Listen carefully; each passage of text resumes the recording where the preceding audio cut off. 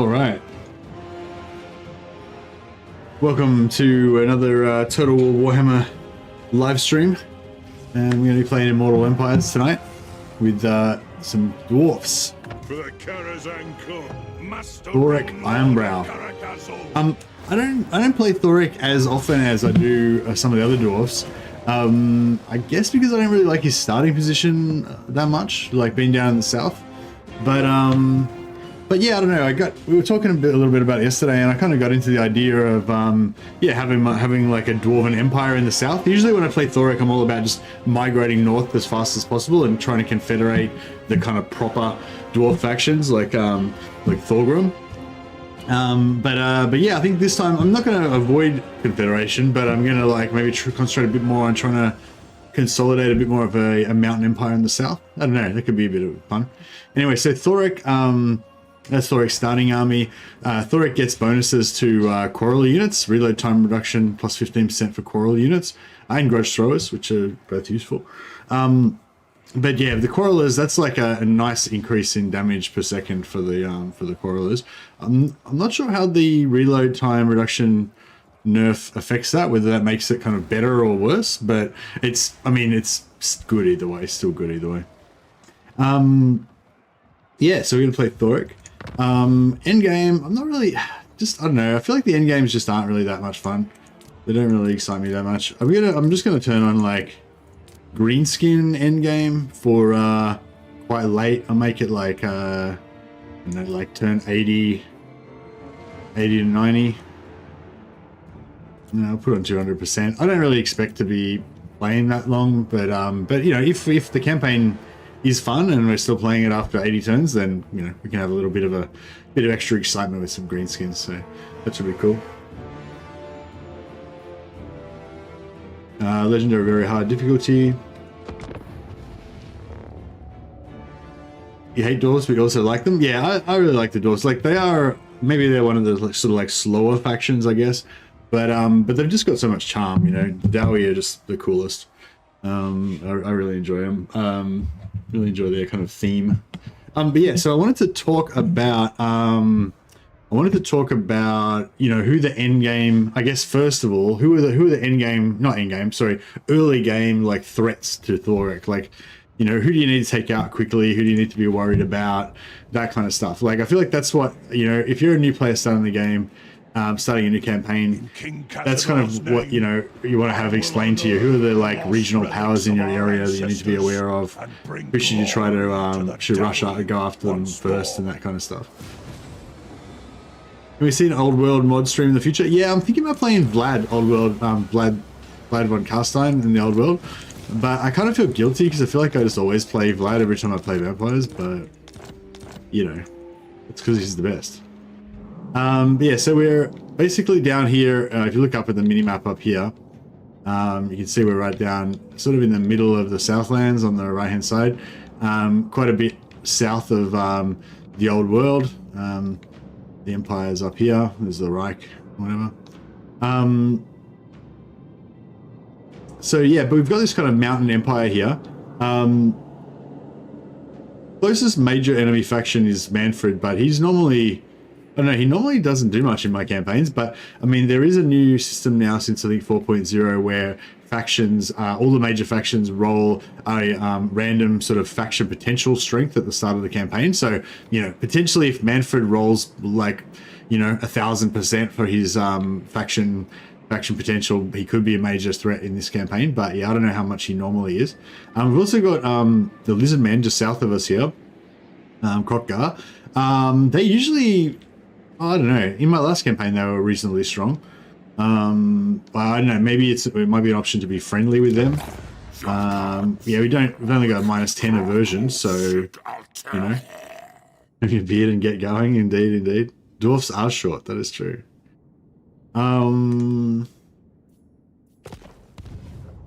Yeah, so so we've got Manfred over here, there's like Tic-Tac-Toe down here, Volkmar's over here.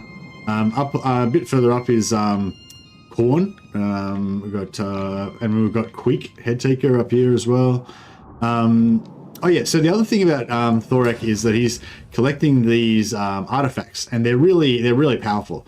Well, this first one's I don't know, maybe it's not that powerful, but it gives you a special ancestor hero. This one gives you a Carnosaur. Are these army abilities or are these faction abilities? Can't remember. I think they're army abilities, right? They're like runes that you equip, or do they vary? Some of them are runes, some of them are items. Hey, this one's a rune, but these ones are faction-wide buffs. Oh, okay, so these ones are faction buffs, but then this one's a rune. This one's a unit. So they kind of vary a little bit, yeah. But anyway, yeah, they're all, like, a lot of them are quite powerful. So yeah, look forward to getting some of those unlocked. Let's just, before we talk too much more, I'll get into a bit of a battle, we'll get some action happening. But yeah, that's sort of, I guess that's, if you guys have got any input, like I don't play THOREK much, so I'm definitely looking for some input from you guys if you've got any suggestions about things to be aware of, you know, preferred army builds, what, you know, whatever, really, just how to THOREK. Biggest threat is that Kairos comes up eventually to mess with you. Yeah, that's, I don't really want to have to deal with Kairos, so that's be cool.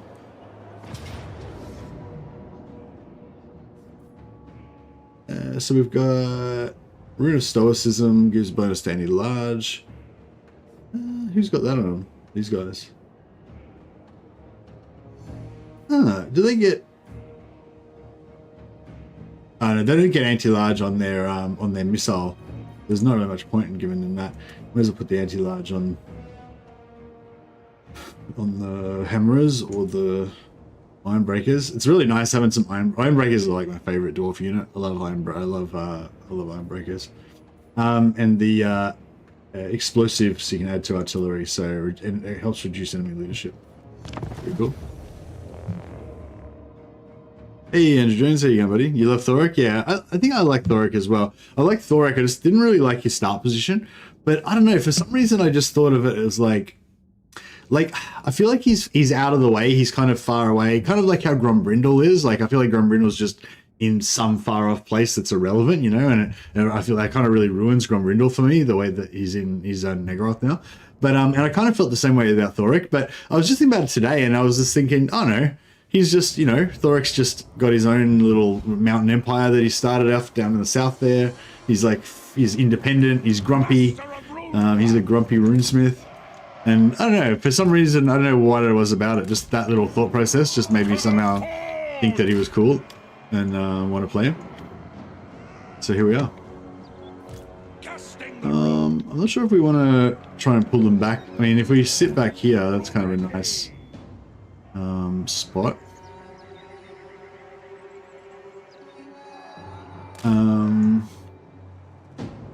We could go up on the mountain, but THOREK IRONBROW.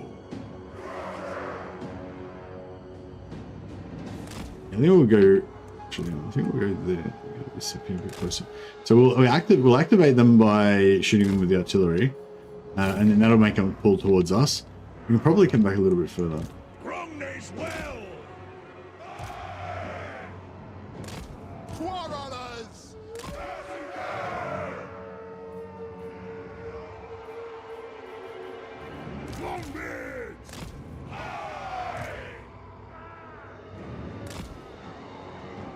Dwarf warriors, the clans unite.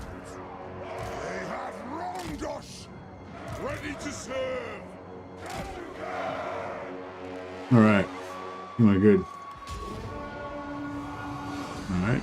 Don't see anything yet. Consider it done. Runesmith. There we go. All right, artillery's away. Grudge thrower. For the Caradancore. We stay put.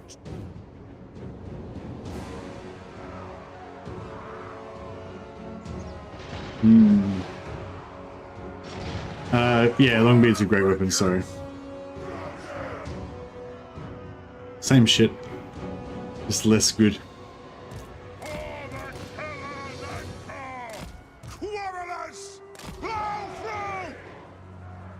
THOREK IRONBROW. Nothing could stop us.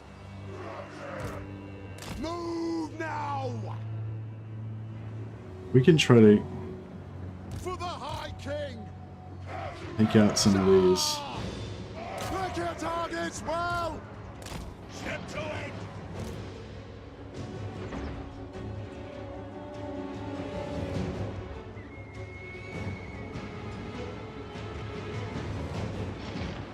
Charge! Will of Iron!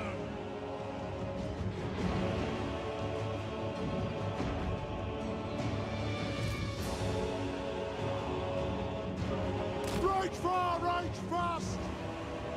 Quarrelers! Come on! They have wronged us! Yeah, we need more ranged. Sucks.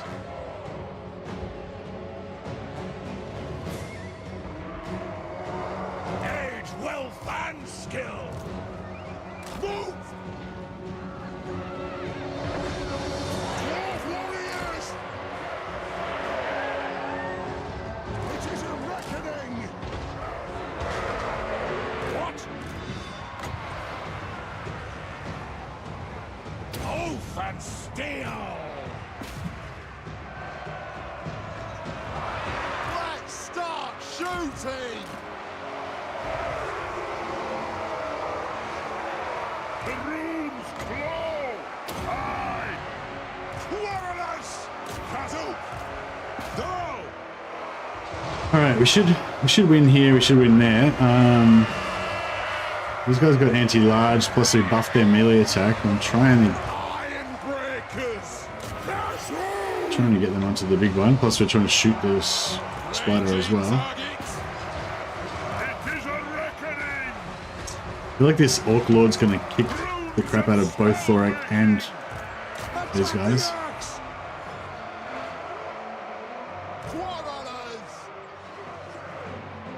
Move! Yes! The clans unite! Alright, we're gonna shut down those archers. Vengeance! Kazoo! This is a reckoning! THOREK Ironbrow! Thorek is getting rocked by this dwarf, by this Orc Lord. I might have to just pull him out of there.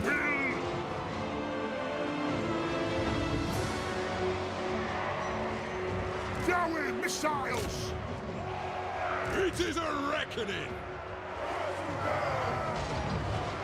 This won't misfire! Go! Fire on the foe! Get rid of those, man, I don't know what I was supposed to do in this battle, but I'm pretty sure I did not do it. Rune of smiting upon them! I don't remember this battle being this hard previously when I've done it. There! The clans unite! Ranged firepower ready! Bring death on him! Will do!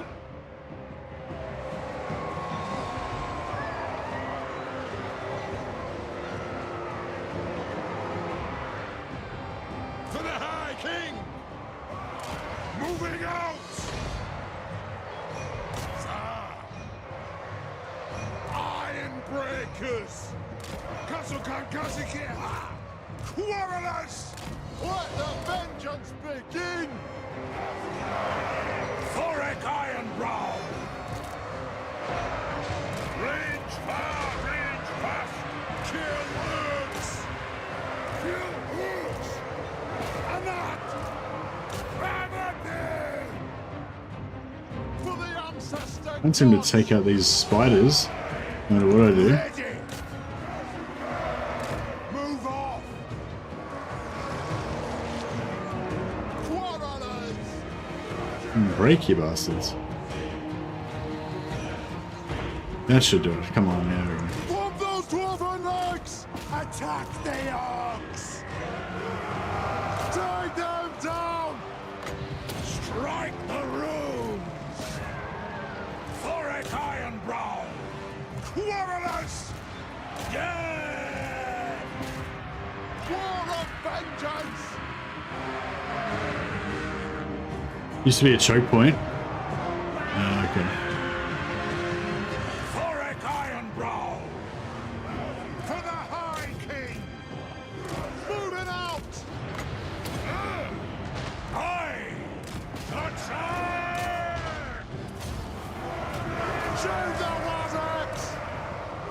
Well, I don't know. This could be a bad omen for the rest of the campaign.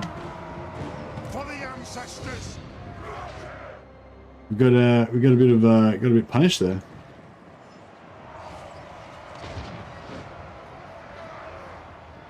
They have wronged us.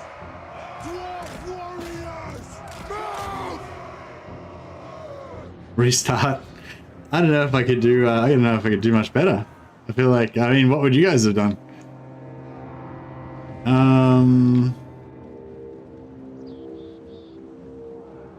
Yeah, I'm not really sure what I would have done different. Really, could have sort of sacrificed one of the infantry units out the front to try to focus the enemies around the other unit and blow up and get more range damage or something like that, maybe. But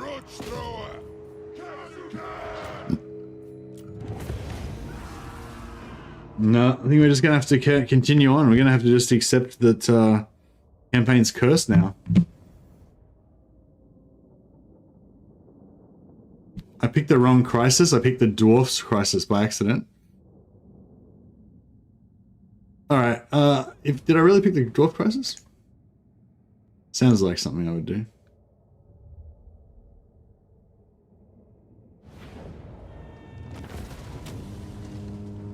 Oh yeah, a grudge too far. I did indeed pick the Dwarf crisis. Alright, well, I think that's a bad, since that was a bad omen, and I don't want to do the Dwarf crisis, I will indeed start again.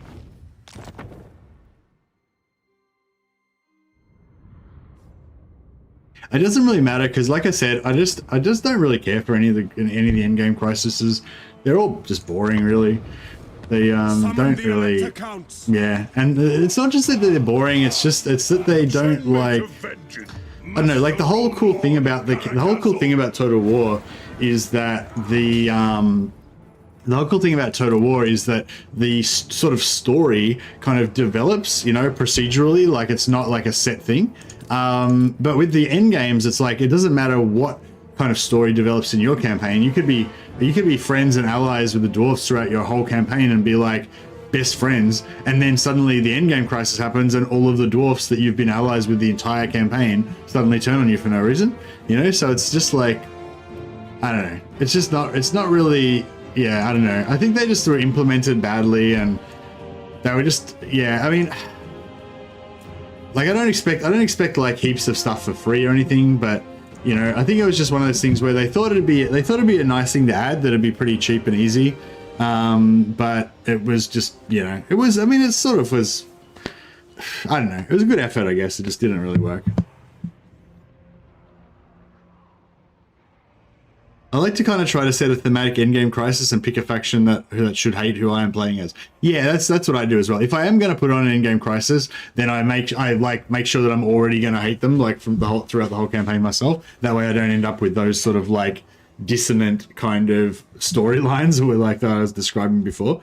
But yeah, like if you put on random endgame crisis, you can just get these really weird situations where it's like, yeah, like you've been leading up to, you know, you've been leading up to a whole sort of certain campaign, and then the endgame crisis just changes it all, and not in a cool like emergent way, but in like just a way that makes no sense kind of way, you know. So yeah, anyway. But anyway, so I've just put on quite a late in-game crisis. We probably won't even get that far, but if we do, then at least we've got something to kind of look forward to. I think I did the right one this time.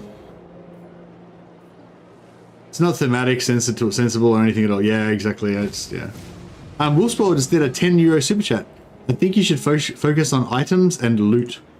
I do like items and loot. It's a good call. So I put up a poll ask people what you guys think I should focus on. Should we focus on hunt for these special artifacts, which we've got to kind of go around the world and find all these different locations? Should we focus on getting up north and confederating, you know, the other dwarf lords, Thorgrim and Grombrindle and Ungrim and all those guys?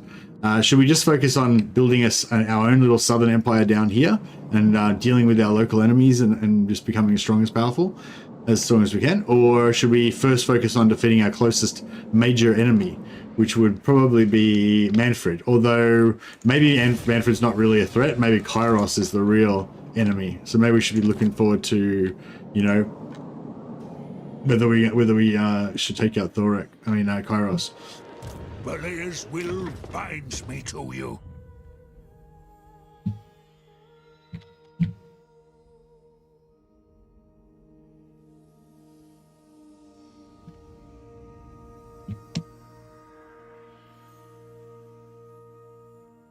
Wolfram Polax, my loyal runesmith. He advises me. THOREK IRONBROW.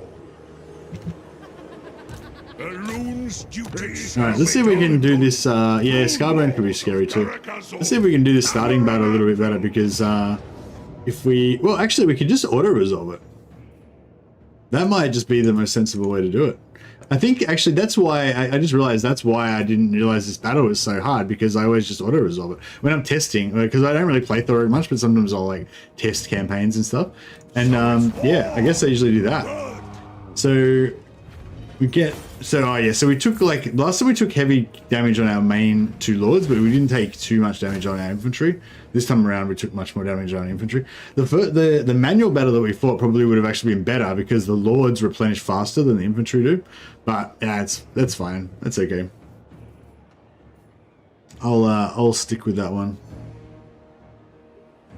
So normally I just go for Oath Gold pretty much all the time, but we are going to spend this turn in our own territory. So we could just actually get that little bit of plus 20 growth for like one turn.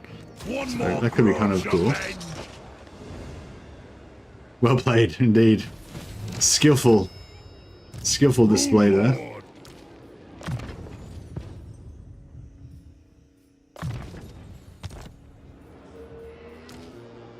Rumney's will.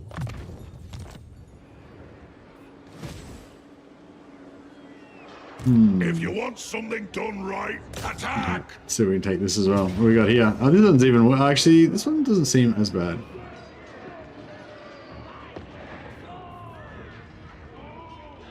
Oh, I could do another auto resolve on this one as well. Flabrakak will be tested. Not too bad, I guess. I normally always fight the first two battles manually, but just mixing it up a bit this time. Doing two auto resolves out of the gate. Looking a little bit battered, I gotta say. Tried and tested. Finally bought Warhammer 3 last night, 50% off. First campaign started as quick. Let's see how it treats you in this stream. Hey, CH. Oh, nice. Welcome aboard, buddy. Welcome to the team. I'm glad you finally joined us in Warhammer 3.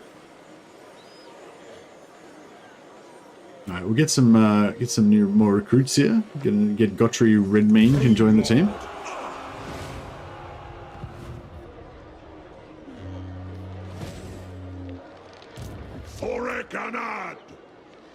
Now, we really want more Correlers ASAP, but in the meantime,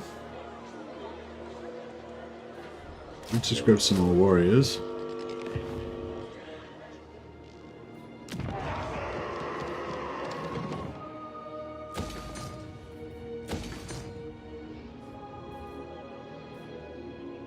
We're a bit broke. Can we do any shenanigans? My will. No, it doesn't look like anyone really likes us. Makes sense. Dwarf racists. No, there's not really any. There's like lizard men, vampires, and elves. There's no one. Let's be honest. There's no ones we'd even want to be friends with around here. Even if they wanted to be friends with us, we wouldn't be friends with them. Like the Tomb Kings are sort of like neutral, but dwarfs I think have got a whole thing going on where they worship their ancestors, and I think the whole idea of, you know, undead living constructs would be kind of abhorrent to the dwarfs. So I can't see them being friends with those guys.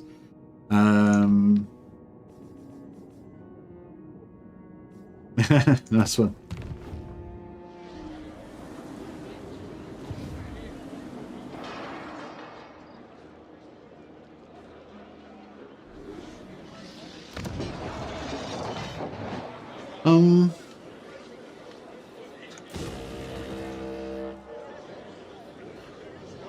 It's only 20 turns till that pays for itself pretty much, so I might just go for growth right now. Just to get that going. Watch out for those wood elves, really? Are they normally pretty aggressive, are they? Yeah, so... Okay, so my plan, I'll just give you a quick outline. My plan is basically just to go up here pretty much as fast as we can.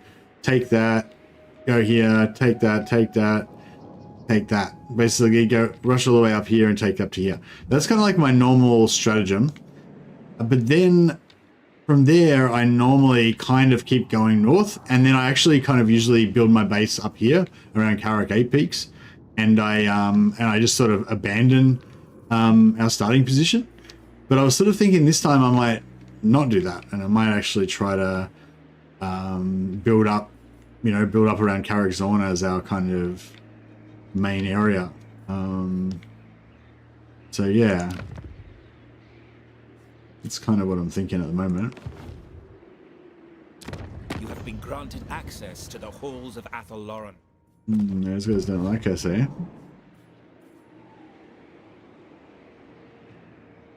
I don't know if we'll be able to, like, do any diplomacy with anybody, really. No.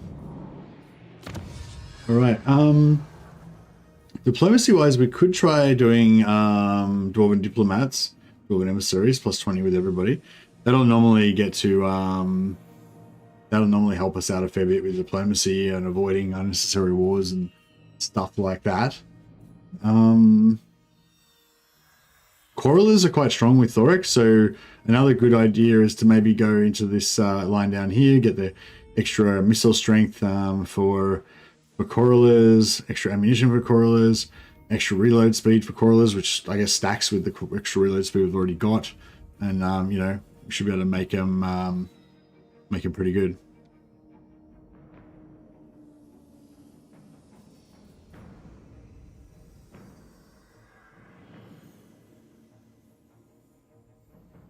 Actually, good call. This is only going to help us with Volkmar and Krokgar. Not going to help us with the vampires, the Tomb Kings, or the Wood Elves.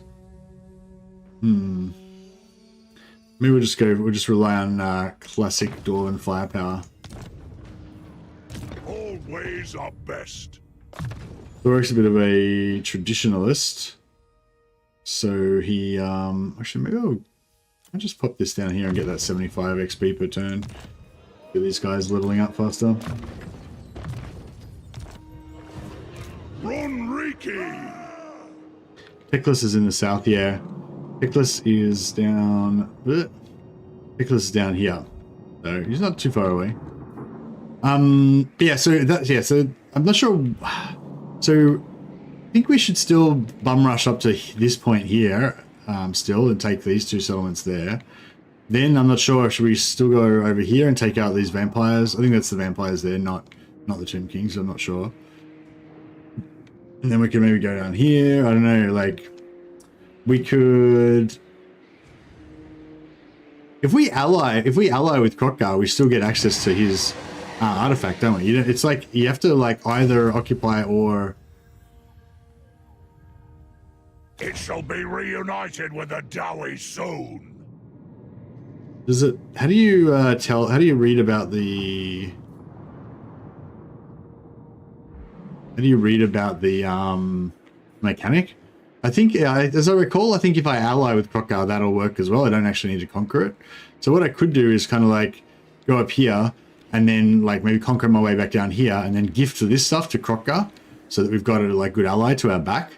And then, although this stuff's all green as well, so we could just conquer that stuff too. Yeah. Anyway, that's a good enough first turn, I think. I don't know if there's any other diplomacy shenanigans that we could do, but...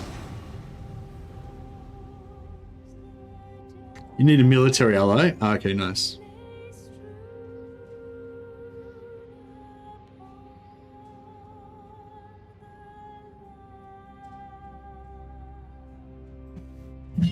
Yeah, I think one thing that I really enjoy doing is like kind of laying out where my empire is going to be, and then and kind of securing it, like conquering all the lands that I want to be part of my empire, allying with, allies on my borders to secure that and all that kind of thing. Rather than, I know a lot of people like to just go hyper aggressive and just kind of attack in every direction and conquer everything. And, I like to play more statically and kind of, more like build an empire kind of thing. Rune Lord of It's my vibe.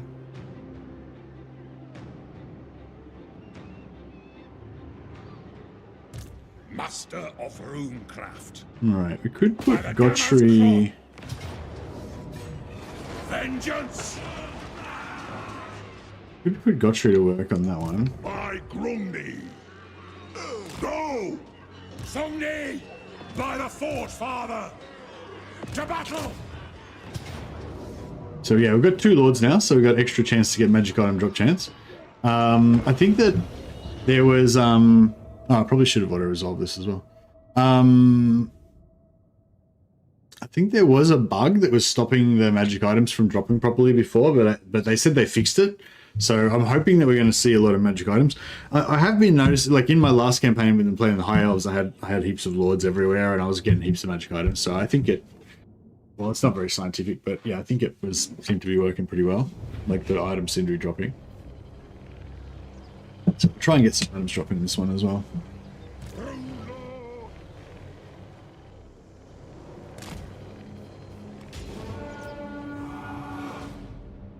Alright, they're playing passive, so that's alright, they're not going to bum rush me or anything. Yeah, dwarves are good. Dwarves are good fun.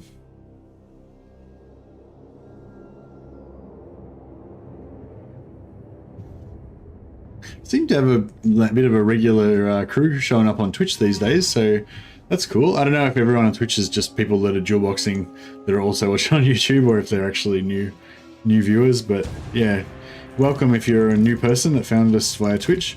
I normally just stream on YouTube, so I've just been trying out streaming on Twitch for the last, I don't know, week or 2. It has been good.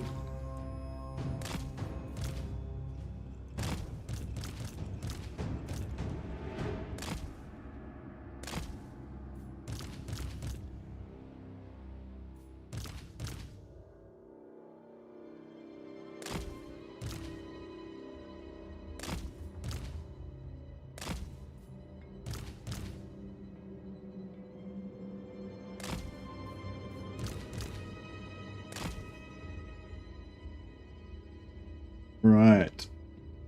Artillery is doing this thing. Obligatory dual boxing comment. Nice one. Nice one. Alright, yeah, the grudge throw is pretty accurate today. I don't know if it showed the range there.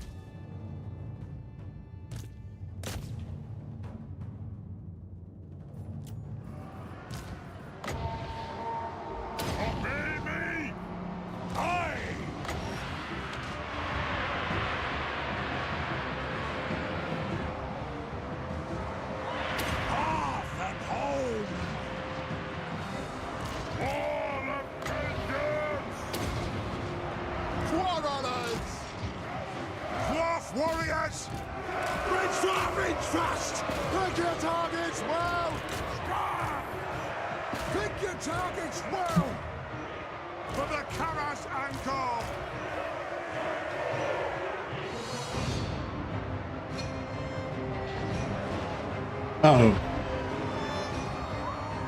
Let the vengeance begin! Shoot the wizards! That was cool. They just threw grenades in, which smashed our own guys a little bit, but still pretty sexy. Find your targets! THOREK Ironbrow! Iron breakers! Strike out! Yeah, the wolf fighters got deleted. It's crazy. It is a reckoning! Dwarf warriors! Move now! Range fire! Range fast! Quarrelers! Range firepower ready! Dwarf warriors! Next kill is ours! For mountain and home! It is a reckoning! Ah! Fire on the foe! Honored! I am strong! By the Forge, Father! Take them down! Move to attack! Get him! Down! Right, I think our work here is done.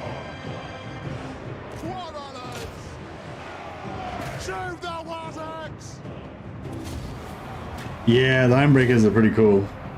Luckily, they're pretty healthy, and so are our Longbeards, so that's pretty good.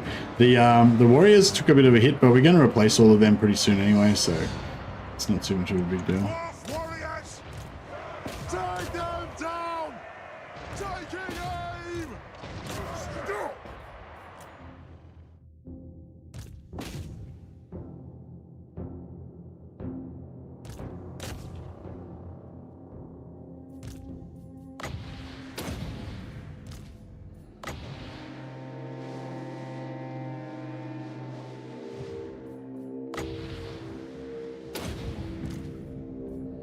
The Rune of Speed, 45% extra speed. Chewing up these guys. We're not usually very good pursuers, but a few buffs on there and they're still not very good. They're killing a couple. They're doing their best, alright. They're doing their best.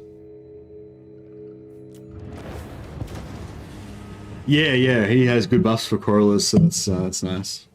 Yeah, I'm probably gonna just go all Corralers for no worries. Yeah, no, that wasn't a nudge to that wasn't a nudge for you guys to dual box on Twitch. Sorry, I was trying to the dual boxing did help me when I was first trying to get started on Twitch, but now it's like it's fine. Don't need you guys to do that if it's inconvenient or whatever. If you don't, I mean, if you want to do it, that's cool. It helps out. But no, I was just wondering how many of the people on Twitch are actually people watching on Twitch and how many are just people that are dual boxing from YouTube. Yeah, because it seems like we have about 10 to 15 people watching on Twitch most days these days, which seems like a pretty good chunk of people. But but even like 9 of them are just people that are streaming on both YouTube and Twitch. Then it's not quite as exciting.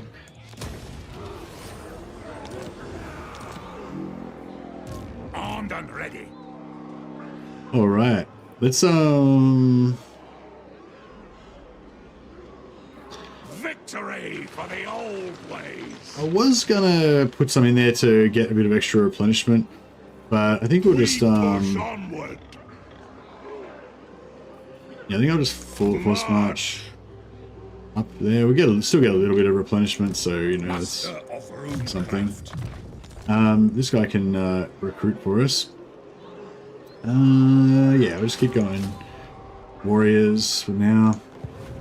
Get another lord. I think. Actually, no, I won't get another lord yet because it'll be a bit of a waste.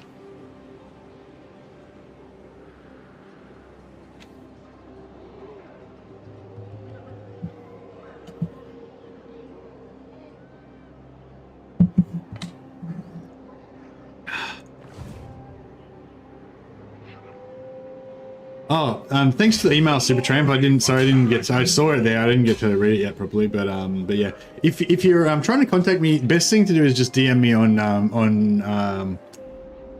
the best thing is just to DM me on Discord or just post in my community Discord, and just do most of them ad, and then I usually check that every day. I don't always check my emails that often though, but I will have a look when I get a chance. Hey Anta, I hope your day's going well. Just remember the dwarf theme song. I'm a dwarf and I'm digging a hole, diggy diggy hole, diggy diggy hole.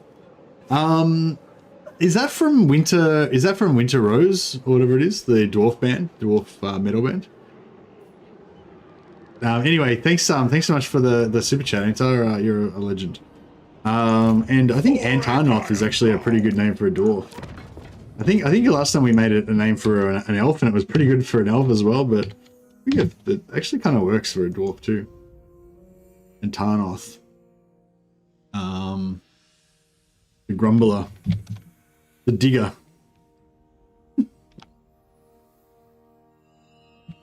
No, the Grumbler. Oh, actually, no, make him the Digger. And Tarnoth sounds pretty metal, doesn't it? Yeah, it does sound metal. What's a good dwarf surname? The Excavator sounds too like industrial. Reduce Windrose. Oh, we'll make him last name Windrose. There we go.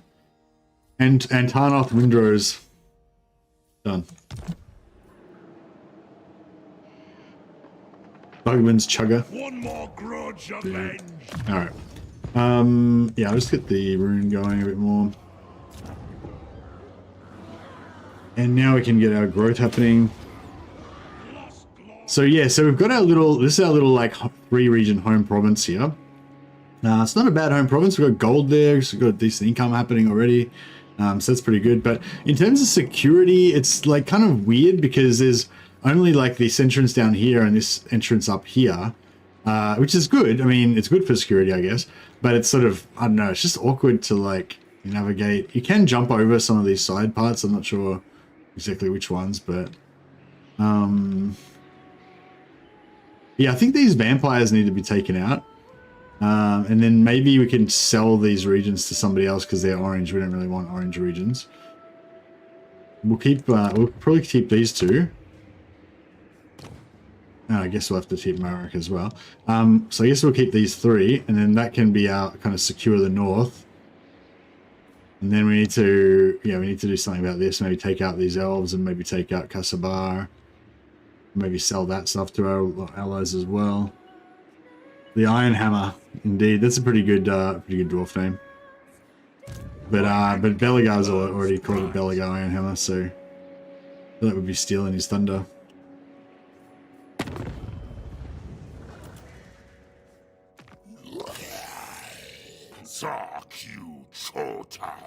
Should we declare war on Clan Mordkin in exchange for a feeble amount of goodwill?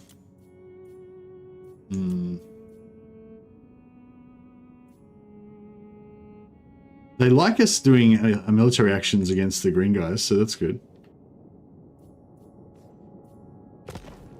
I don't think that you get to have the commandments with military allies anymore, Supertramp. I think you used to be able to do that in Warhammer 2, but in Warhammer 3, I don't think you get it. It's only if they're... actually, even... Yeah, I think maybe if they're a vassal, you do. Yeah, if they're a vassal, you do. But if they're a military ally, I don't think you get that anymore. I'm sure you used to, but yeah.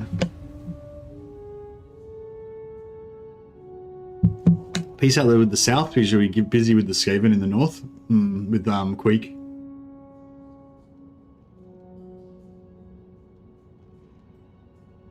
Thanks for the heads up on the endgame crisis, by the way, Urban. Sorry, I saw your comment, but I didn't read it properly because I thought you were saying, I don't know, I was confused about what you were saying. Ironbrow. But it's alright.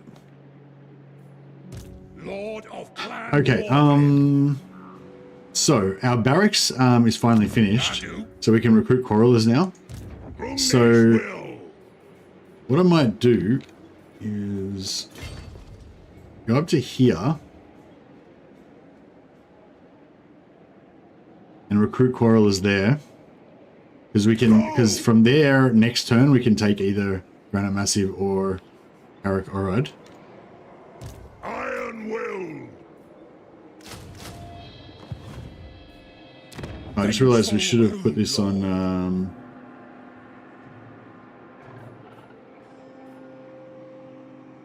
should have put it on recruitment capacity, not growth. I hope. I'll cast the runes. Bring this guy up here, and then yeah, once we take another settlement, then we'll If you say so, maybe get a 4th lord in here.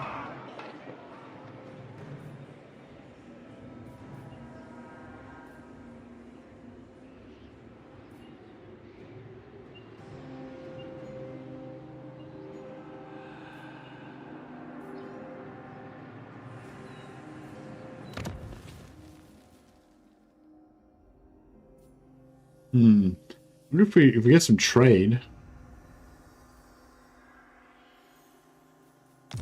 Yeah, so we've actually got some trade goods, but we don't have anyone that wants to trade with us. What do you think about making a military alliance with Numas? I don't know if we should, because they're at war with Khemri, so I don't know. I feel like we could make a non-aggression with the Tomb Kings maybe, because they're kind of neutral, but I don't think we'll make an alliance, so we're not that friendly with them. All ways are best.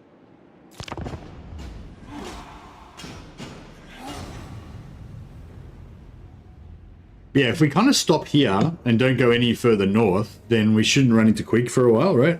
And then we can maybe just focus on killing these vampires and then gifting some of that land to the lizards. And then maybe we go north. Bring me flesh to craft. Was that? Was that already a Everything dies. So Crocodile hates the vampires. Oh, well, he hasn't met them yet, but he would hate them.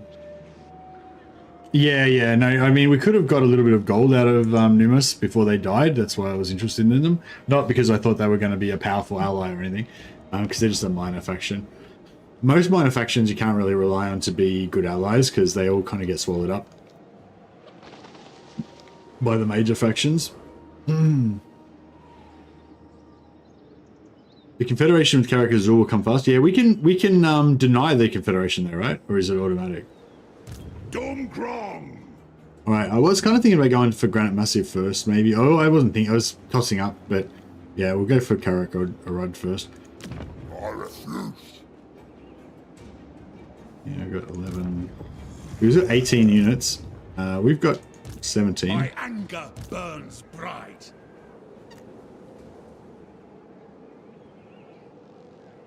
Scores to settle. For Karakazol! Lord of Clan Morgrim. Got. Make them pay! So we only got 4 crossbows, which is not a great deal. But Kazook! have to make it work. So yeah, so what else? What other moves do you think that we could make? A cup of coffee said, "I'm looking for advice from veterans of the game. I want to play a faction that has really good cavalry.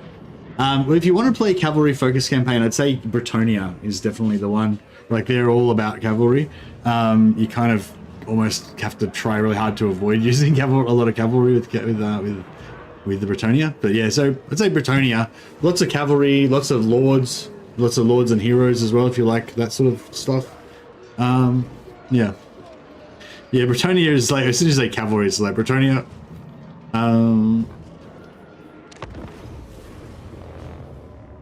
Bretonnia and Slanesh. Yeah, well, yeah, actually, yeah, Chaos in it. Yeah, actually, Chaos is good. Yeah, Chaos has good everything though, so it's not. It's a bit cheaty. But yeah, if you like good guys, go Bretonnia. If you like bad guys, then all the Chaos factions have pretty good cavalry. Yeah, Slanesh has good cavalry. Khorne has good cavalry. Undivided, like Archon, has good cavalry. Zeech has really good Zeech Knights are really nice as well. THOREK Ironbrow. Yeah, Zeech and Barrier, you're neutral, so you play either. Yeah, nice. Vampire have decent late game cavalry. Yeah, actually, vampires have good early game. But yeah, vampires have good cavalry, but it's sort of like cavalry plus magic, I guess I would call it the playstyle rather than pure cavalry. Well, I suppose Bretonnia is sort of cavalry plus heroes, I guess. Alright, so yeah, so this map, I always like to go on the left side here, regardless of which faction, whether it's Chaos version or Dwarf version of the map. We've got superior infantry, we've got superior range, we've got, everything we've got in superior, so we're gonna just negate their numbers advantage and their defensive advantage by just making it a bone booth fight in this little area here. To the forge! Range far, range fast! As you like. Aye! And... strike out! I don't know. Yeah, I never know whether we should go over the walls or we should just Climb! like push through the door. Because Your beards up there! For the yeah, I don't know. vengeance! Put those dwarven legs! Lead him out! Hey, Big Boot. Go! Who else has got good cavalry? Charge! I guess Boris has got bear cavalry. They're pretty good. Bomb them up at the door and get your iron breakers to bomb the blob. That would be pretty sexy, actually. I was going to send some of the units over the walls to stop their archers, but the archers have already abandoned the walls anyway, so it's like kind of not really needed. Range far! Range fast!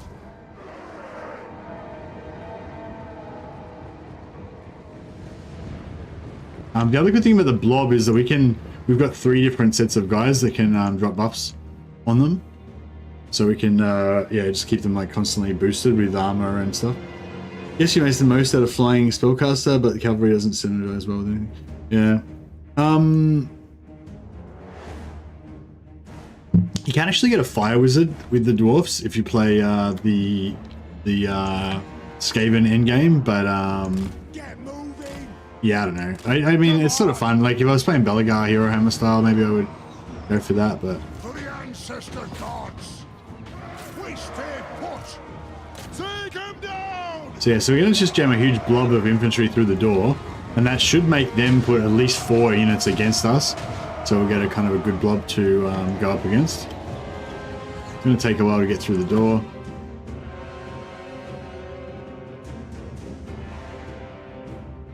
Be interesting to see what their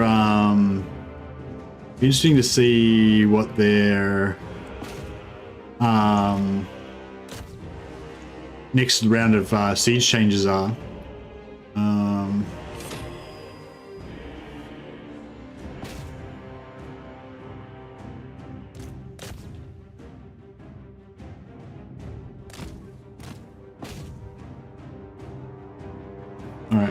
All right, let's get our iron breakers, and we'll try and I don't know. I guess we'll try and throw grenades on these guys and see how many of them actually hit them and how many hit our own guys.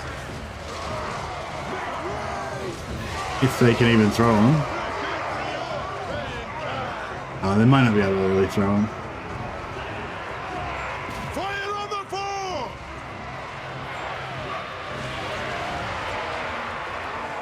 Alright, I'll try and pull the iron breakers out into a separate blob.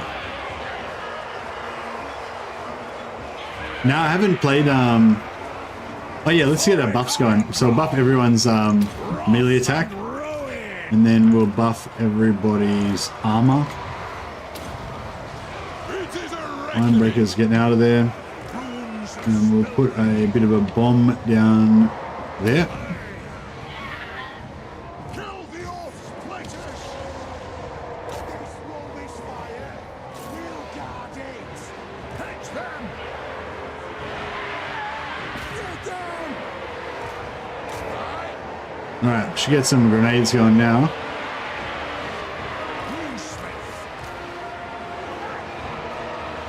Maybe not.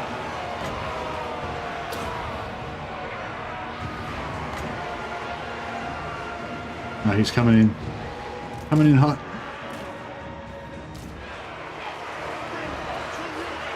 We are relentless.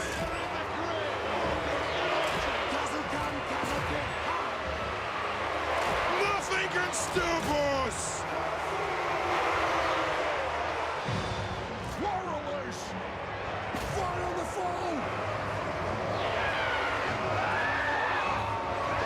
Come on, break him, break him, break him. Yes. I need to break him before this artillery comes in. I don't know if it's going to work. Vengeance.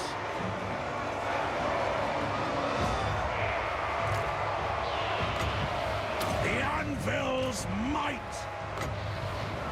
Alea's blessing on us.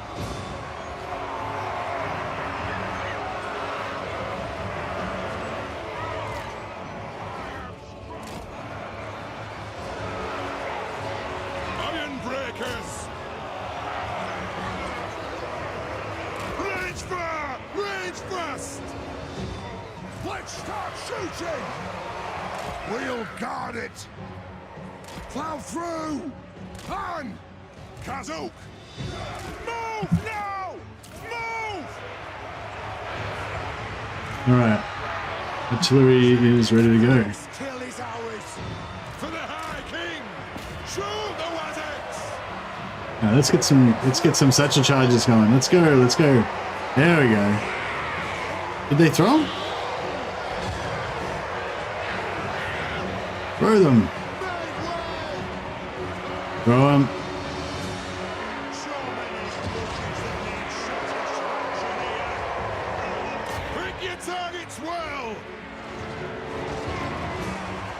There we go. Finally.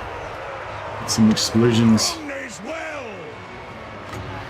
Strike the runes.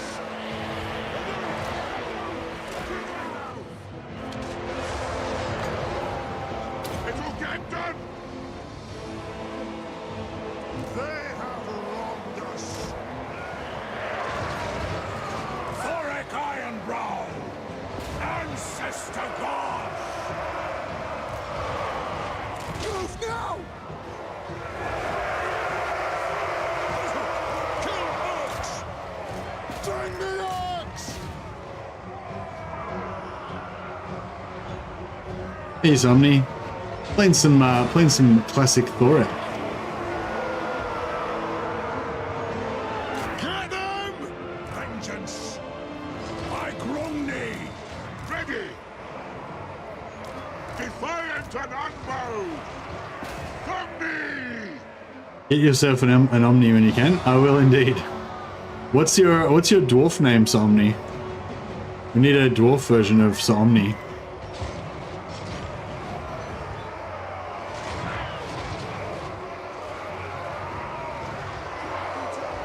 Dwarf warriors! Doing charge! For the ancestors! Move off! Warriors! Drag them! Bring them. They have wronged us! Master of runecraft! Yes! Get that melee attack buffed. Let's go. Grudge thrower! Oh, dead I'll get him! Alright, I think we're grinding these guys.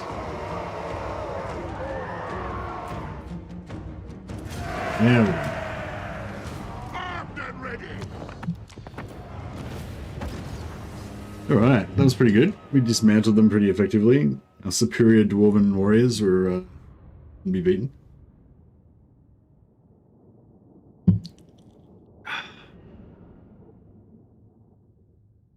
I realized I should have brought up another lord last turn.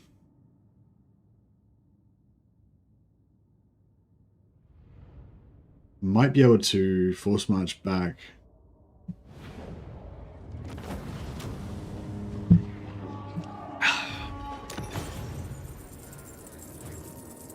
Make it fit for the doughy! Okay, Master of runecraft.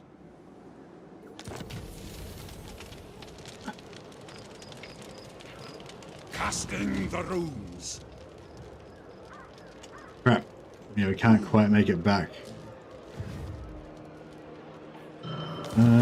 Okay. That's okay. We'll just recruit another lord here. Deceptive. Hey, Clip Monkey. We'll have to call him. He can't be a lord. Oh, it could be a rune lord, I guess. Rune Lord Omniax. Omnix. Omniki? Omniki. Oh, that's a pretty good name.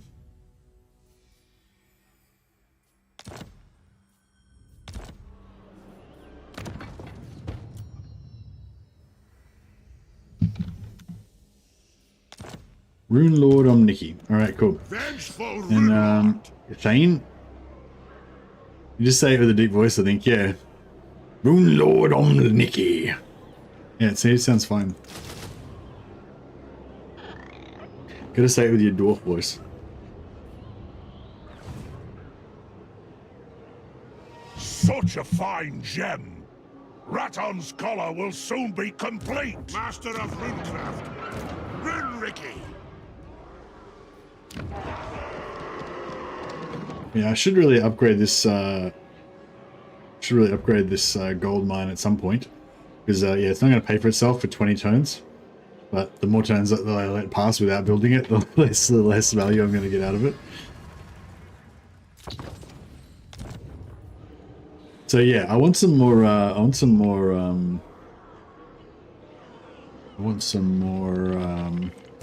What do you want? Got? If you say so, beardling. Yeah, not quite there yet. Vengeful Rune Lord. THOREK Ironbrow.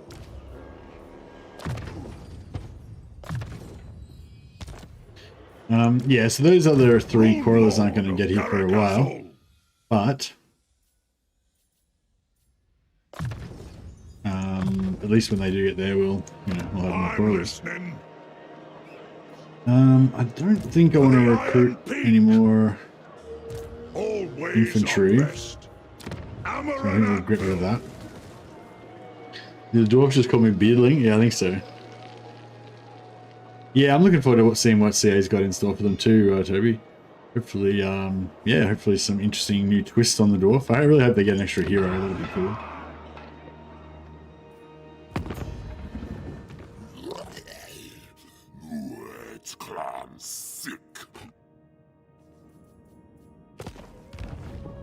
Yeah, we can underway, but I'd feel more secure if, see, this side here, I feel like you always end up going to war with these Skaven here, and then they can underway as well, so you're kind of under threat, and it's like, eh. So yeah, I'd kind of like to take this area down here and maybe give it to the, maybe give it to...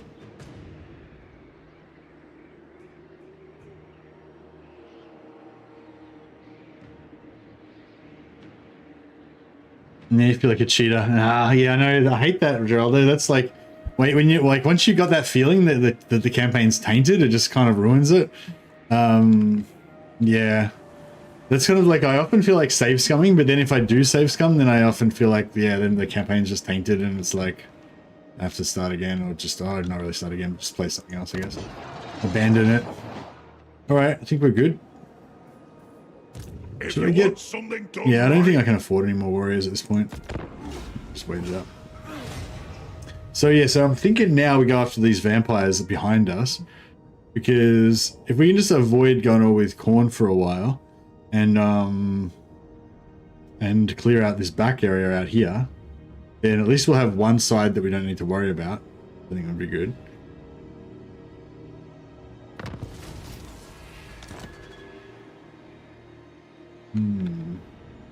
Yeah, I don't know. I mean, like, this is green down here.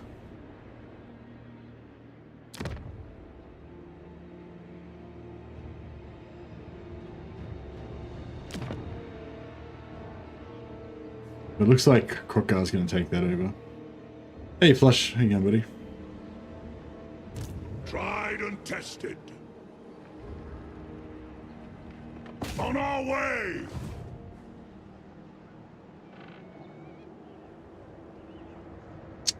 Claim it for the throng! Oh. That sucks.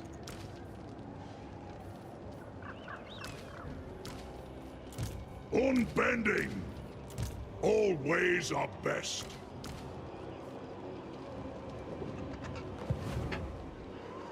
Lord of Clan Morgan. If you say so, beardling. Yes? I suppose so.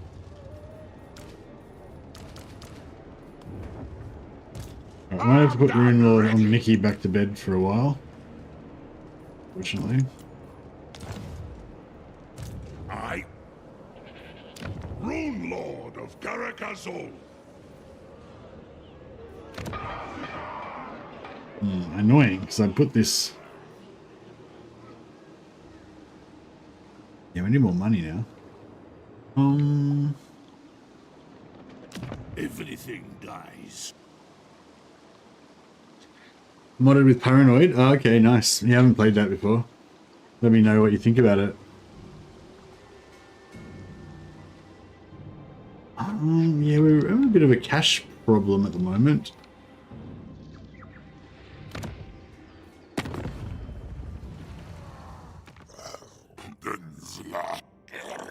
Skaven warlord!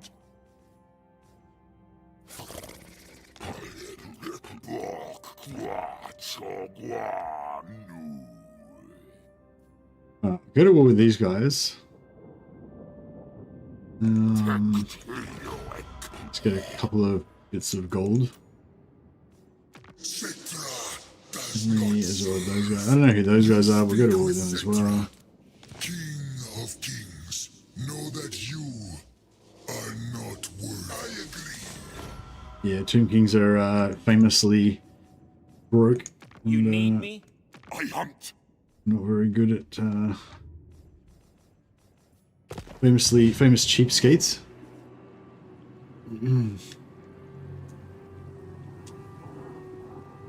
Here's Draz, you're better off expanding east into the mountains and just saying screw it to the Badlands, they're too open. Yeah, maybe, I don't know. I tend not to really like the mountains, but yeah, maybe I need to change my thinking and think of the mountains as good. Hammer and anvil. Alright, we need more borrowers. As good as done. Alright, hopefully once we take this we'll be good. Financially, we'll be okay. Yeah, we could definitely do with some trade with somebody. I feel like Crocodile's going to be a good trade partner because he's generally has good amount of territory. Dwarves do have supply lines, yeah. But it's not a great deal. It's only 4%, so it's pretty affordable. The Dwarf Lords themselves quite cost a bit. Like this guy, yeah, this guy costs 260 gold just by himself, so he's like nearly worth 2 units.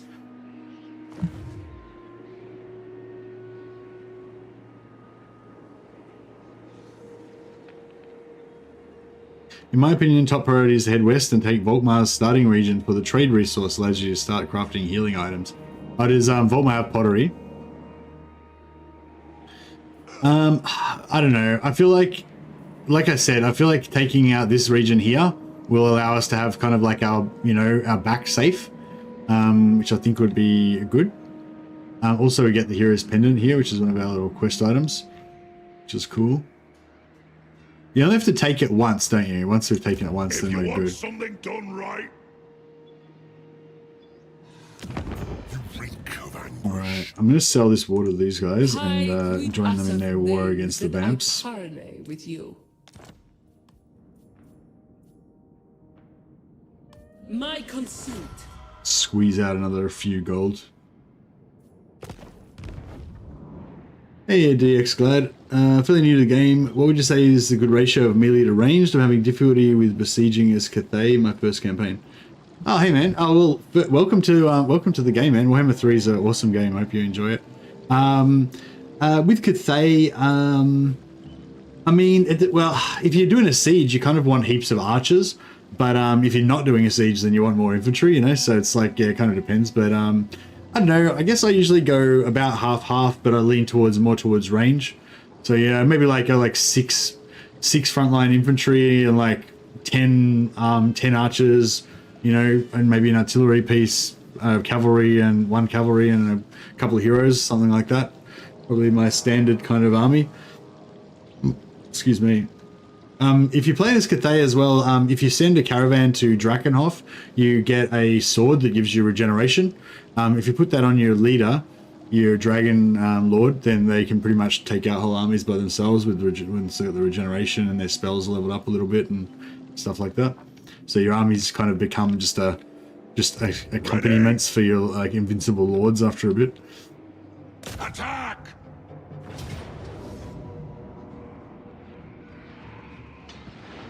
All single entity is the way to go for siege. I wouldn't say for Cathay. Their single entities are pretty shit. I guess you could go though. They've got those lords, those new lords, the melee lords. They're okay, I guess. I know. I guess there's the lions, but I don't know if they're that great.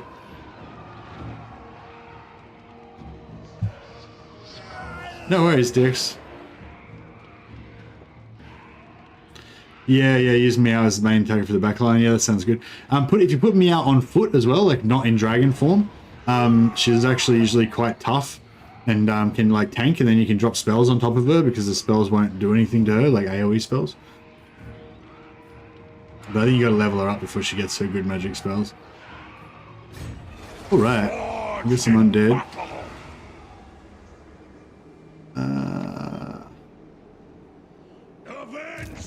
Should we... It's as good as done. Should we bring this guy up there? I guess we should. On my way. That's right. We'll go back and recruit some more Broilers at some point.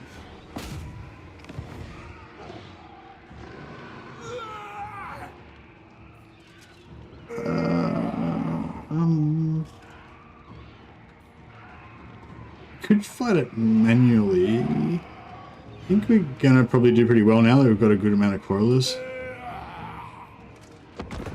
Yeah.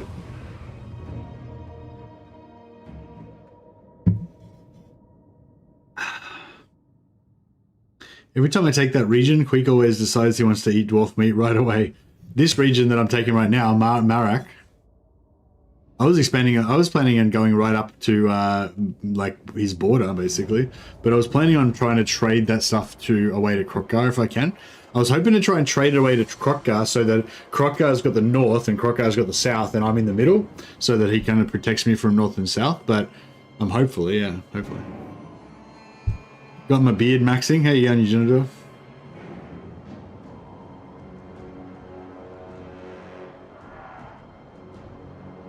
Master of Runecraft.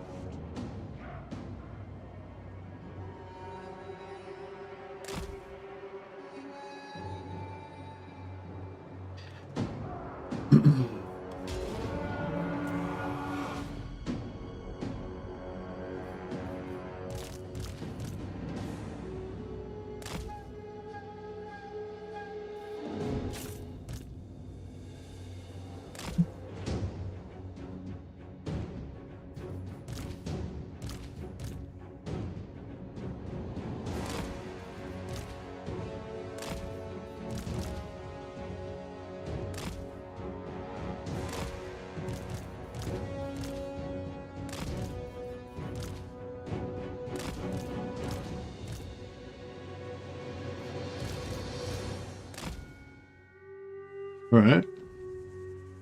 Might just move back over here actually. Alright, no, fuck it. We'll just cancel that.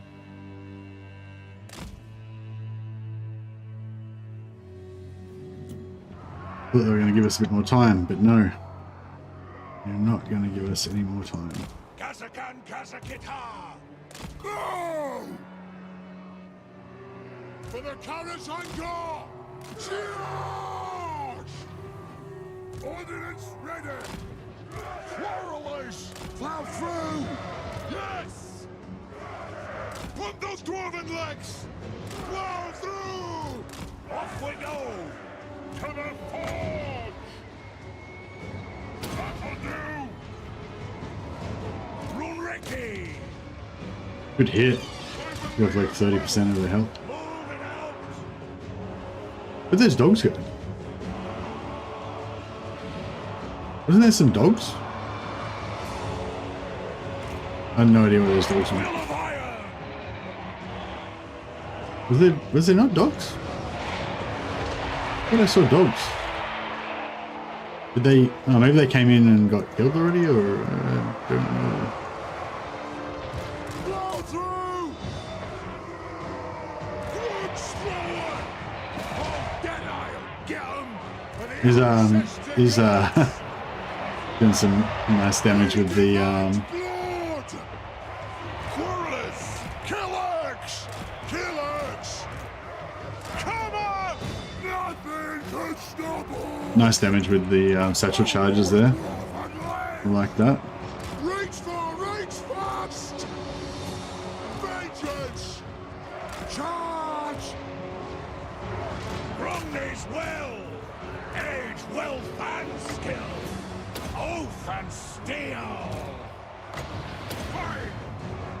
Quarrelers, go! Moving out! Artillery, ready! Will do! Iron breakers! Quarrelers!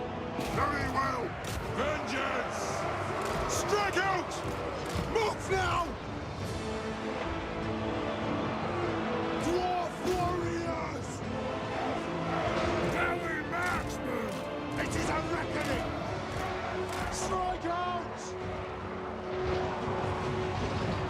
Gonna play till short victory because it's a Dowie campaign.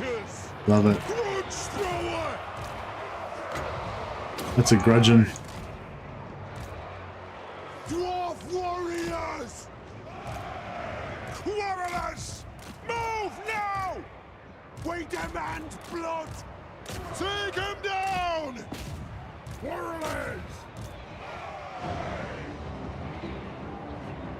Aye!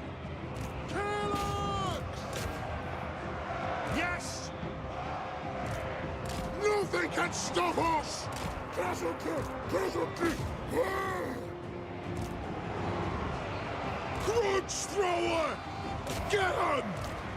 Aye! Strike the runes! Have at them! And vengeance! Get them! Blow through! Fight! Warriors! No more faffing! Shoot the wizards! It'll get done! Yes! I Grongni! Attack the earth! Right. Smash them.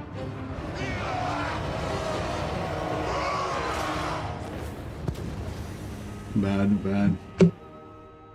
Hey, from Komodo Cardio. Factions, armies do you like to control the most? I don't know. I kind of like them all, but some of them I get bored with quicker than others, you know? Like, I'm really enjoying this, you know, playing with these dwarves right now, you know, and just organizing my front line as an, you know, unbreakable light and dwarven shields, and, you know, maximizing my range damage with my artillery and crossbows and stuff. It's all about the stationary defense with the dwarfs. You know, you just set up a stationary just kind of noob box and then you know, go from there. But you know, like I like variety. You know, I think that's the great thing about Warhammer. You know, you can just different factions have different styles and stuff. All right, we're gonna loot and occupy this one. No, we're gonna occupy this one. Claim it for the throne! 'Cause this is part of our. I'm pretty sure Marek is part of our. Yeah, Marek's part of our province. But then. THOREK Ironbrow! Amaran Anvil!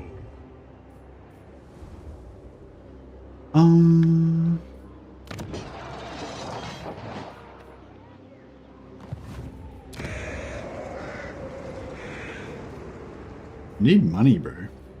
Need money. Alright, I might build an obsidian quarry. Actually, Trinket Maker would just give us more money, wouldn't it?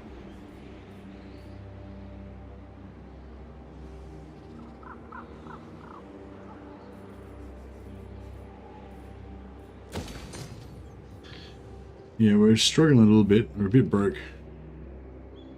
Try to become friends with Crocker. Yeah, that's definitely a priority. I'm just trying to figure out the best way to do that. I was kind of thinking I'll let him maybe take Temple of Skulls from the Skaven. Otherwise, if he doesn't take it, I can take it. And then I was gonna take out Lamia, so destroy the undead, and then declare war on Polita.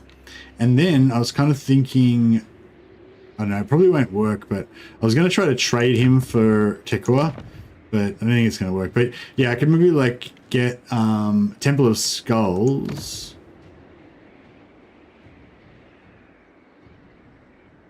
No, Doomglade. Yeah, so I trade him, like, just say I've got Doomglade and he's got Temple of Skulls. I trade him Doomglade for Temple of Skulls.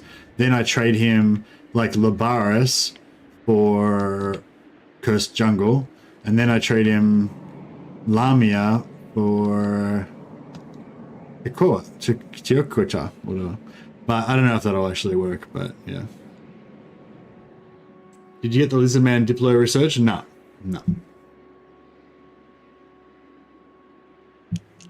No, we went for Quarreler research this time around. Lord of Clan Morgrim.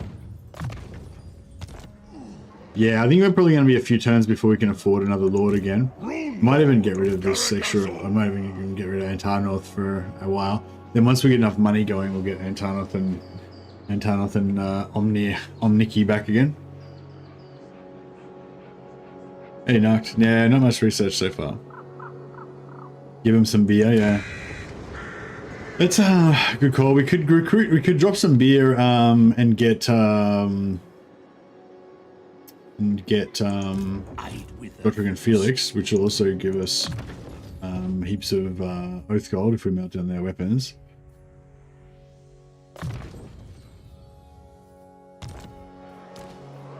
Arcane wisdom.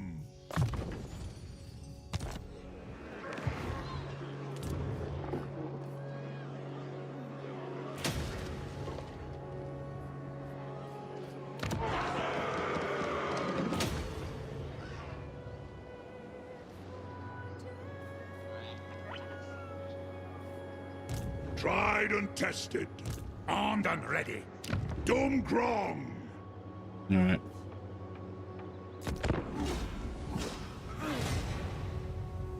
Yeah, we need money. Yeah, need trade. Need trade goods. Maybe.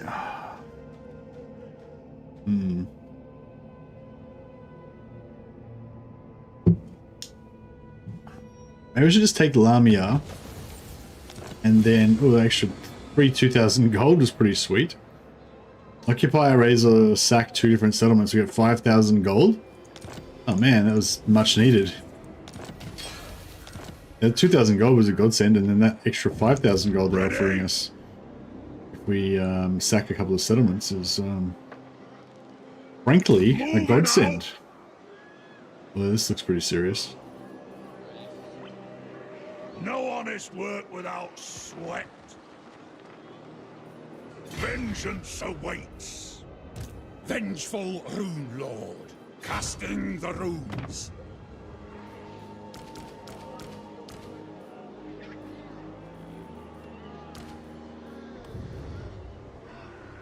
What's up? March.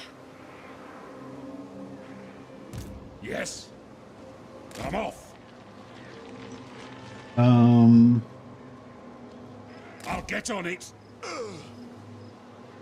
Test me at your peril. I'll put him in force march just to make it more lucrative If you say so, for them Beardley. to want This is to imprudence. attack. All ways are best. Dot. Probably won't go for it, but you never know. All right, now we've finally got some gold. Kind of thinking we go tier 2 on Mount Arachnos. Yeah, I'm a bit worried about these wood elves as well. Do you reckon we've got enough time to kind of like take out these vampires? Maybe I was going to say take out these Skaven, but they're already dead. So yeah, and then yeah, take out Kalida, trade some of her regions with this bad boy.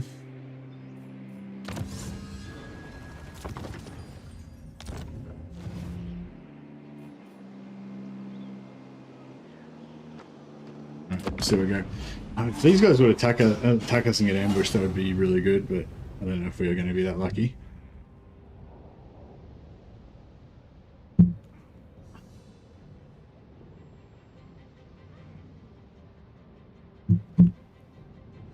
UN Bow campaign on the small map. Why would you go UN Bow on the small map? I don't know. I'd play Immortal Empires if I was you. Okay. They didn't get ambushed, but nevertheless, we got the fight we wanted. It's good. We get a second fight, and we get two battles. We get this battle, and then we get another battle against their garrison. But they're going to be depleted a bit easier this time, so it'll be good. Hey, Strike Run just subscribed with Prime. Not sure exactly what that means, but thank you for the subscribe. Much appreciated.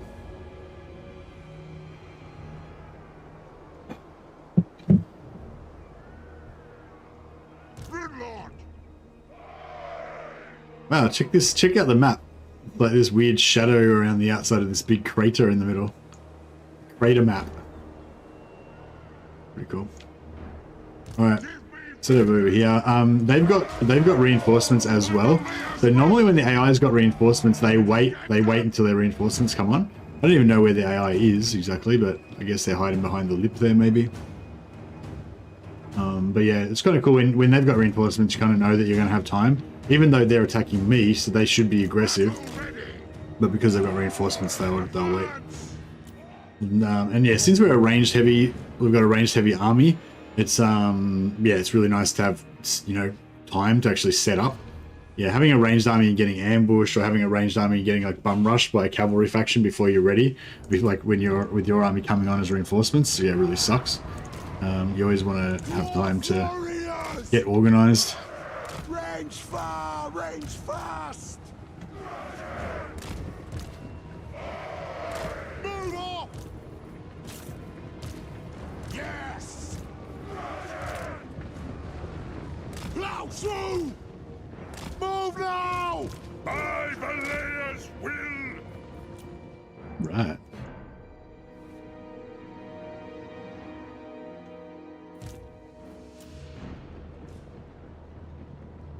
Valea's blessing on us.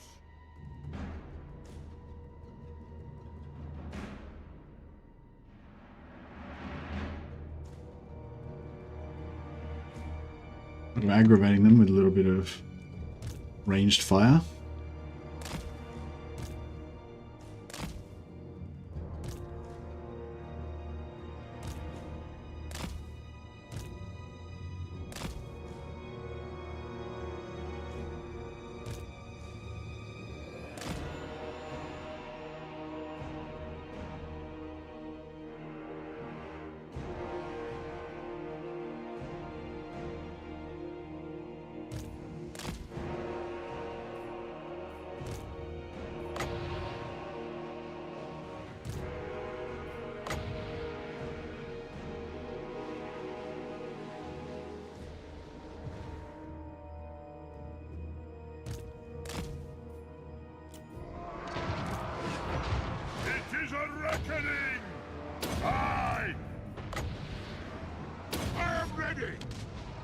Oh, nice hit. Oh, really nice hit. Runesmith.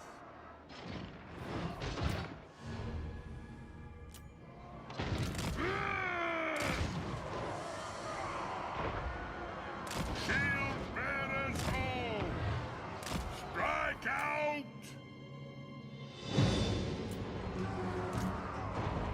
Go.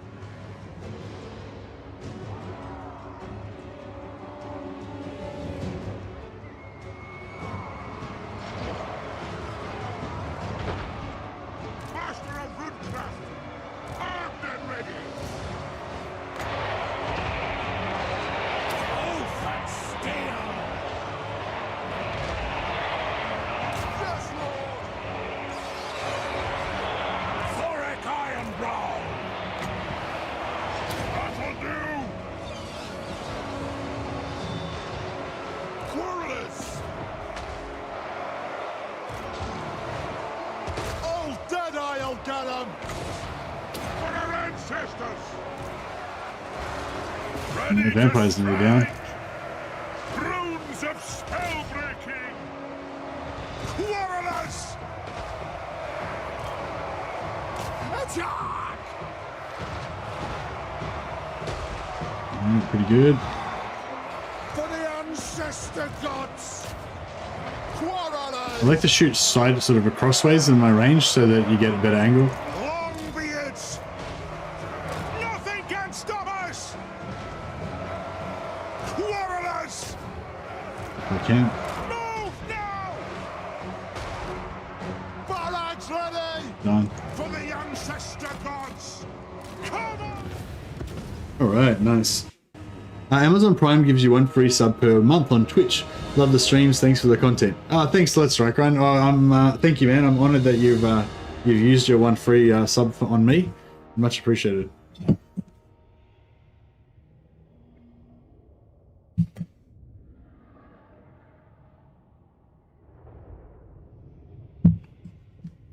Crossways shooting is sometimes called enfilading. I thought enfilading was when you flank them and shoot down the side, or is it just anyway anytime you're shooting sideways?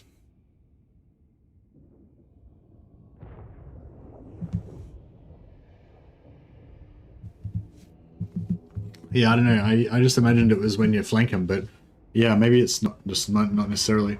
Like if you had like, oh, rorted, crashed.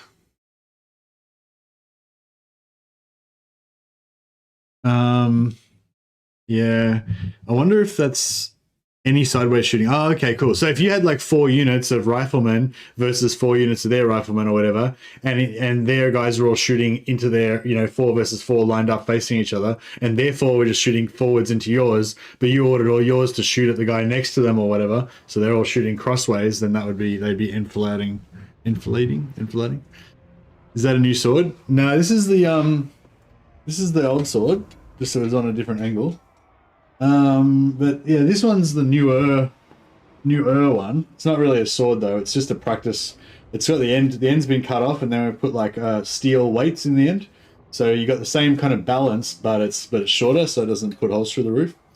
So yeah, that's my new one. So you can practice your long swording without putting any holes in the roof. Pretty sweet. This one's actually double weight as well, so it weighs about, I think this weighs about 3.5 kilos, whereas a normal longsword like this one only weighs about 1.5 or 1.8 kilos. So this one actually gives you a good workout as well. Like if you're doing some good maneuvers with your swords, you get a good workout. All right, so we just auto resolve if it wants to crash on me. I think the auto resolve was actually better than my my battle anyway, so that's fine. We'll just take the money. Any sideways shooting? Ah, nice. All right.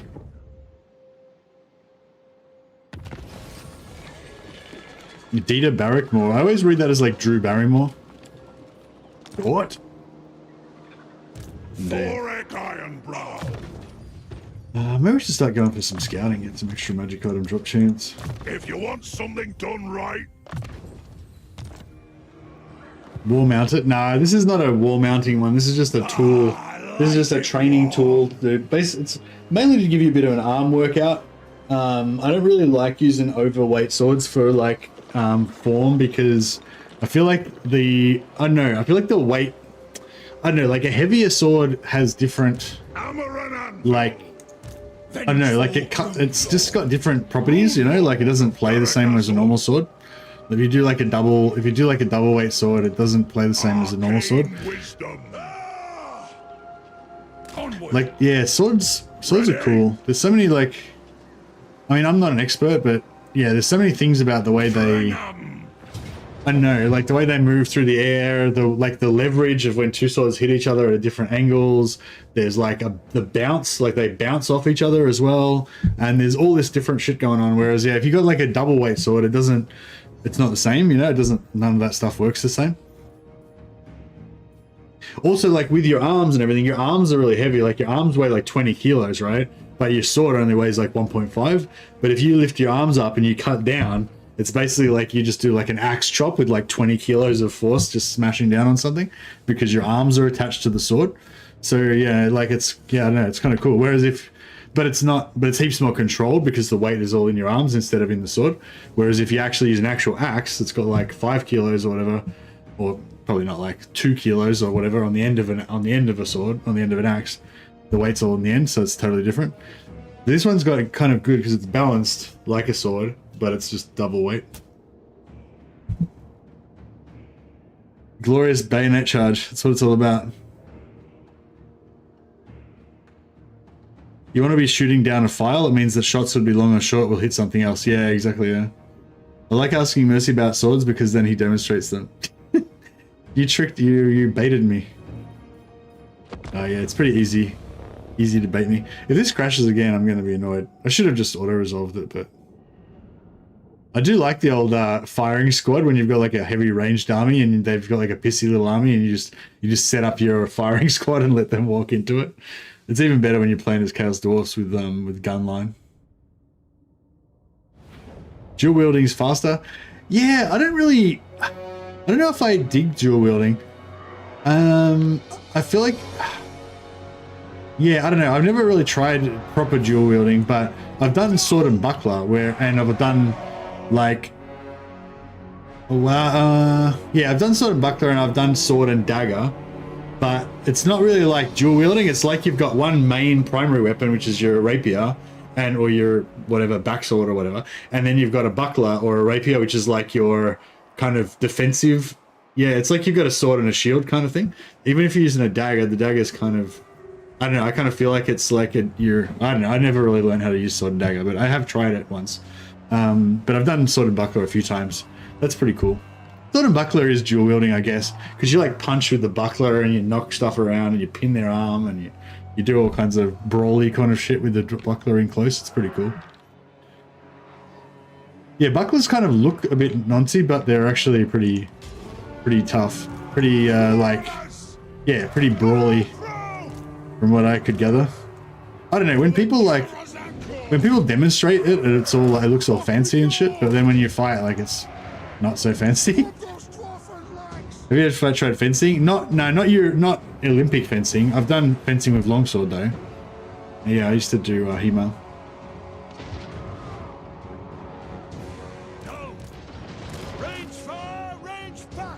Sword and dagger and buckler are very similar. Yeah, I sort of assumed it would be, but I never actually got instructed on buckler.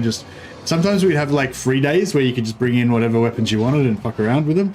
And yeah, sometimes people would bring in daggers and stuff and you play around with stuff. But yeah, but I did a sword and buckler class with this guy that visited. I can't remember his name now. Apologies to that guy. He was a good teacher. But yeah, we used to sometimes get, you know, experts in other weapons that would come in and teach us just as a bit of a mix things up a bit. But yeah, I only learnt longsword. I did for about a year and a half.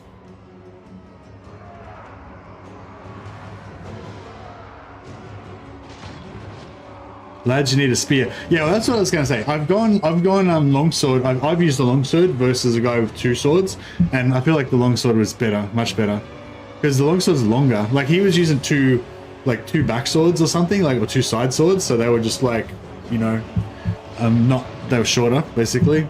And yeah, I feel like the longsword is better. Yeah, katana and Uzi, that's the best. Shadowrun style.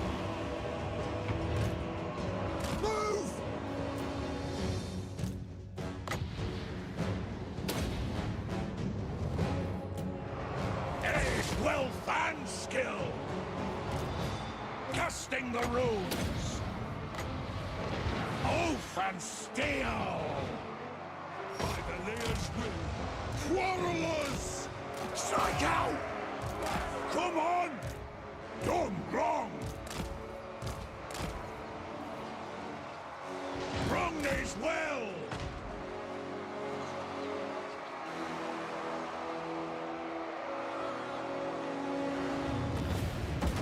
Yeah, buckler is like defense, but it's like, it's not like, because like you use the buckler, if you never used, for anyone who's never used a buckler, basically the deal is it's like a little shield that goes on your hand like that, and you hold it like in a vertical grip like this. So your buckler's like that, right? So it's only kind of small, right? But if you hold it out really far forward, so like from here you can see it's only covering 10% of my body. But when I stick it right in your face, then you can see it's covering like 80% of my body from thrusts from the front. So you can use it sort of like a shield like this. But the thing is, like, as you come in, like if they cut towards you, you can cut to their sword and like bind with their sword, and then you can transfer the bind from your sword onto your buckler and push it down and cut again. You know, and like there's all, like, I'm not an expert, but it's like, I don't know, it's sort of, I don't know, it's like, it's sort of defensive, but it's sort of offensive as well. I'm not saying that you would not like try and hit somebody with the buckler, but you definitely can punch them with the buckler and stuff. But it's like you can push their hands down, like, you know, you can, yeah, I don't know. It's like you can just like sword and buckler, you can more like wrestle and like fight, like as if you're like having a boxing match, but with a sword as well. I don't know, I thought it was pretty cool. I only did it a few times, but it was pretty fun. Offensive, defense. Yeah, you can parry with the buckler, but you can also like pin their hands down and then like chop them in the neck while their sword hands pinned down by your buckler, and you know what I mean? Yeah, anyway, I thought it was really fun. I guess that's what I'm saying, is basically bucklers are fun. Bucklers are fun. They don't look that cool, but they're definitely really fun to play with.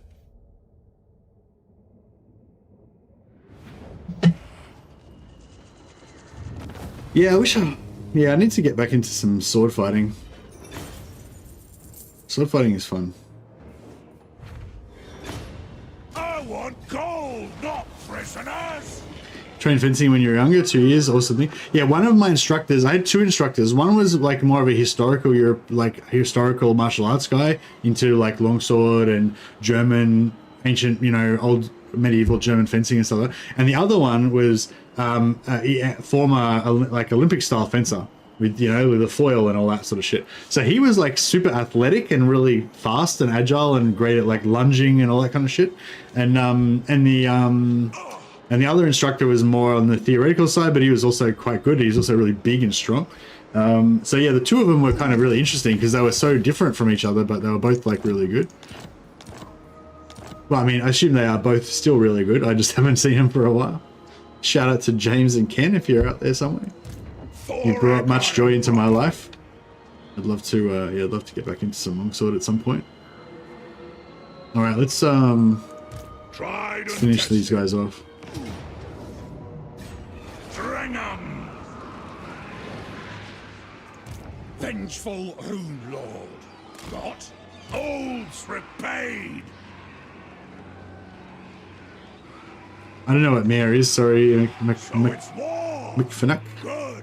HEMA's not an organization though. HEMA's like HEMA stands for Historical European Martial Arts, so it's not really it's not an organization. It's just like yeah, it's just like saying martial arts, except for it means specifically not Asian martial arts, but European martial arts. Because normally when people say martial arts, you just assume it's one of them Asian martial arts, like karate or, you know, Muay Thai or something like that. So you kind of got to go out of your way to say, no, we mean all the other ones that are not Asian. Forged in battle. Martial arts of Renaissance Europe. Oh, okay, I've never heard of that before.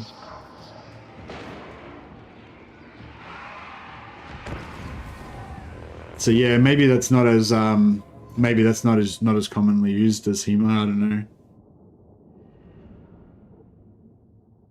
Yeah, like I said, I'm not like an expert. I trained and studied it for about 1.5 years, I guess. But that was a few years ago now, before COVID. And then I kind of stopped around COVID time, and yeah, I haven't got back into it.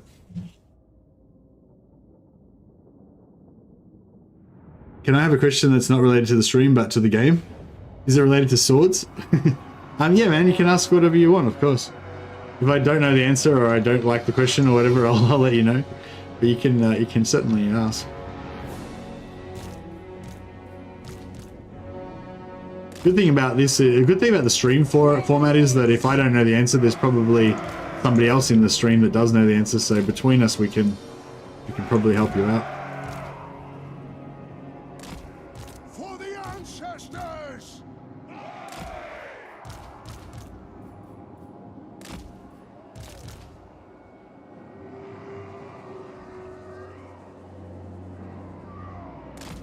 For the ancestor gods! Yes, Lord! Pick your targets well! Hey, Mark Oliver, how you going, buddy? Love THOREK's Hades star position. I trained in Krav Maga for years. Oh, nice. Yeah, I think I'm I think I'm coming around to his starting position, or at least, I don't know, I just thought, I don't know, like I normally hate his start position, you know, whenever I think about THOREK, I just think about how he's not in Karak and he's in this weird Southlands area really far away and stuff. But I don't know, just suddenly today I thought, you know what, Carrick Azorn or wherever he is, that's THOREK's hold, you know. He's a proud southern dwarf. I don't think in the game, I don't think he really is. I think he's actually on an expedition down there, and that's actually not his home hold. But for the purposes of this exercise, we're going to say Carrick Azorn is his home province. He's proud of it, and you know, he's not gonna just rush back to Karak 8 Peaks and Karak 8 Peaks or Karaza Karak and, you know, and try and get like some better real estate. He's just going to be proud of his own home territory and build it up into an awesome hold.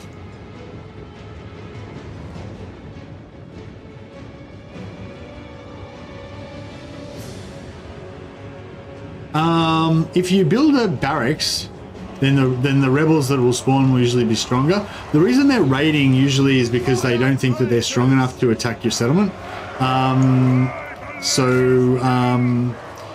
Yeah, if you just let the public order go down again, then you'll get like another rebellion, and the second rebellion will like add on to the first rebellion, so it'll become stronger. But you'll need to defend it from other AI factions that'll be at war with them. But yeah, if you build a barracks in the settlement, then the rebels should spawn stronger, and then they'll be more likely to attack the settlement. Hey Jacob, yeah, I'm feeling healthy. I actually got a proper sleep for the first time today. Yeah, I slept for like about 7 hours, I think. Yeah, I was trying to have a nap before the stream, but that didn't really happen. But the fact that I got that proper 7 hour sleep earlier in the day meant that I wasn't so fucking exhausted for once. So yes, that was good. I told Mrs. Mercy not to wake me up.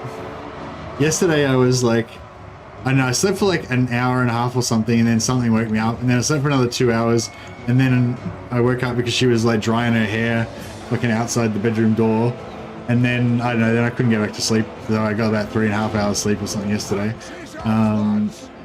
But I think I got another couple of hours before the stream, or an hour or something. But yeah, but today I actually got a good sleep, so hopefully we're on to like hopefully we've got a good strategy going now. Mrs. Mercy can just not wake me up for a few days in a row. That would be sweet. Will do. Old Deadeye, I'll get him. Old Deadeye, I'll get him.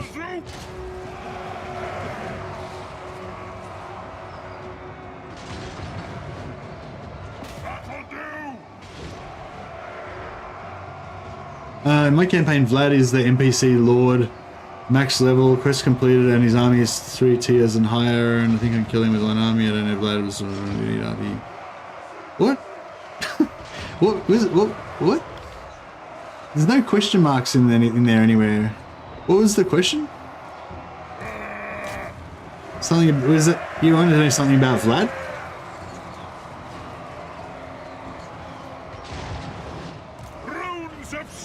Sorry, sorry, Sir Havel Games. I didn't really understand what the question was.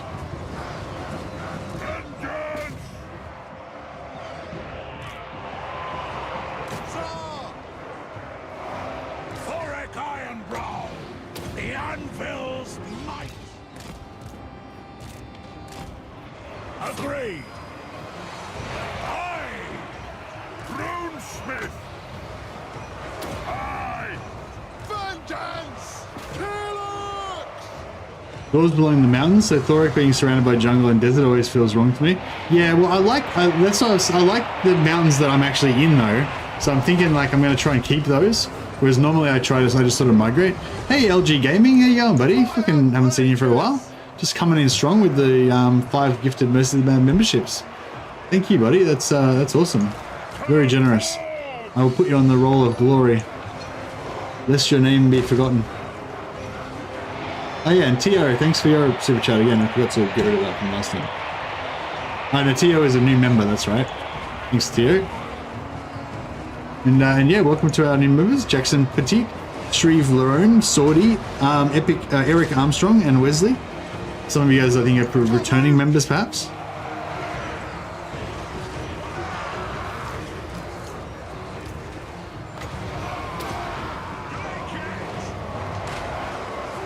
Yeah, I've just got my 2 elite units in there, just handling business, racking up experience. Fire on the foe!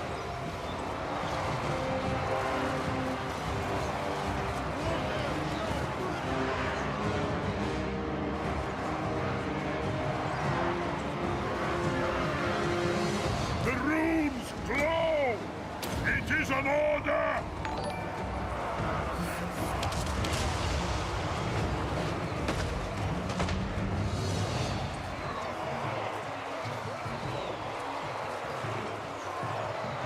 What? Wrath and ruin! Yeah, it's just about time for those Iron Wardens tankards, eh? Let's get a bit more money.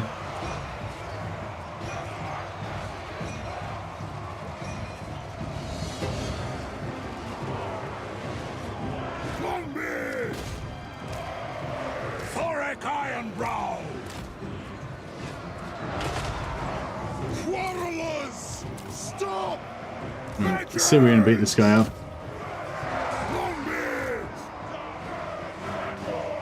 Fine! Master of I Runecraft! think he's beating the crap out of us a little bit. We can get some,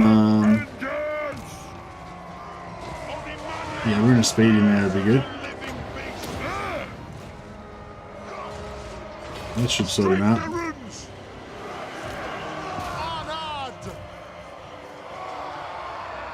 Fire on the foe! Nice.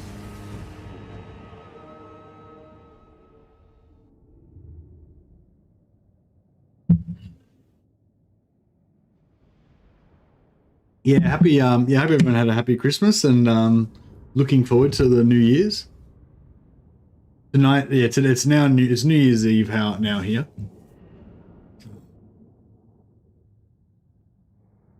Up to 21 viewers on Twitch. Might be our record. Oh, I think 22 might be our record, but still pretty good. Since we only started streaming on Twitch a couple of weeks ago, we kind of got a little bit of a Twitch posse going on now. The question is Vlad strong as a lord? Yes, Vlad is very strong as a lord.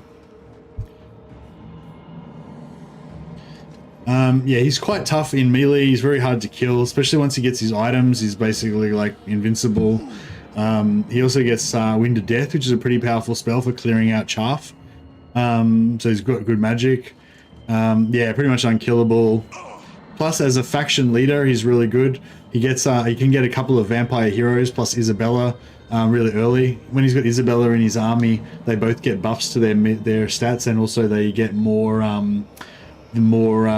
healing pool, so they can be healed more before they cap out their health pool. Yeah, so Vlad's really strong, really powerful when you're playing as Vlad, and a real pain in the ass to deal with when you're playing against Vlad. I'm thinking about playing Vlad again soon. Maybe next campaign could be Vlad. And I'm torn between Vlad, Trezoth, or maybe Krokar or Lockyer. Thinking about it at the moment. This'll do for starters. Did we wipe out the... Oh, we got the hero's pendant. Very nice. And we've destroyed the silver host. Gazor's favored keepsake will soon be returned to us.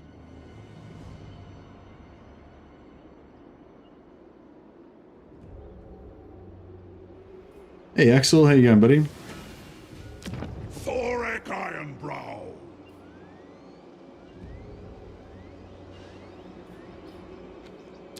As long as this serves Lebaras, I will hear your plea.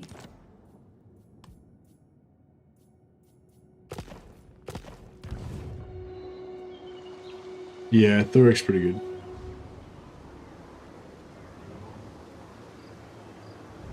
Hey, I play games.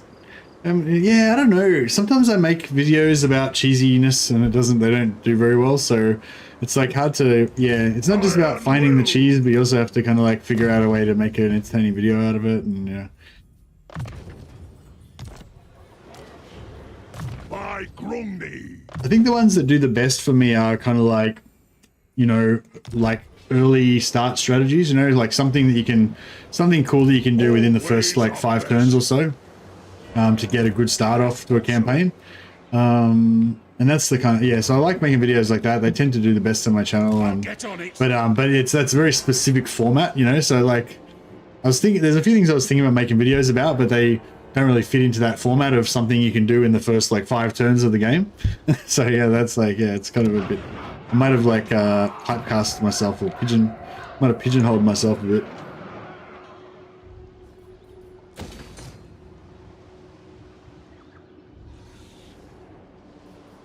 Ironbrow.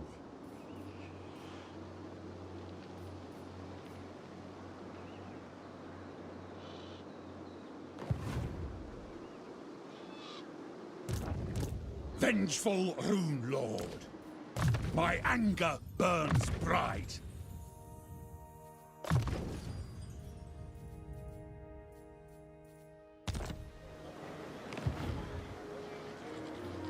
I hope.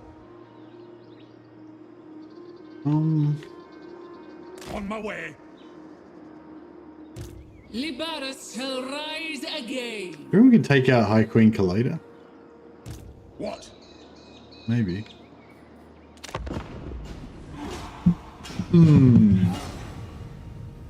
So yeah, I kind of want to sell all these regions to Krokkar, but I don't know if that's silly or what. But nevertheless, I wish to do that.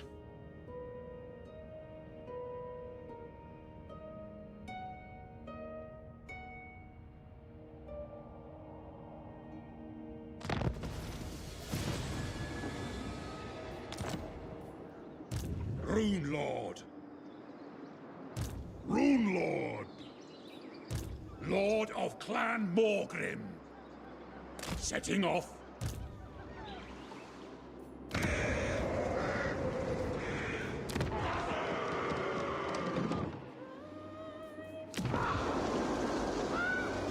Yeah, we gotta fix these. Gotta fix this economy, hey.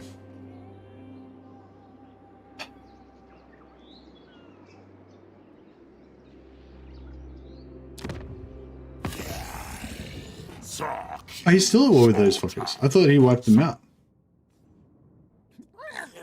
Oh, they got 0 settlements left, so yeah. They should be dead soon. Tried and tested.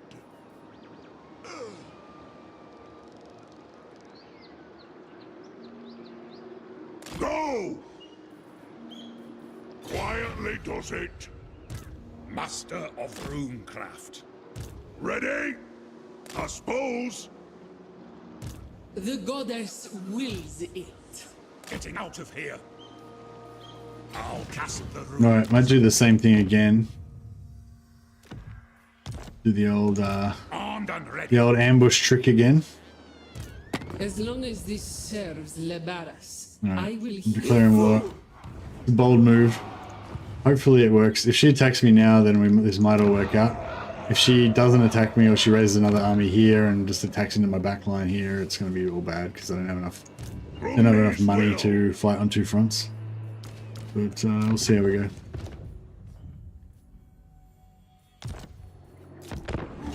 Yeah, hopefully if she goes after him and I get to ambush her, that would be glorious. But I don't know, we'll see how we go. No ambush. That's okay. Ooh, decisive victory low. I might just take the auto resolve. Not bad. Nice money as well.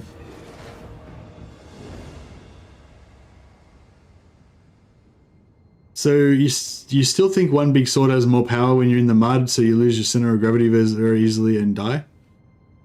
What? Is that a question or?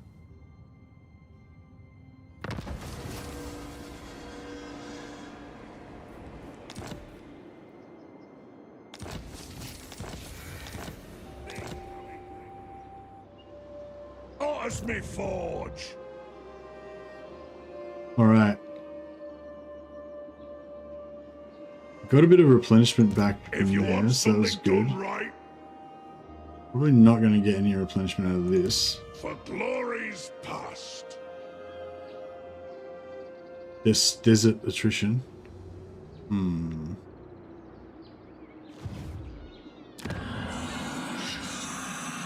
Two, negative 1. Rune Lord of Garagazol.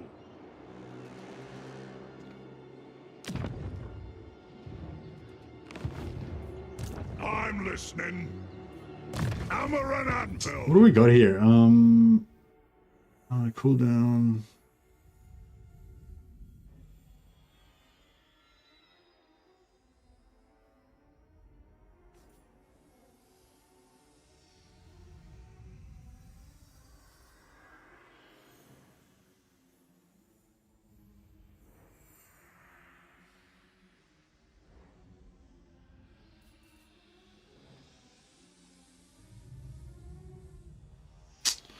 Yeah, we should probably try and get him leveled up. As I was thinking about letting. I might go for the. Yeah, I might go for a sack with his army. In battle. I'm leaving.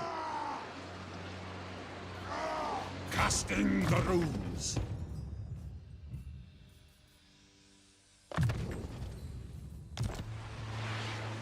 Make them pay.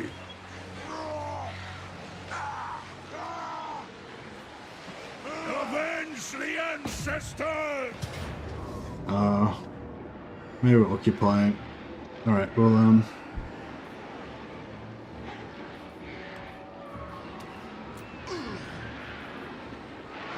yeah, I want the extra experience on THOREK, because he's once he gets level 12, we'll be able to get that really nice buff for his correlers. And then if we can recruit some more correlers, that'll be really nice.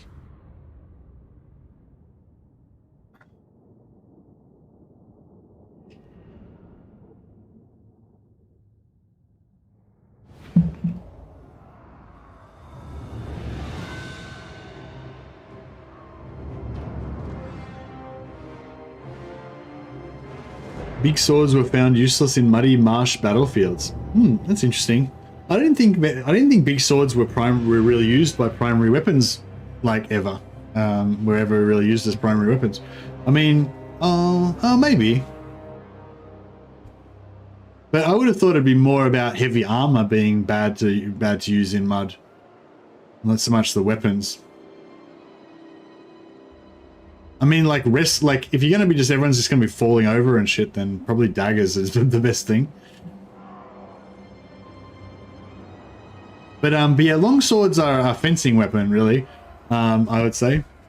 I used to train naked longsword, or with a non-armored longsword, because because the longswords were like the fashionable weapon of lords at the time. If you had a duel with somebody, you'd be not in armor because you'd be in civilian clothes. And you'd have a duel with somebody, and you'd use a longsword. This is before rapiers, so longswords were like the gentleman's weapon, like immediately before rapiers became like the thing.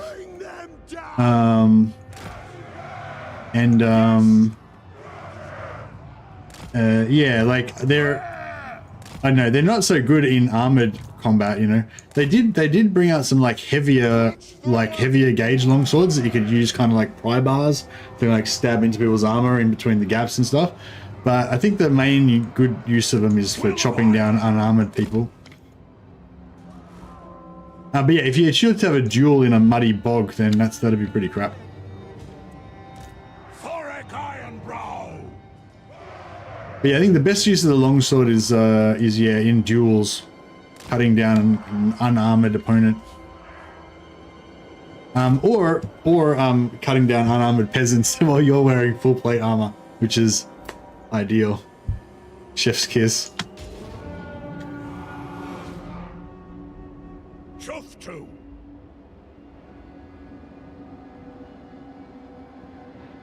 Grenades and machine guns are decent in muddy conditions. That's true, yeah.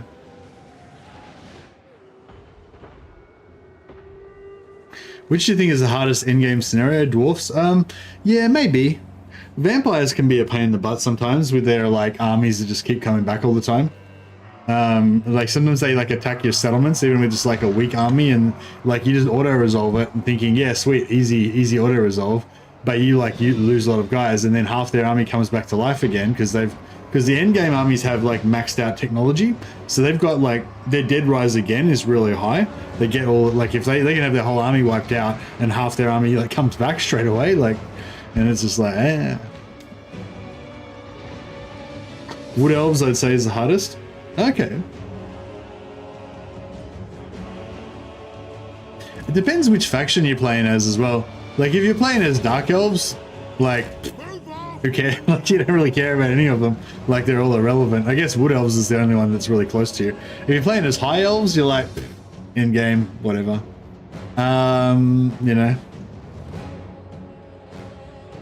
Dwarfs are a pain, they don't peace out. Well, normally you have diplomacy off by default, so none of them peace out. But if you have diplomacy on, then yeah, it might be a factor.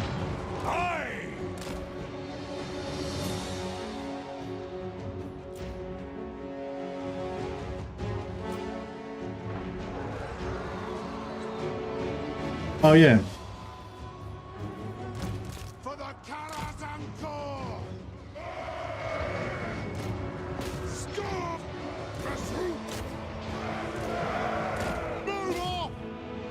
To the forge!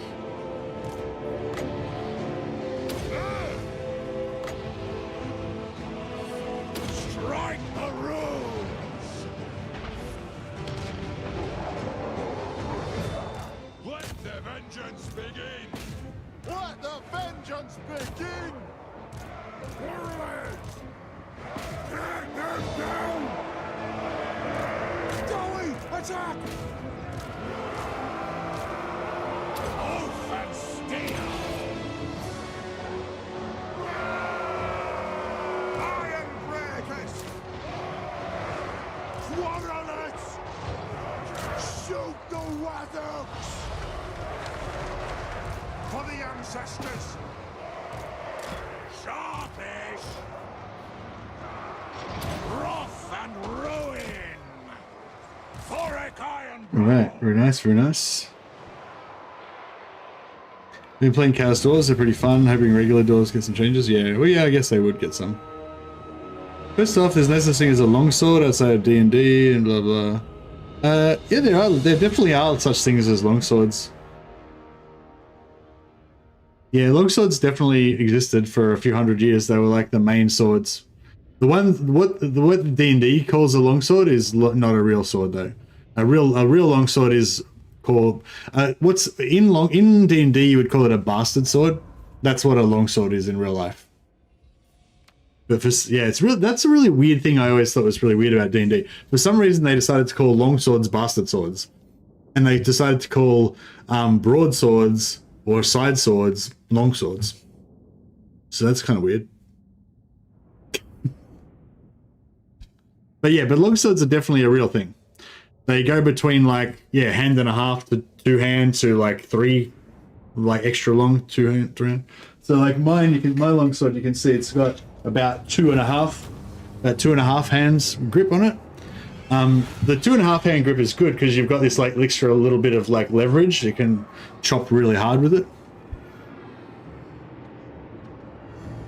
Greatswords and Zweihanders are different from longswords. They're bigger. They weigh maybe like 3 kilo, 3.5 kilo, more maybe even. Whereas longswords weigh about like 1.3 to 1.8 kilo. They're very fast, but they can also chop pretty hard as well. This'll do for starters.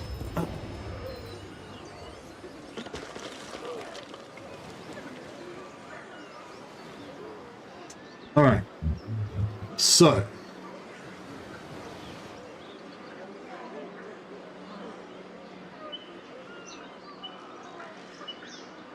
ten turns of extra movement range.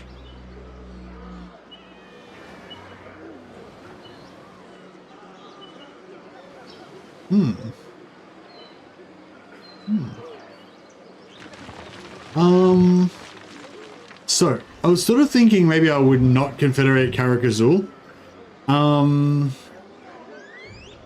Because I wanted to just play my own little game down the bottom here.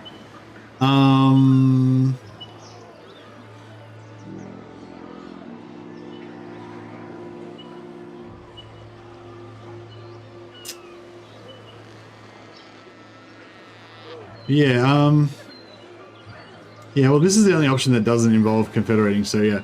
I mean, are you guys like super against me not confederating?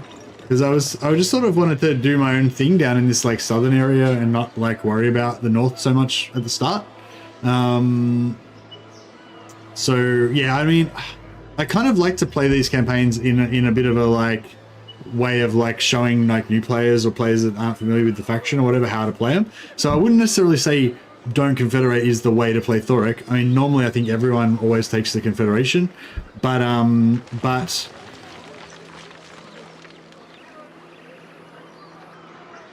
actually, fuck it, you know, or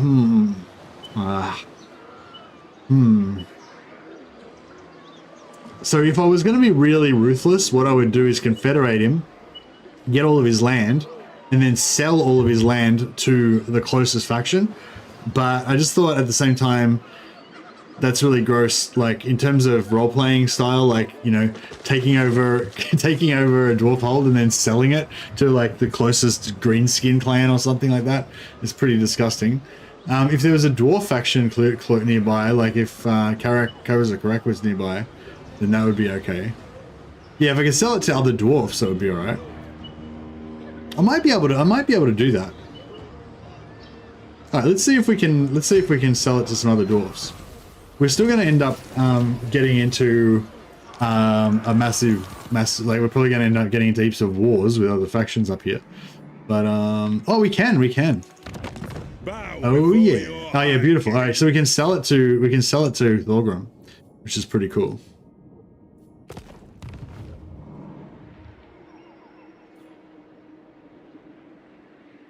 Yeah, so I'm going to sell these holds to Karazak, to the Dwarven King.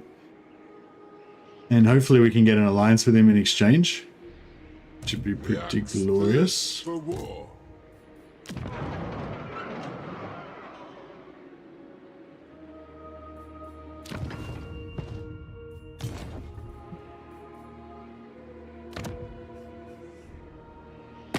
You dare.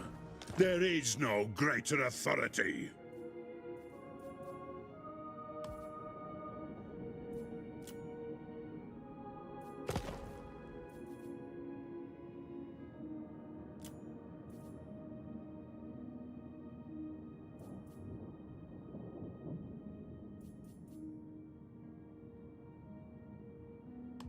Wheel.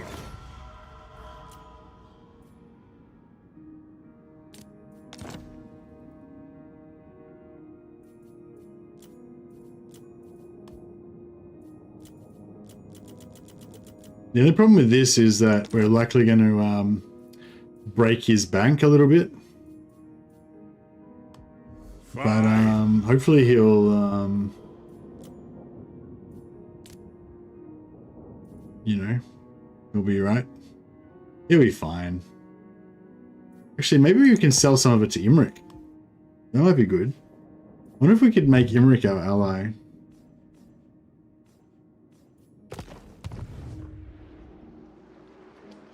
Arming swords, yeah, yeah. That's what I was trying to think of. Arming swords and side swords. But yeah, but the long sword is like longer than that though. And has like what, hand and a half grip or two-handed grip.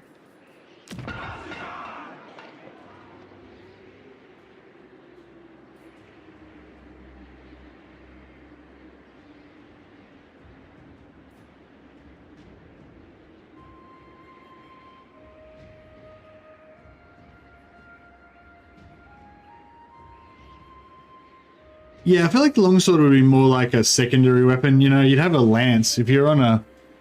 Well, I suppose it depends what period and which, you know, whereabouts and all that kind of stuff. But yeah, in like the, like, you know, I guess late high medieval period or whatever, I'd kind of expect a knight to have like a lance and a sword, or a lance and a hammer, or probably a lance, a sword, and a hammer, you know.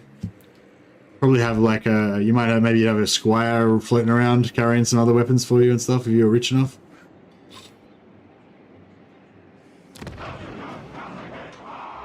Okay, so Sump Pit, we definitely want to sell to him. Spike Peak, Dringo Kratz, Roofing Fort. You will pay for your follies. The Prince of Dragons swears it.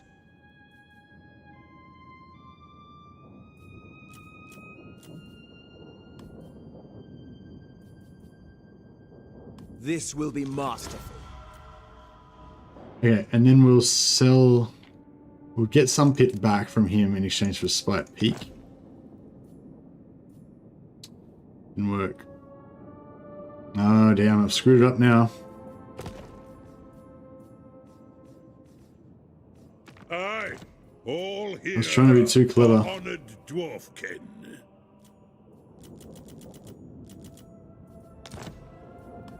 Weird. I was trying to sell this bottom region to Imric, and then just leave Karazak Karak Azul with Thorgrim, but I accidentally screwed up and couldn't trade it back. So I couldn't trade the regions I wanted to Imrik because Sumpit was in the way. So I thought I'd give him Sumpit and then I'd trade him back for the other regions, but it didn't. I couldn't get it. Didn't want to make it work. So now I've got these guys. Karak Azul's like broken and Imrik Coden's part of it. So that kind of, yeah. Hopefully I haven't set off a war between the start of a war between the Dwarfs and Imrik, but yeah, we'll see how we go. But anyway, so we've got 2 strong allies in the north. We confederated Karak Azul, but we've gotten rid of it all. Armed and ready. So that's pretty cool. We've got some nice units here. But Let us begin. should I maybe take Black Crag while I'm here? Because we can afford to hold on to these armies for a few turns. So we could take Black Crag, sell it to King Thorgrim. Then we could take like Valea's Sorrow, sell that to someone. That could be good.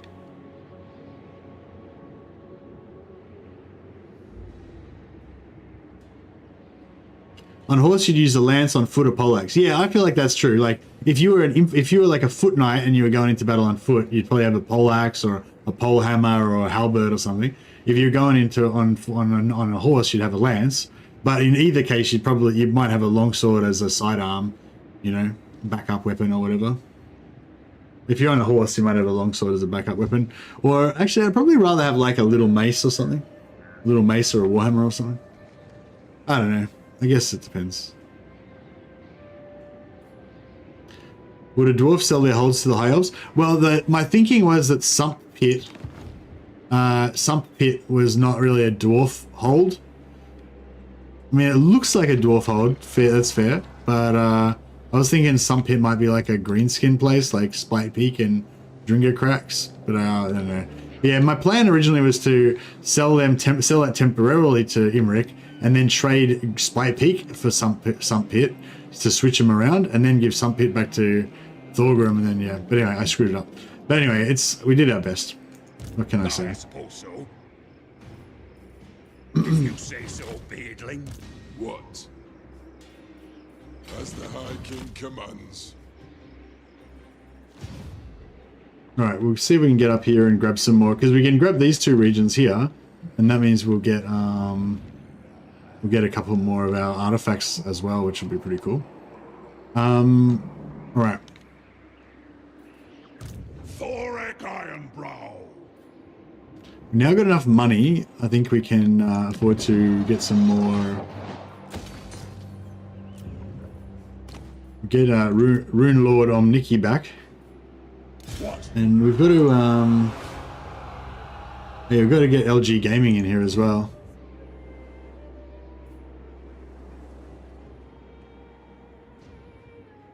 Vengeful Rune Lord. Cazador Dragon Slayer is a lord, so we can't change his name. Master of Rune. But Gradnar the Confident. We can actually. I might switch him out for this bad boy. It's as good as done. And we shall rename him to LG Gammon.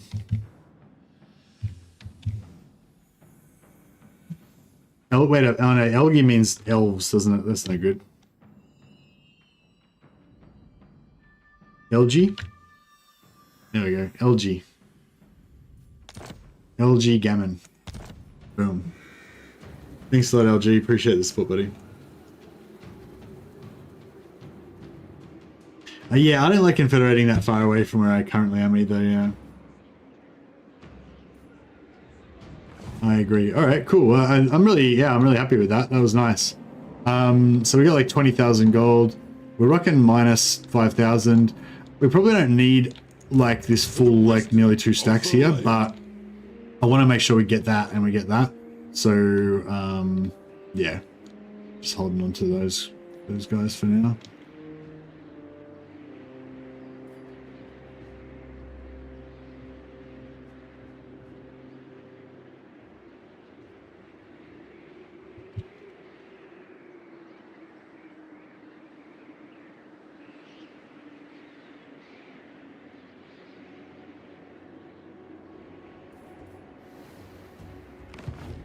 Oh, no worries, I'm your neighbor. Have a good one, buddy. Thanks for dropping by.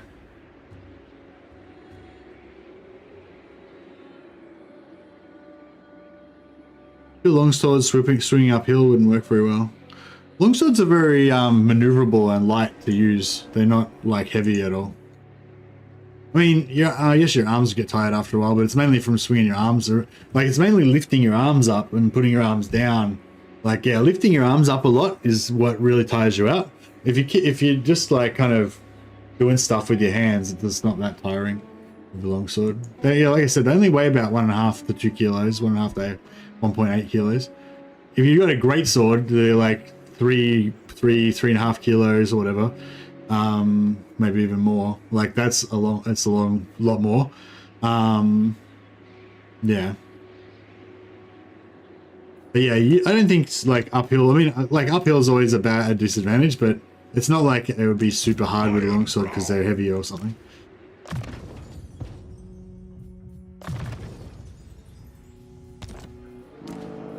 Yeah, longswords are quick, man. They're super fast. I'd say longswords are faster than rapiers because with a rapier you only have one hand, so your leverage is very weak compared to a longsword. Good guys will be able to thrust pretty fast with the rapier, but like you can cut really fast with a longsword. The only thing is like when you try to go to like max range, like with thrusts and stuff with longsword, you have to kind of push with two arms, which is a bit awkward. With the one hand can kind of, I don't know, like there's different places, like different depending on how extended your arms are and stuff like that. Like it's, I don't know. Like some things, I guess I'm saying some things would be quicker, but some things maybe would not be quicker. Depending on how far away from your body it is and how far extended you are and all that kind of stuff. Rune Lord of THOREK IRONBROW.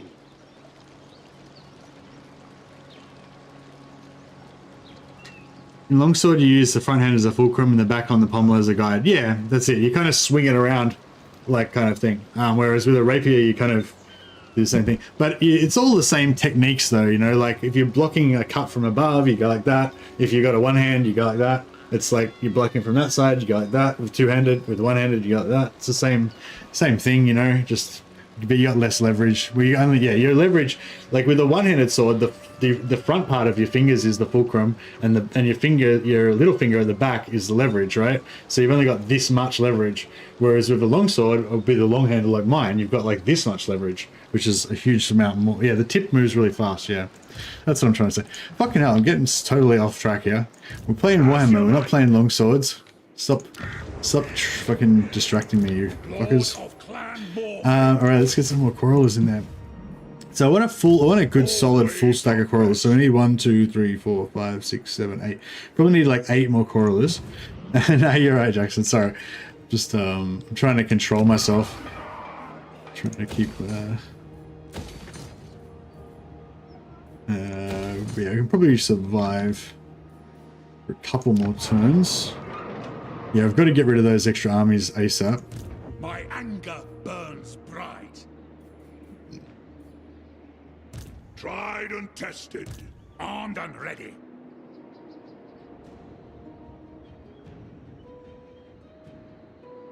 Heading out.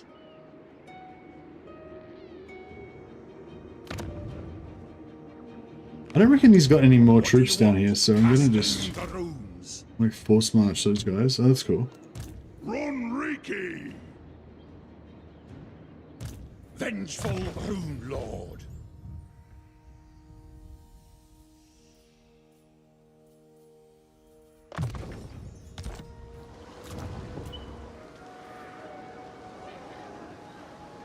Talk about great axe combat. I've never trained with great axes.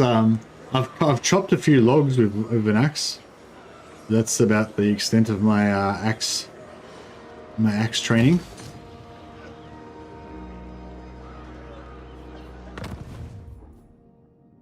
Ooh, yeah, an outpost would be nice actually. I'm getting low on money already though. I'm not going to take any elven allied troops, but I think dwarven allied troops would be really nice. Hey, I'm your neighbor.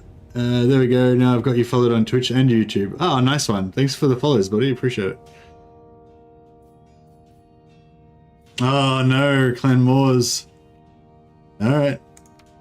Game on.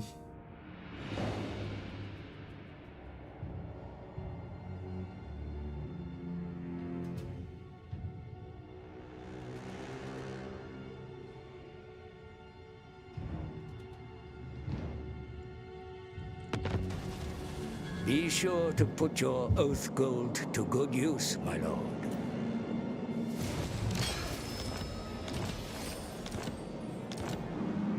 See, I was trying to give Lamia to Crockgar to avoid this situation, but it might work. Might work, actually. Where's the Temple of Skulls? Oh, it's their settlement. No, that's no good. Alright, so I got to take this. Yeah, I got to take one of these settlements down here. If you want something done right, it's as good as done. I'm off. Iron Will. Bring the rack. Rune Lord. I'm leaving. Yeah, if we can take that, then we can sell this and this. But we're going to lose Lamia. No, Gracie. This kind of sucks. Because I just built a barracks there hoping to get, you know, good trade out of it. But yeah, it's annoying. Alright, well, so it goes. Lord of Clan Morgan. Aye. I'm leaving.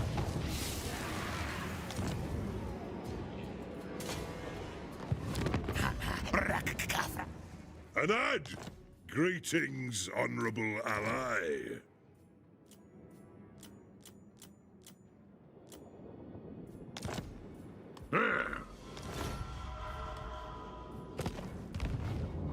Alright.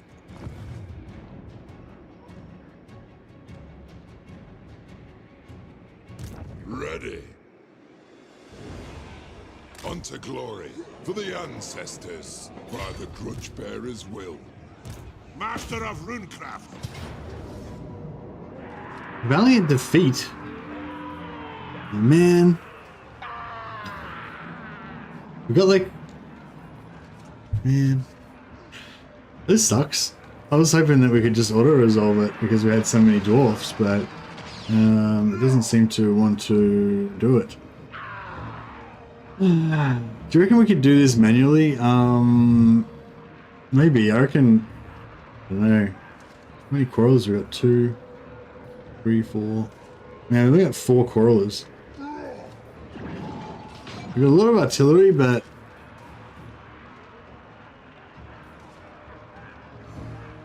I don't know. We'll give it a try. Let's see if we can work it.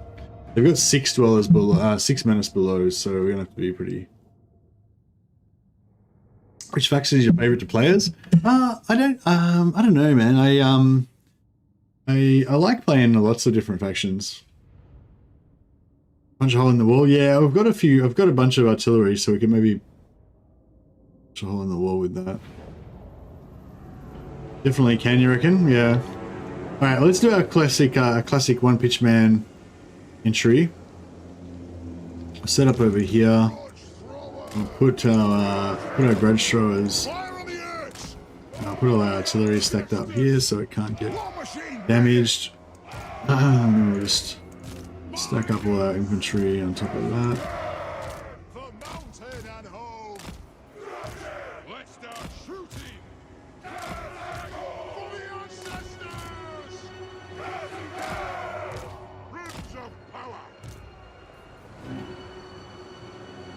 Ancestor gods!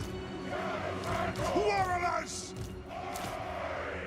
Alrighty then. Now I've got all of the ranged fire turned off, so we won't shoot ourselves or anything. We'll see how we go. Yeah, I've disabled fire at will on everyone. For the High King! Thanks for the reminder, Big M, though. Yeah, I hadn't even thought about that. They could actually blow ourselves up pretty badly. But yeah, I usually turn off fire at will if I can. Alright, should be in about 15 seconds. We should get our first menace below. Right about now.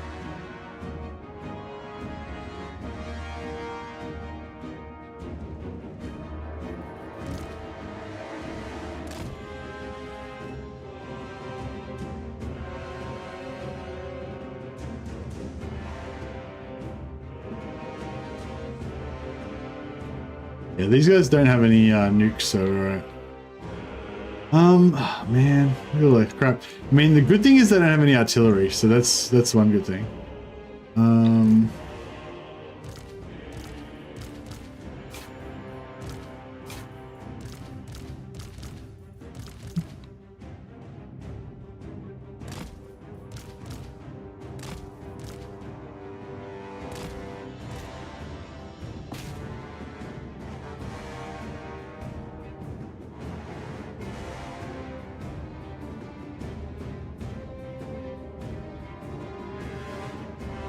Do these do 50% extra damage against walls? 50% damage against buildings, yeah. I feel like they should do more than 50% extra against walls, maybe.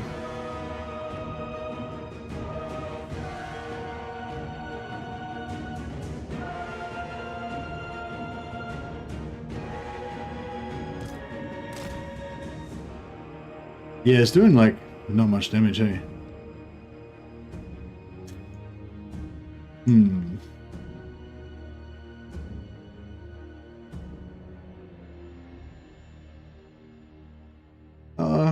Oh no, it's getting there. It'll get it down. It'll get it down eventually.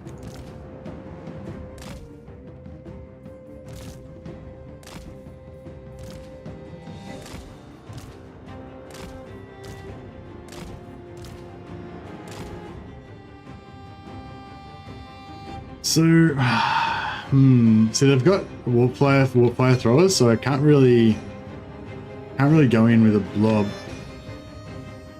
of infantry. I mean, I don't know. I mean, maybe we could. The warplayer throwers have a flat arc, so they can't shoot over walls, right? Maybe I'll take a bit of infantry down and see what happens. Tank with the lords up here, you reckon, and then shoot over them with the artillery. Yeah, that could be good. They're not very tanky lords though. They've got like an assassin here, and could be pretty bad. Oh, we just deleted that hero. Fuck it. Ah, dear. If you're on a piece of wall when it gets destroyed and you fall down, you instantly die. So we just deleted their hero. Okay, now all they've got is this caster lord, who's still gonna probably kick the crap out of our lords, but nowhere near as thoroughly as the assassin lord would have.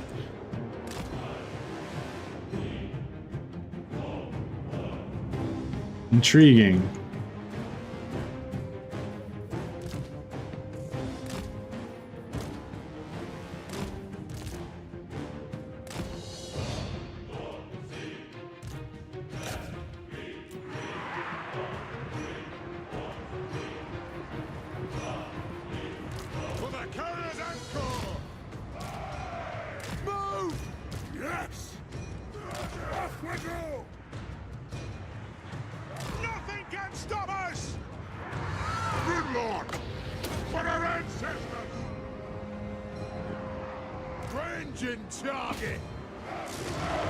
Oh.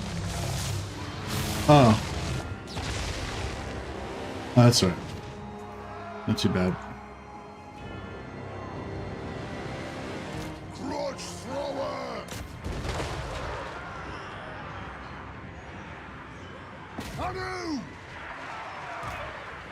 Battle ready!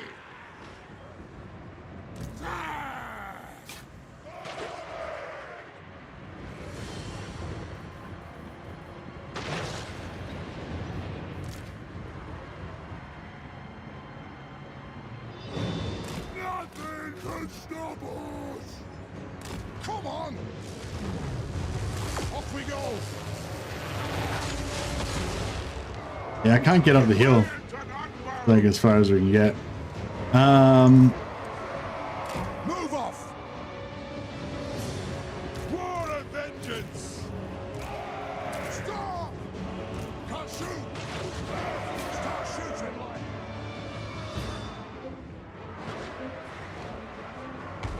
Dwarf warriors!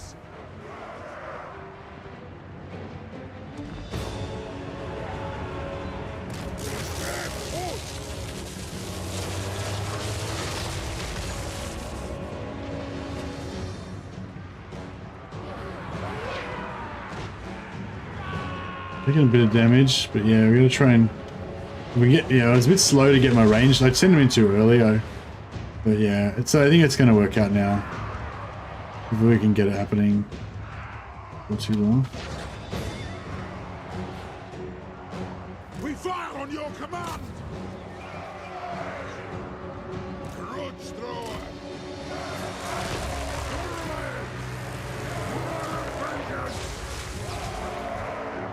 Perfect. Rage fast!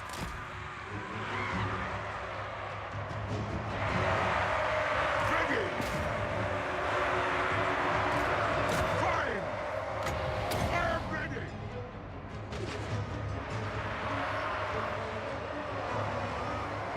Lord of Black Mountain! For the ancestor gods!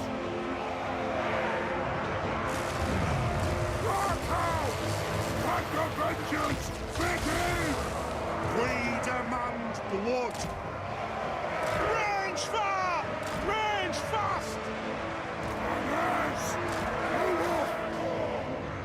Shield bearers, all! Go! Targets, Lord! Strike out! Yes, then! Hit them! Vengeance!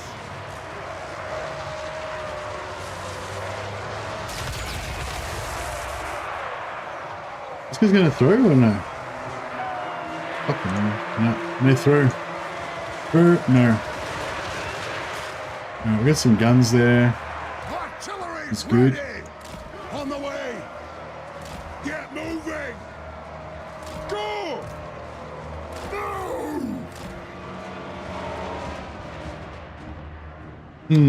It's a really awkward. Very awkward battle, this one. Ready to serve! Nothing could stop us! Moving out! These guys aren't gonna be able to tank forever.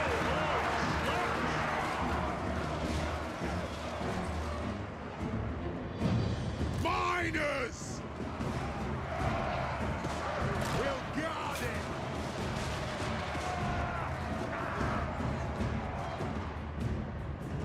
Grudge thrower! Barracks ready! Come on!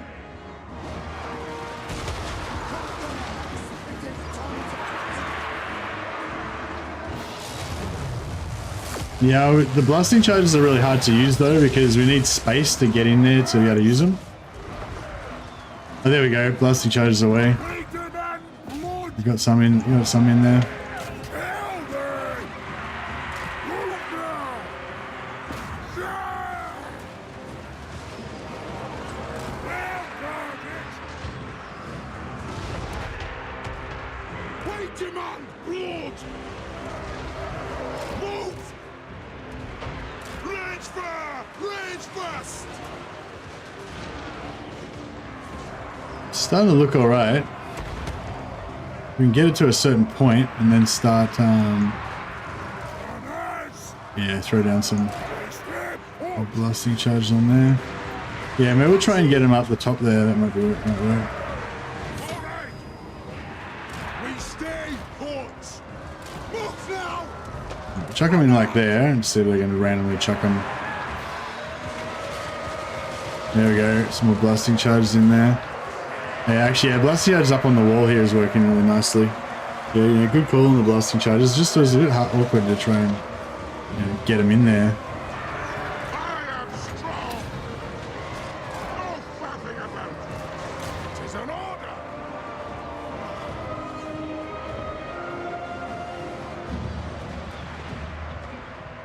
Fire bless our aid! Thunderous! Better get rid of these warp fire throwers if we can. Alright, these guys are done. For the High King! Miners! Plow through! For their ancestors! Anu! Vengeance! Move off! Hey, they're done. Glorious. Put those dwarven legs! Show us the target, Lord! Cut! Go! Miners! We'll guard it! Lord! Give me vengeance!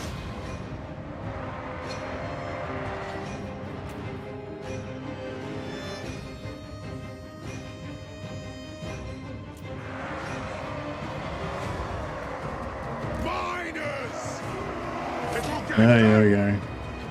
More blasting charges. Wrecking those dudes.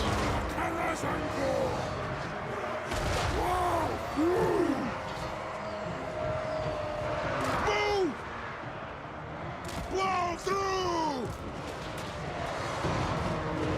Move off! For the ancestor gods! War of vengeance!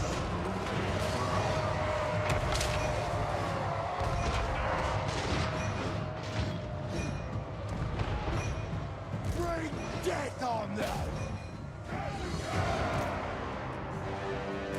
On the way! The next kill is ours! We stay put! Nothing can Alright, starting to look alright. Starting to look pretty good. I think we've got rid of one of the flamers. Just got this other unit of warp fire throwers over here that I'm a bit concerned about. grudge thrower!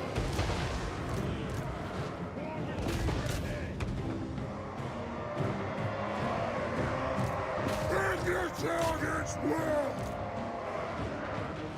Go!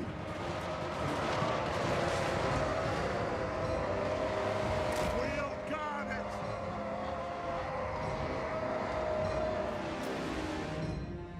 I think that's about it. For the ancestors! That's might be just about it.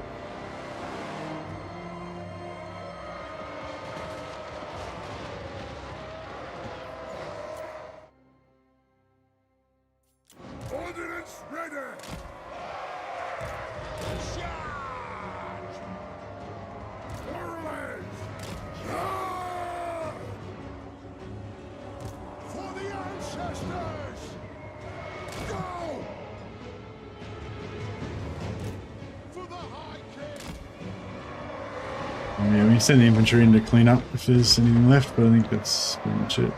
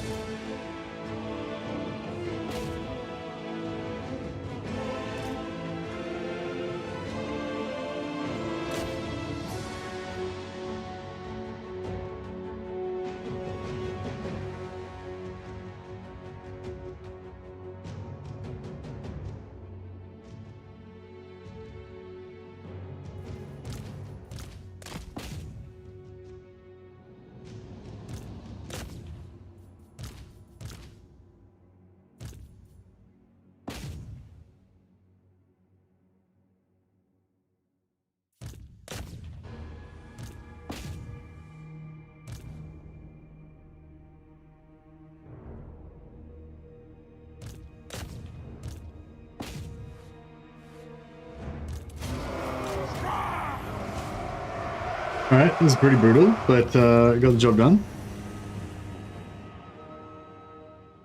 I don't think we lost any units or anything, so that was nice. That assassin getting wrecked by the wall destroy or wall destruction. That was chef's kiss. Perfect. There you go for it. Yeah, I just wanted to get some value out of these two trashy armies before we disbanded them. So yeah, it was pretty. I mean, it's going to cost us a bit in upkeep for the couple of turns what we've got him for, but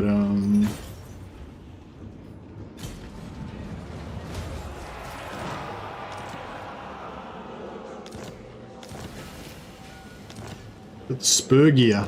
My anger Very nice. right. On to glory. I'm gonna force march Degrees. Cazador so that we can take Valaya's next turn.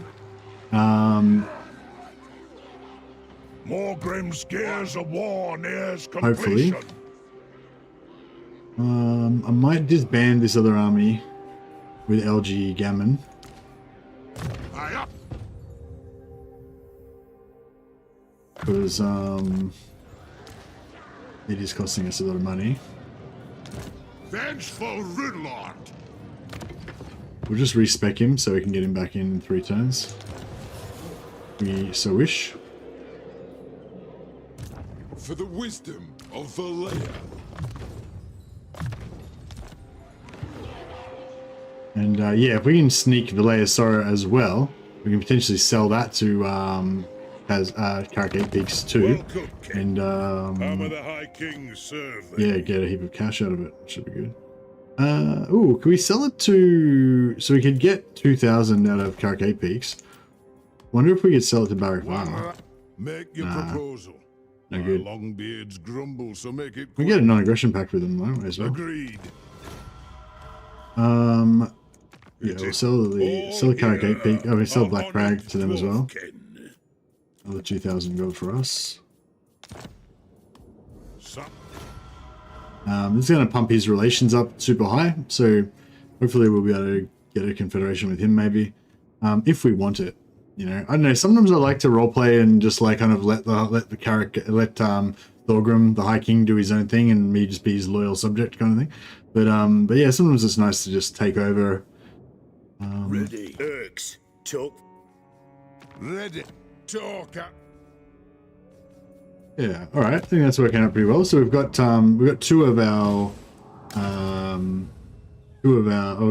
so we've got the Hero's Pendant, the Spark Gem, and now we've got the Spur Gear as well. So we've got three of our objects that we need.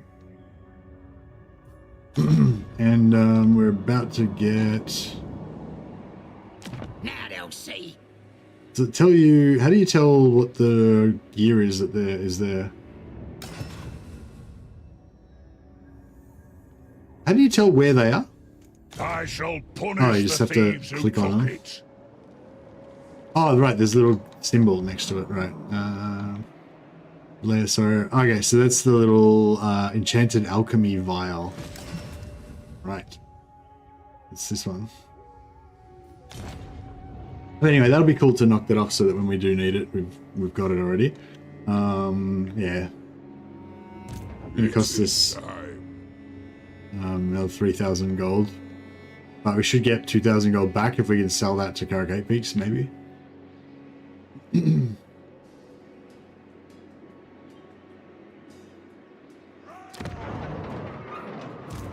Plan scheme is discordant.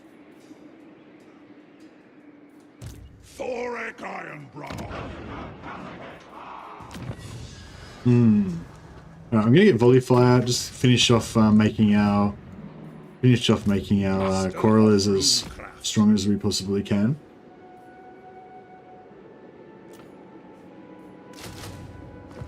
Might just change this to back to recruitment capacity, so next time we can get 3 there.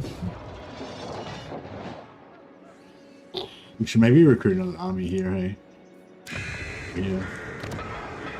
It's just gonna be miners though. I don't know if miners are even worth getting, really.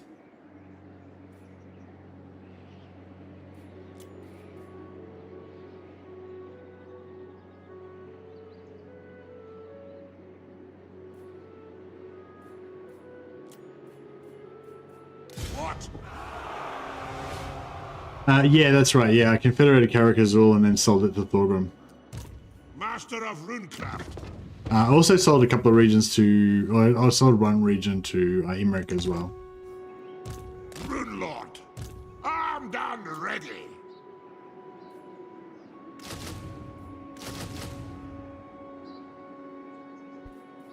Might have to cancel those.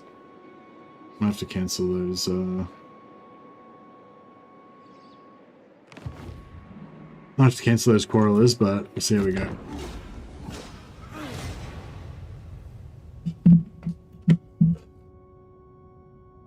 The runes of wrath and ruin strike for you.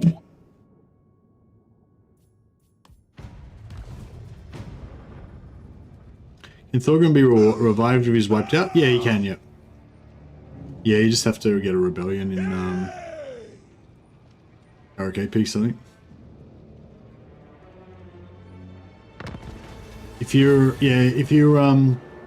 go into my Discord channel, my community Discord channel, under the Warhammer 3 section, you go into Warhammer 3 resources. If you just scroll up a little bit, you see a map. It's Blackwall's revive map. I'll just chuck it up on screen here for a second. Yeah,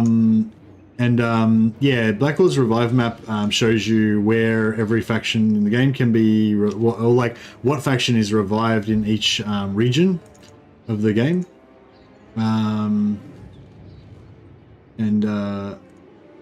Yeah, so if you... Yeah, so this is like a map of the world. You can go down to... Excuse me. Go down to Silver Road, and you can see here... yeah, you can see here Silver Road, yeah, that's in that settlement there, which is the one where Karak Peaks is. That's where Thorgrim revives. So if you have just that settlement, you get a rebellion, Thorgrim's faction will come back there. But if you don't have Karak Peaks and you try and get a rebellion in one of these other ones, then you'll just get greenskins there.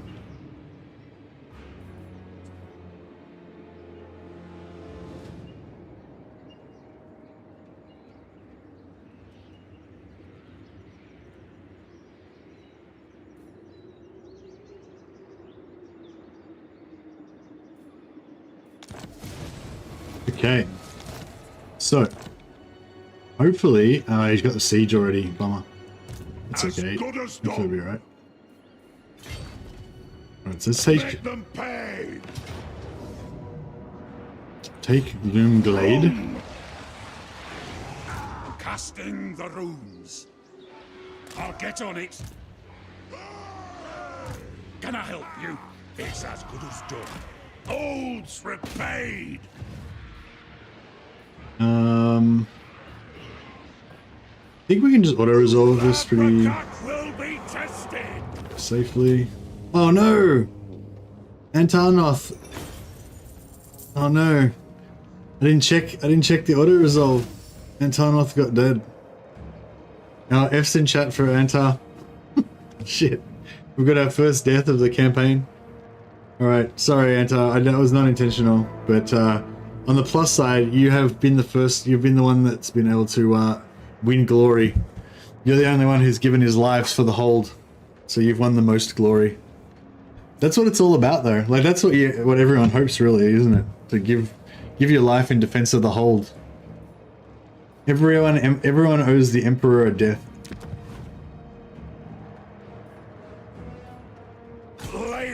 Brutal. All right. Well, I regret that now.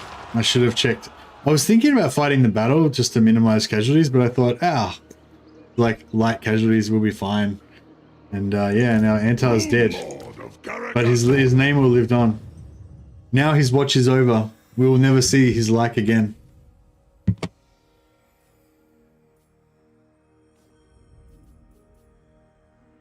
Yeah, that's a bummer. He was also like leveled up and had good skills and stuff.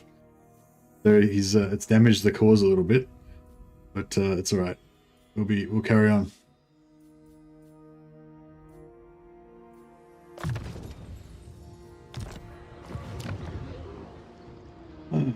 Okay, so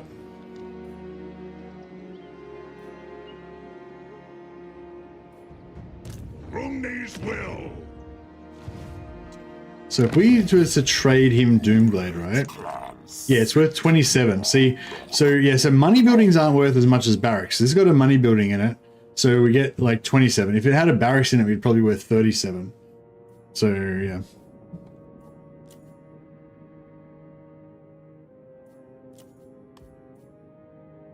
I'll take the military alliance and defensive, military access and defensive alliance. That way we'll get replenishment. Hey, Rubam, how you going, buddy? Oh, I don't know if Rubam's here, but welcome to Rubam's Rubam and Co. You're part of your, oh, you are there, yeah, cool. Hey, are you already a moderator? Oh, you are a moderator, yeah, you've got a green sword. Welcome, Rubam. Yeah, most of you guys probably don't know Rubam, but he's a good pal of mine, and he's my one of my Twitch senseis, teaching me the ways of Twitch. So thanks for your help, buddy. Yeehaw, indeed. Welcome, guys. Yeah, we're just playing a bit of Total War Warhammer. Oh yeah, there's a what do you call it? A Steam winter sale on at the moment. So if you're actually interested in this game, you can probably get most of the stuff for like 50% off and you know, heavily discounted. I think the last two DLCs that came out are only discounted a little bit, but I think everything else is like heavily discounted.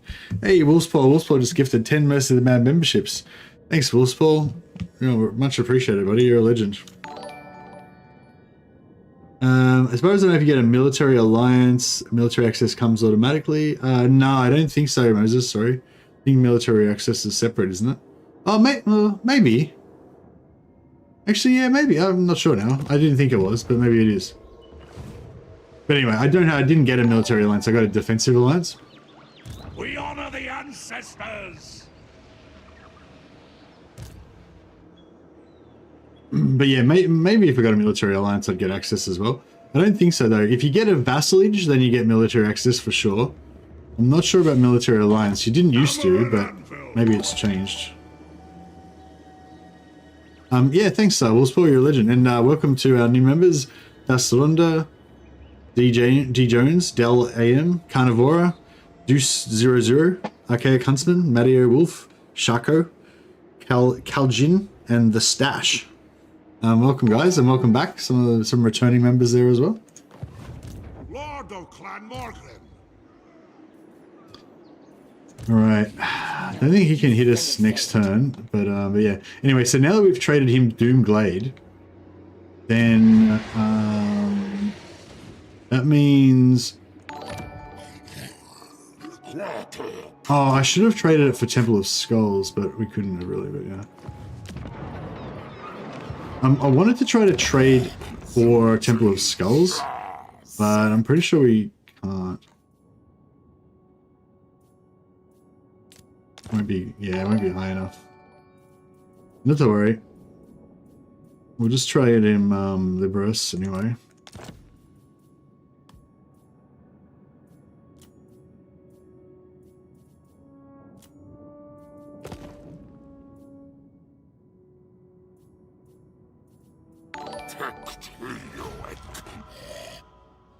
And yeah, and I was hoping to try and trade him Lamia before this guy took it, but it was not to be.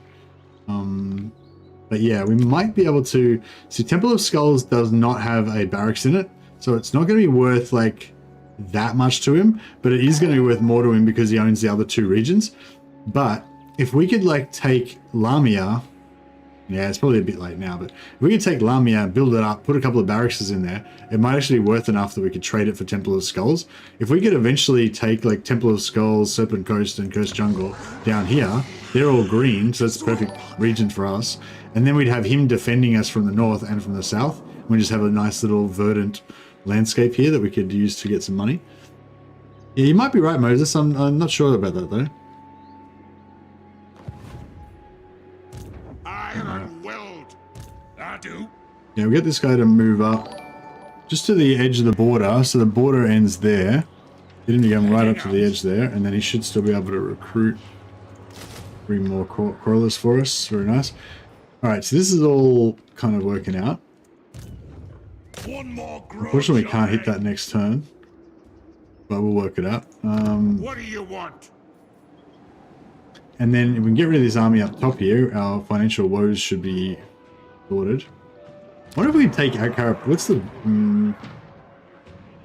yeah, I don't think we'd be able to take Caracate Peaks with this army, would we? It'd be pretty cool if we could. But I don't think that's... Grudges will be settled. The chopper is in my Did war with Clan Angrand. so I can smack you when you say I something. don't think we're not at war with Skarsnik yet, so we could get Need Skarsnik me? potentially to pay us. We likes an uninvited guest, don't Get we, all of these lads? guys. But not much. Let's do it.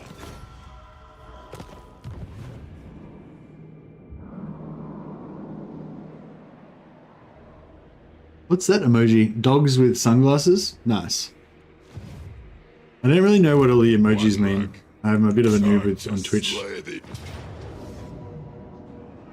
Do the emojis all mean stuff, or do they sometimes not really mean anything?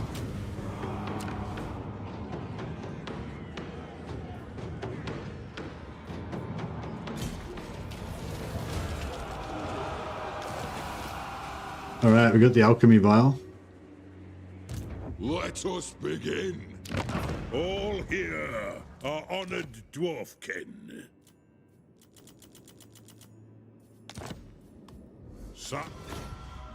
Alright, so we've boosted Karak Apex heaps. We've given Karak Apex about like 6 regions now. That's pretty cool. What?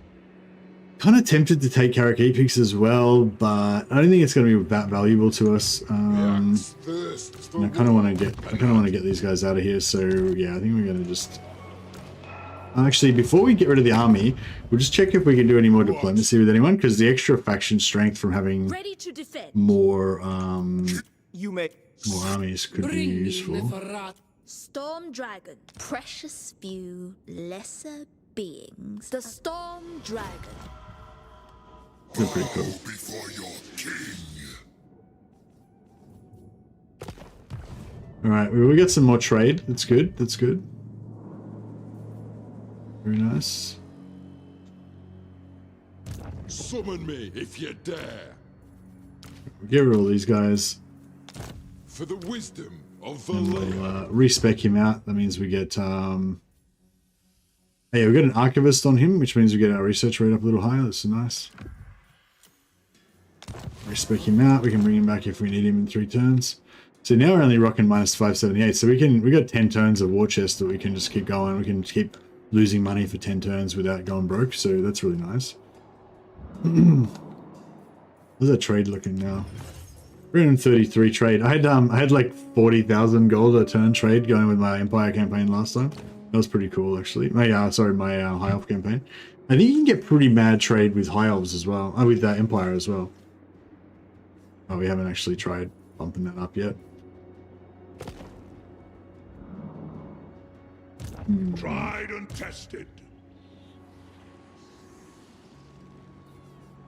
I don't know if I should build these crossbowmen here or not. How many do we need for this army? 1, 2, 3, 4, 5, 6, 7, 8. Yeah, so this guy's got 7. It's as good as done. Yeah, that's...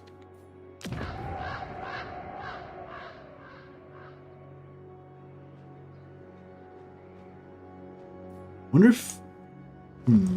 Always up. If I recruit an army here, will he be able to... Rune Lord.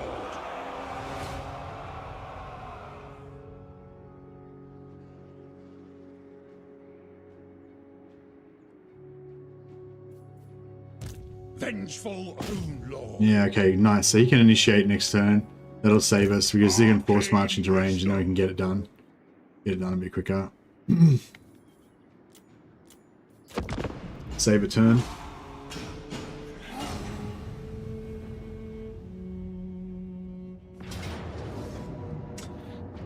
That's cool.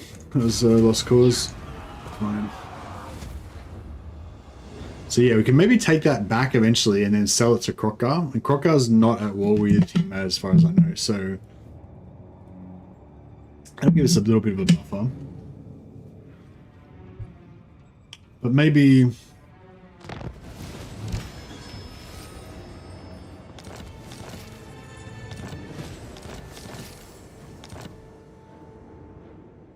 Ricky. I think we've got another turn before he can do anything to us. Armed and ready. Joseph Knucklebreaker. Initiate the siege for us there. Dumgrong. THOREK can March. force march For Karazhan with glory. Lord of Clan Morgrim.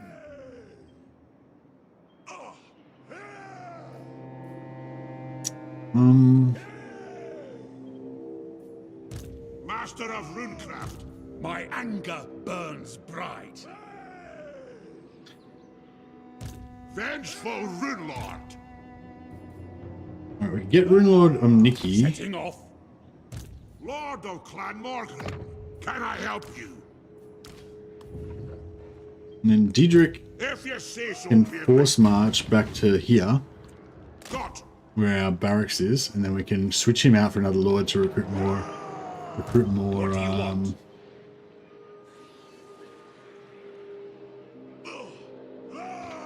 I could bring him back to get in on this XP, but I think I'll send him that way so we can get the counterattack going faster. I was gonna try to like block this off with Krokkar, but it won't actually really work, because even if Krokkar owns that, he'll still probably walk through his territory, and even if he doesn't, we'll never really feel safe to leave this as our back line until we kind of clear that out a bit. So I think we're gonna have to go on a dwarf crusade up here. But meanwhile, we're leaving these elves. Oh, actually, okay. Well, we don't need to worry about the elves anymore. They got vampired. But now we've got vampires on our doorstep, which is just kind of just as bad as elves.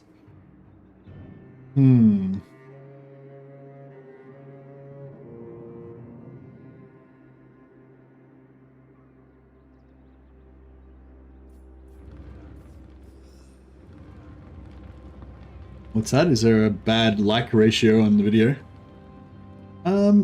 Maybe it's because there's a lot of people watching, so there's more new people watching that don't normally watch, you know? Like, if there was only 10 people watching, then I assume it would only be like the 10 most hardcore fans that will watch no matter how crap I am that day, you know? Whereas if it's a lot of viewers, then there might be more people that aren't as used to my idiosyncrasies. Victory for the old ways. More people that don't like 20-minute dissertations on the pros and cons of longsword combat during their Warhammer stream. Quick about it. That kind of stuff. We're back, lads. Master of Runecraft, I'm listening. We get a tinsy bit of replenishment while we're up there.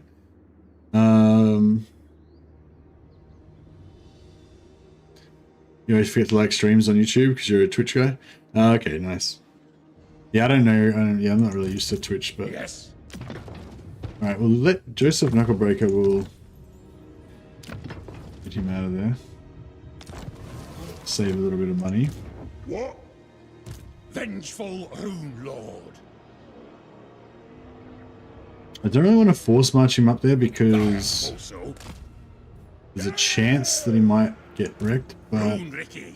I'm pretty sure he On won't. my way. I hope. Like, relatively sure. If you want something done right, We want more Corallers. I feel like we need more Corallers. yes. Alright, I'll switch this. Well, actually, how much? We got more buildings to build.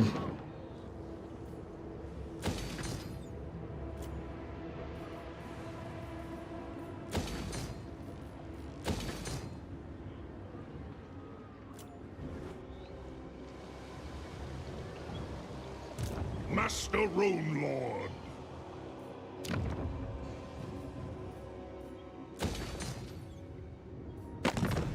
Yeah, we need money. Yes. honored prophet. To war! It is time. Words! Strategy beyond compare. Should I go to war with Trich as well? Mighty am I. Strength 38. It's pretty strong. Greatest of the I was born to commune with dragons, not lesser beings. Man, all the they changed the I think they changed the like join wars thing. So if you're like far away from a faction, you don't get paid as much to join their wars now. Which kind of sucks, but Miao Ying, you are deemed worthy of our assistance. it's pretty solid.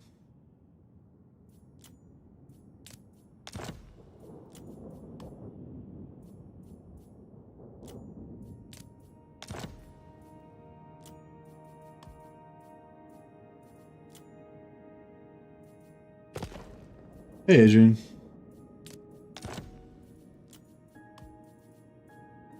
I will.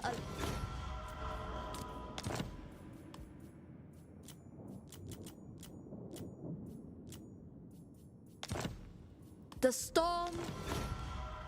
Alright, that should keep us out of trouble for a while. Onward. Honor to your ancestors. Sure. You still seem to get pretty decent Come then, money for messenger. Spit out some your wars. words so I can be done with them. I agree. No, I thought I read something about him changing the rules about it, but Aye. yeah, no, you still seem to be able to get heaps of money from Stop. And wars. ready. So, I mean, I can't complain. How you will suffer and scream. It will be music to me. Yeah, I guess some factions are just poor. Is what it is. Chosen. Setra the imperishable. Alright, good.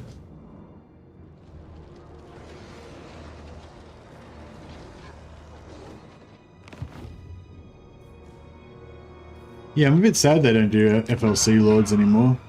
Hey, Adrian. Adrian A, the Carefree.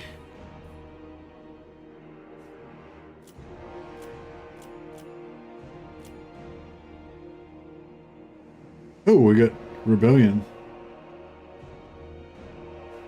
Fuck, we got a barracks there as well, so we're gonna get a pretty strong Rebellion.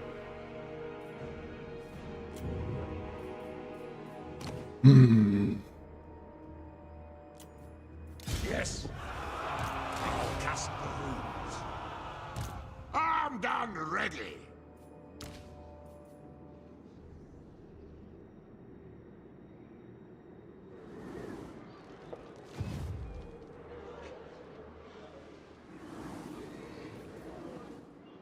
I do.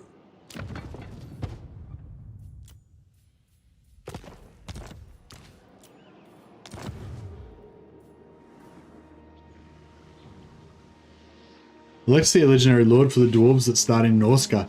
Oh yeah, how good would that be? That'd be cool, actually. That'd be really cool. The only problem with that is that you wouldn't get like oh well, actually maybe anyone who hey, you on Twitchy Buggy. I don't know if there's any tabletop players here that might know, but I think there was sort of like some maybe white dwarf rules or like not I don't think there was rules in the main rulebook for Norse dwarves, but there might have been some rules somewhere in like some sort of extra rules or something like that.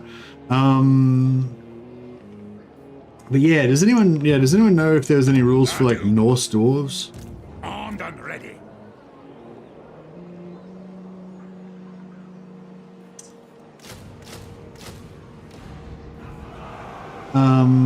Because yeah, Cracker Drak is up in the north, but they're like Norse dwarves, they're not normal dwarves.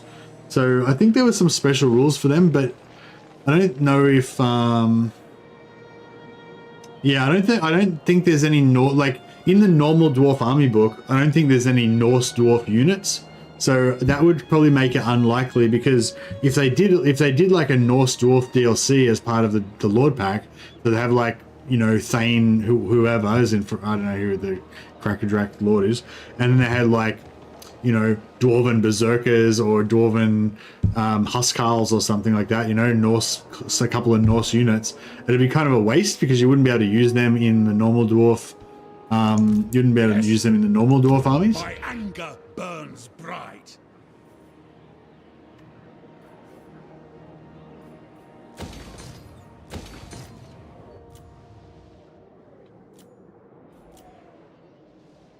All right. Well, we might have screwed up slightly there, but we'll see how we go.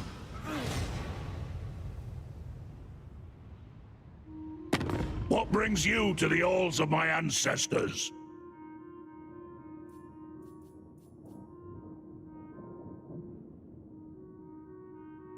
Join war against Clan Morbidus. Who the hell are they? Oh, they must be down south there.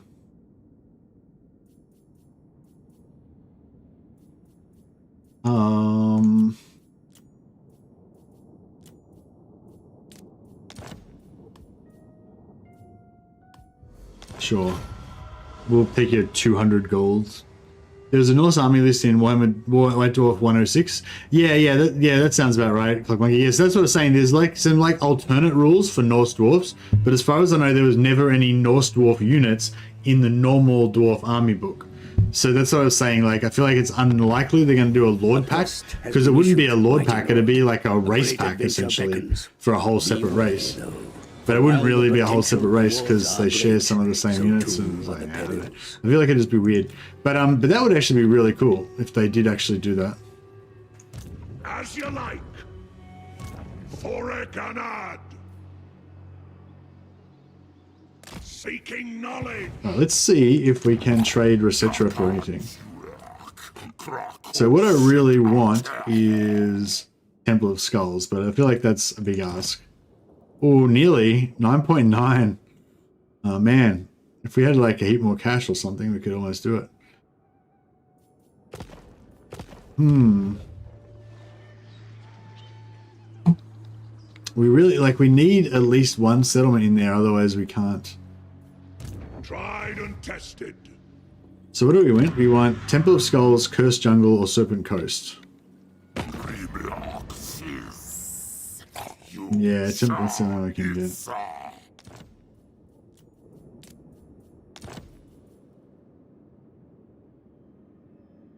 Well, I guess we could get Doomblade and then later on trade it in for Serpent Coast.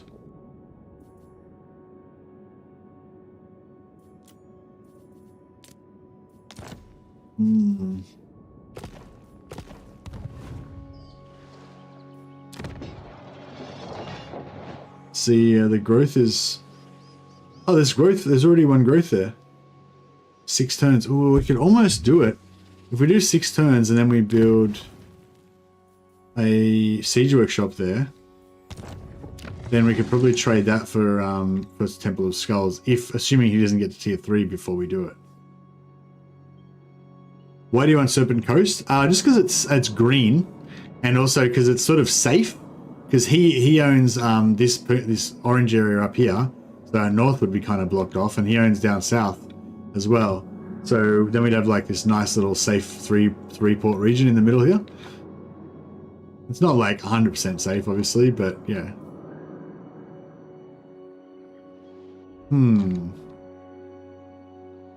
We'd have to hold on to this and try and level it up, and it'd be a pain in the ass. And, you know. Master of Runecraft. Hammer and Anvil. Come on! Lord of Clan Morgrim.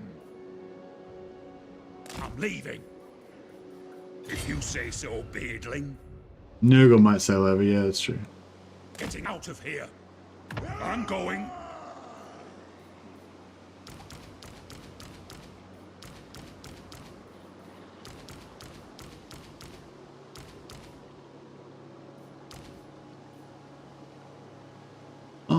I kind of want to keep these Iron Breakers, even though they're really expensive, just because. And I kind of want to keep these guys as well.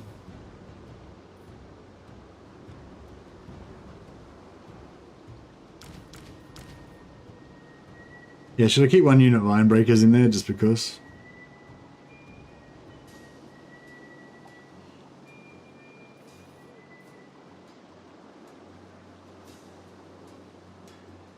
I feel like no.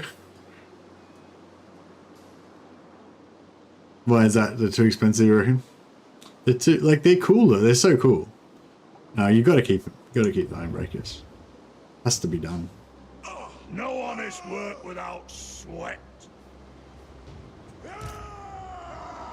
What do you want?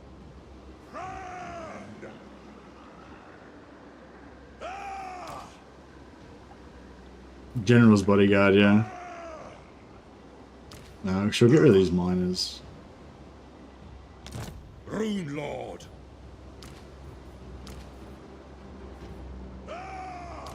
Otter's me forge.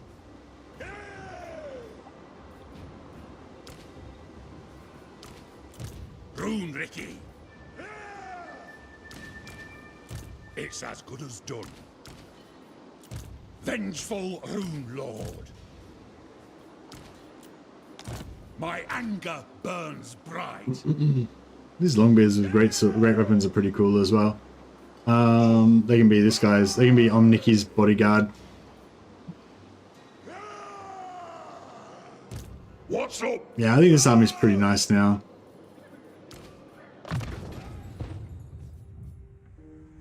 Yeah, I mean, the correct thing might be to get rid of them because they're too expensive, but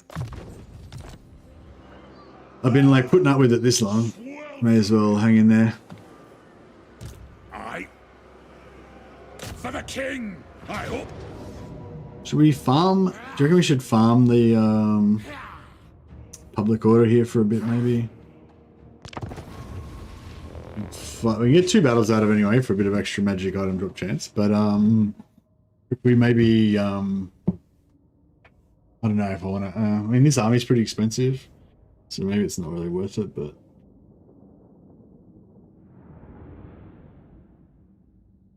hey, Zala, how you going, buddy?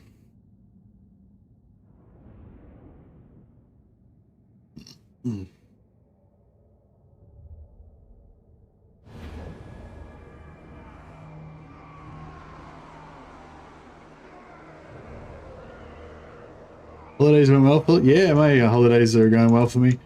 Yeah, it's funny, like, because I'm essentially on holidays all the time now because I quit my job. So I just do YouTube full time now. Well, I suppose YouTube's my job now, but it feels like I'm on holidays because I used to do, you know, 8 to 10 hours of YouTube a day plus 10 hours of, you know, my other job every day as well. So now I only do like 10 hours of YouTube a day now, so it feels like I don't even have a job basically. Pretty good. But yeah, what I was gonna say is, yeah, even though I'm kind of on holidays all the time now, it has definitely felt like a nice holiday vibe, I guess, over Christmas and stuff for some reason. I don't know, maybe it's just all in my head, but yeah, I've definitely felt like had a nice cozy vibe going with my streams.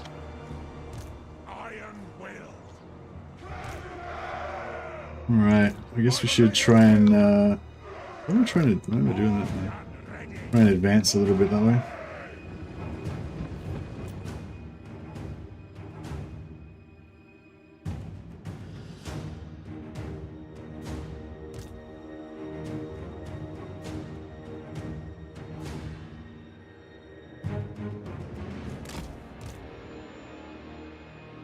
No, it looks like they're activating now. I just don't really want to be fighting up the hill, because if we bring them down the hill, like if they go in here, we'll actually have a slight incline on them, so we'll get like plus 5% extra missile damage or something. Whereas if we go up the hill, they'll be getting like 30% extra damage on us, and we'll be getting like 30%. We'll be doing 30% less damage. You know, definitely don't make the same amount. No, that's right. Yeah, I make a lot less money now. Dear. Oh, good night, Rubam. Thanks so much for the host, buddy. And yeah, really nice to see you on Twitch as well. We'll have to hang out sometime. We'll have to hang out online or in real life.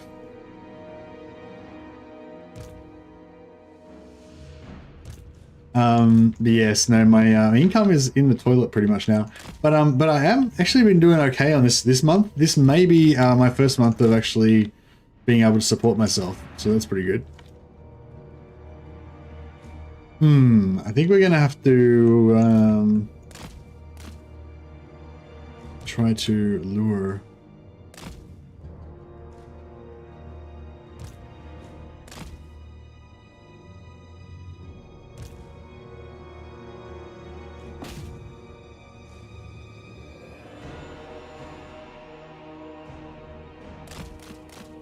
Were they activated, or did we just... I love how their 80 armor is like elite versus Skaven. These guys have been shot by all their different slings and all that crap, but it's like, doesn't matter. They've got their elite dwarf armor of 80. Give me vengeance! Drag the axe! We demand blood! No, I didn't get any, Hey, Alex Mitchell. Big $5 super chat. Much appreciated, buddy. Thank you. I'll, sorry, let me just pause this for a second. I'll put you on the roll of glory. We'll name one of my mighty dwarfs after you, which hopefully won't die as fast as Antar did. Sorry again, Antar. That was really, that poor of me. But it's all about dying gloriously in battle. But, yeah, thanks a lot, Alex. I, really appreciate that, buddy. Yeah, thank you.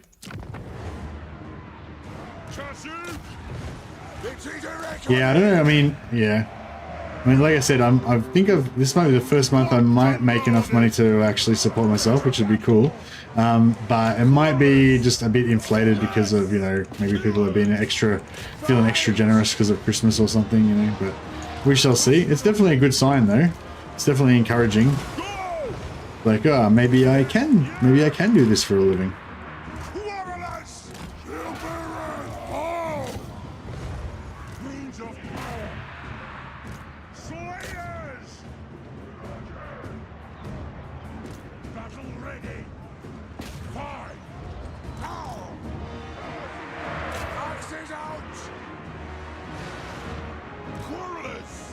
Need a sponsor, you reckon? I don't know. I mean, if I had a sponsor, they'd probably want me to do stuff, It's kind of like the whole good thing about doing YouTube is I get to do my own thing.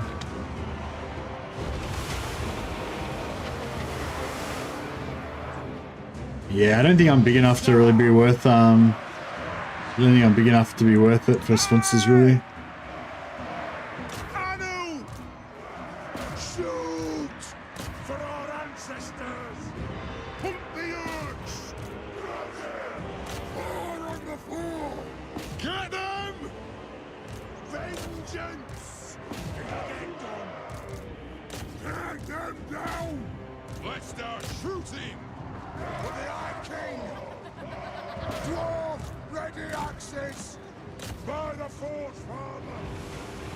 Manscaped with the app. There's a lot of beard to Manscaped, that's for sure.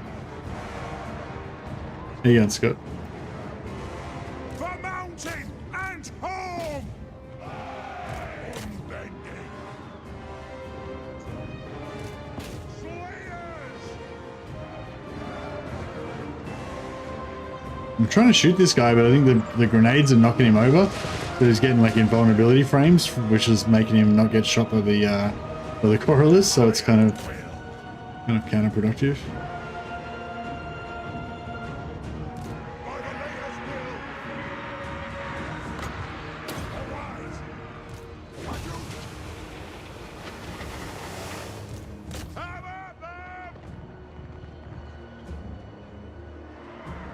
Give me vengeance!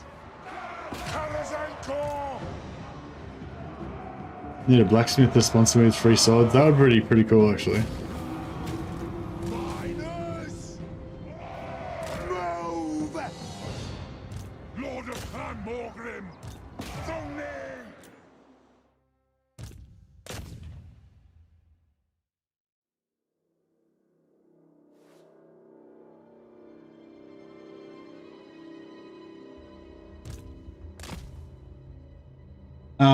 If you feel like shilling a literal AFK casino game, I'm sure Raid Casino Legends would pay you. Is that what it is? Like a gambling thing? I really hate mobile games. Like, I mean, there might be a few exceptions to it, but I feel like in general, the culture of developers for mobile games is all about microtransactions and really like predatory, compulsive spending kind of shit. Like, you know, like, and just really, I don't know. Like, obviously, games are designed to be, I guess, you know, make you want to play them. Like, you know, so in that sense, they're kind of addictive. But I feel like games can give you a good, I don't know, they can give you good feelings, basically. You know, I guess escapism is number one, but also like kind of, you know, challenge, bit of brain exercise, bit of a feeling of achievement when you're doing things and everything. Like, I feel like gaming is generally a pretty, you know, well, I mean, obviously I'm not a doctor, but it seems like a relatively healthy pastime, you know, especially compared to fucking drugs and alcohol, you know. But mobile games, I don't feel like that at all. I feel like mobile games, they feel bad to play.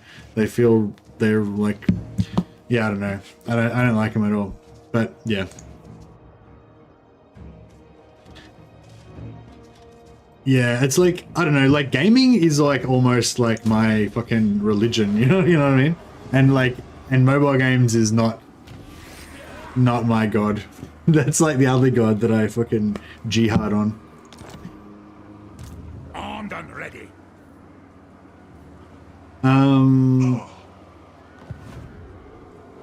My anger burns bright.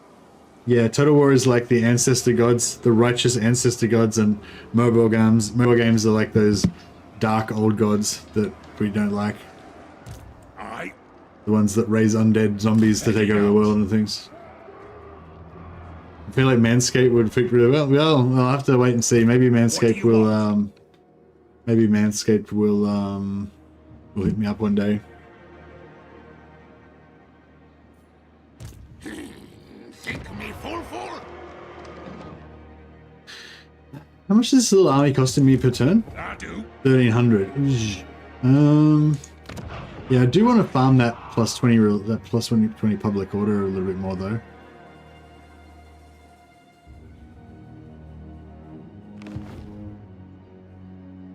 Nah, I'm not that worried about sponsors and shit. I just want to get the basic YouTube thing down first, and then if, you know, maybe worry about sponsors later on. Oh, I could almost fit that. Do you think it's worth me trying to trade for Temple of Skulls, or just don't even bother? It's probably gonna, I mean, I could probably do it, but it's probably a pain in the ass. But the thing is, like, if I don't try and annex these lands here, which are all green for me, then like, what am I gonna annex? I'm gonna have to like go in here, which is all messed up, like orange and stuff.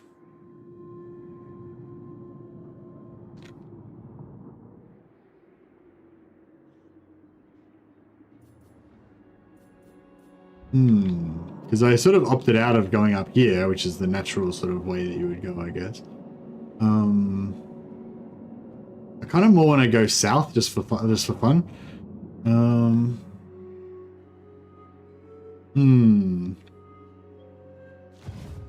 I need more cash.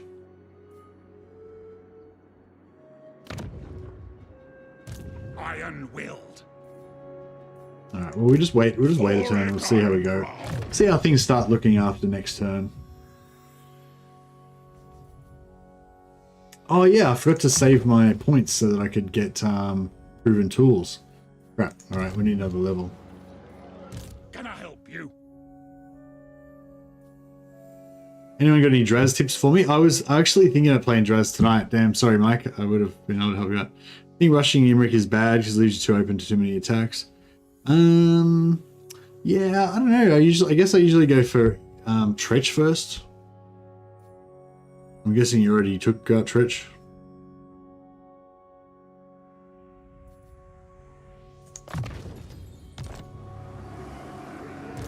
Lord of Clan Morgrim. Thanks, Mike.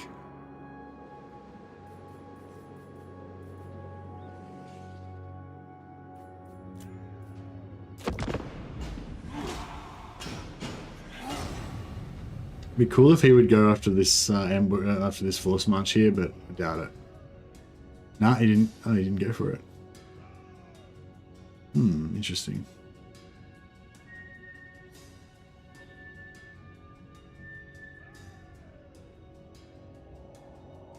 Wonder if we can get another. Gaming is Dowie, mobile games is Dowies are. Exactly. They're bad for your eyes because of all the loot boxes they shine in your face. Yeah.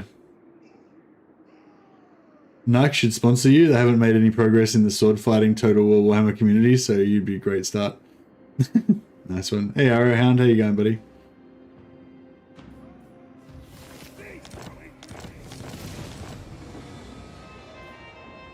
It's like a furnace. Oh, I did. Oh man. Fergus. What? Can I? I'll cast the runes. All right. Let's go like so, and then we'll go like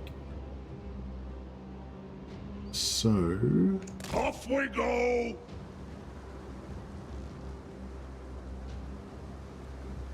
Okay.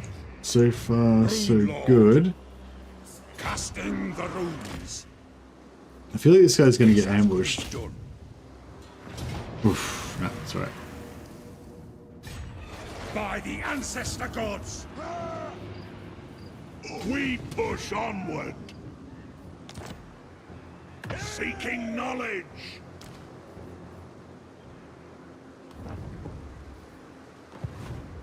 Domgribben! No, need my warp token stashed. Okay. Auto resolve. No casualties this time. Being safe. We're not going to get Rune Lord Nikki dead this time.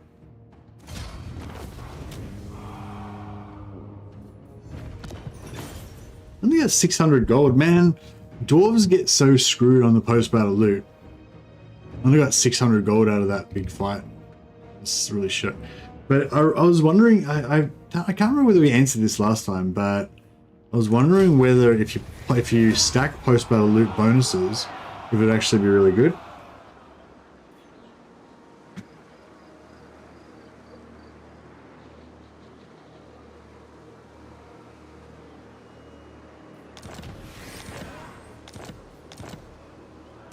Vengeful Rune Lord. Very well.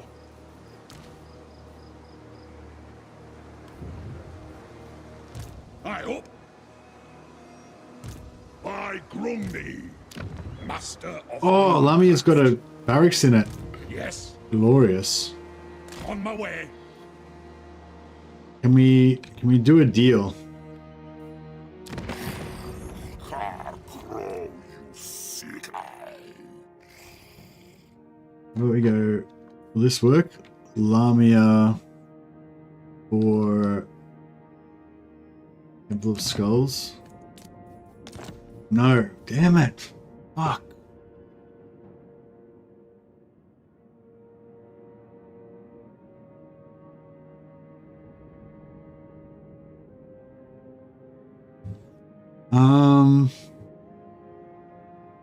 Yeah, I think dwarves have a special thing where they get reduced post-battle loot, but I was just wondering if it's a flat rate reduction. Like, just say dwarves get like minus 50% post-battle loot, then that means if we can get a couple of followers that give us like plus 10 post-battle loot and we stack them, that'll like from 50% to 70%, it'll be like a 50% increase almost, you know. So like flat rate increase could be huge for us. Maybe, I don't know, or it might be multiplicative. I've just got to quickly go to the toilet. I'll be back in 1 sec. Sorry, guys.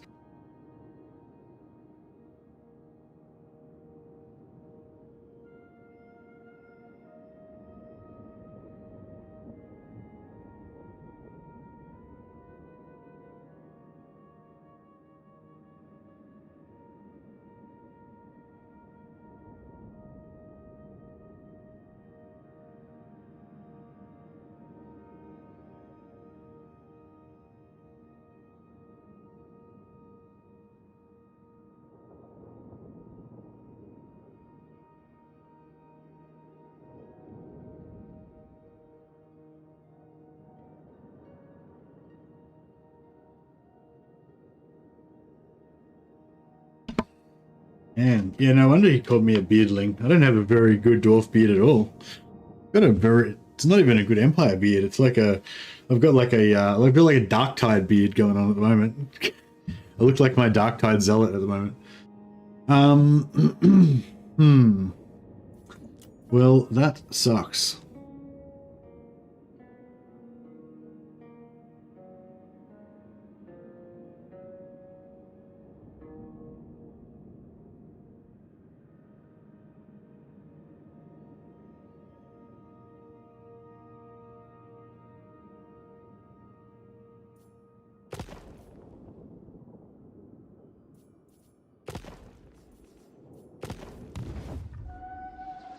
Battlesy's got a pretty solid beard, doesn't he?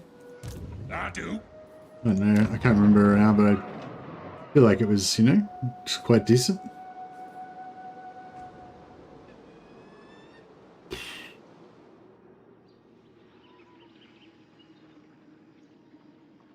Alright, I might just sell him Lamia.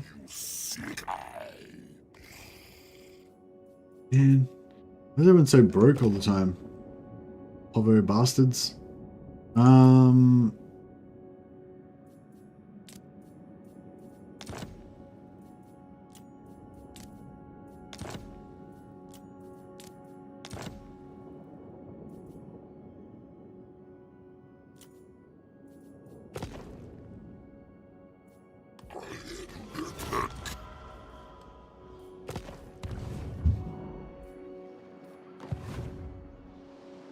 What do you want? And then we can sell him Labaris as well.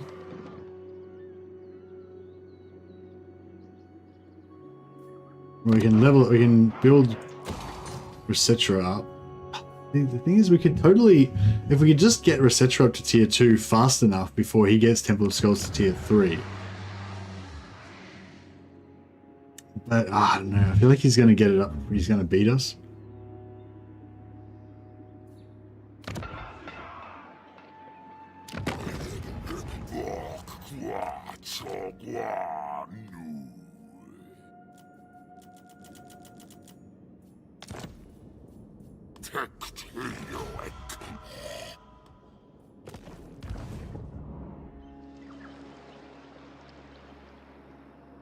I've got a bit of a salt and pepper thing going on. Like I'm gonna be all Santa. I'll probably go all white soon. I'll be Santa beard. What? Classic Santa beard. If you say so, beardling. I can't believe I got Antar dead. Arcane wisdom. I can't believe I killed Antar. That's bad. I mean, if he had died gloriously in a last-ditch battle or whatever, that would have been okay. But I mean, just to have his life thrown away so casually for no reason, it's rough. Master Rune Lord, if you want something done right. So yes, I'm sort of thinking we need to go on a crusade up here, take out some of this stuff here, and yeah, if we can kind of help. If we can help Imric. Imric looks like he's pretty strong already because we gave him this region as well and he was doing okay to start with. But yeah, if we can help prop up Imric on that side, we could like annex some of Clan Moore's area here.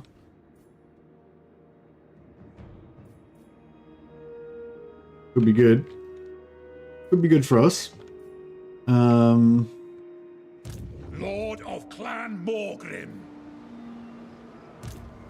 The council is disappointed.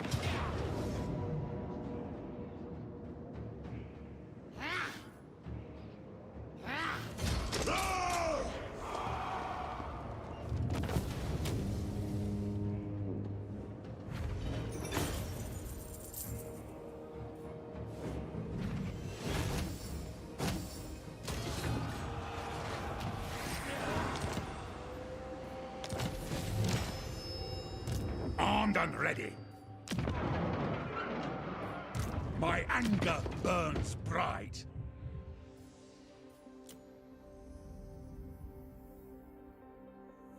Oh, I should put LG in here. That's alright. Yes.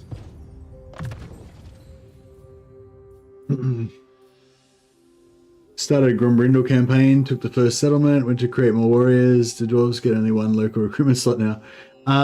Is it? Yeah, maybe. Yeah. Is it like orange area as well? Or something, so you get like less recruitment?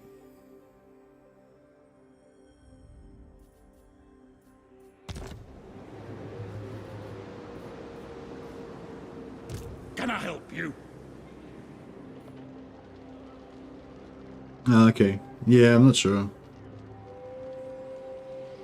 I'm getting two local recruitment here plus one for the extra thing. Hey, Gary Gudgeonson, how you going, buddy? I haven't seen you for a while. Thanks for the super chat, man. I'll rename this mighty warrior after you. Don't even need to change the name. Gary Gudgeonson from Crackadrak, the Norse dwarf.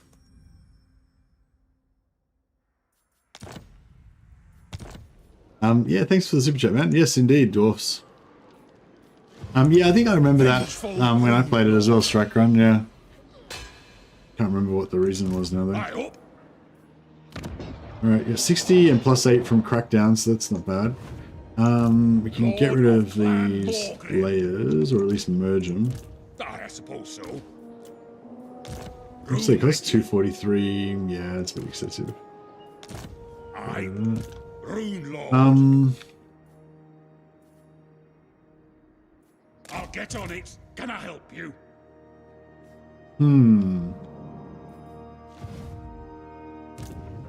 Yes. Runriki.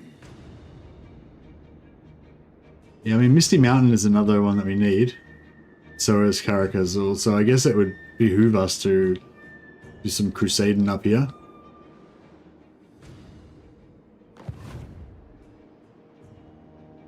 Gonna save Gromby?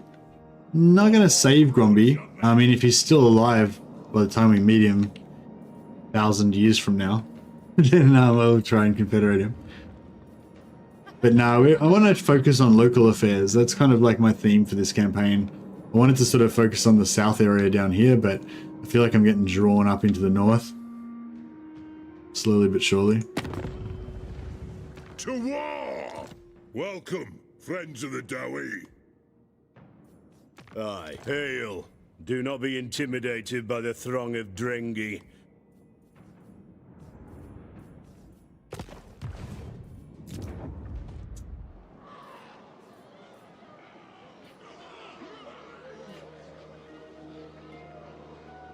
"15 turns, yeah, I mean, guess so.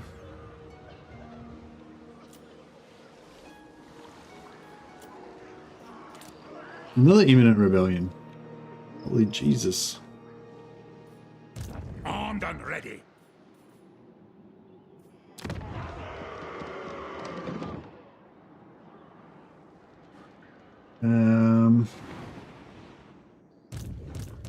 Vengeful Rune Lord. What? Casting the runes.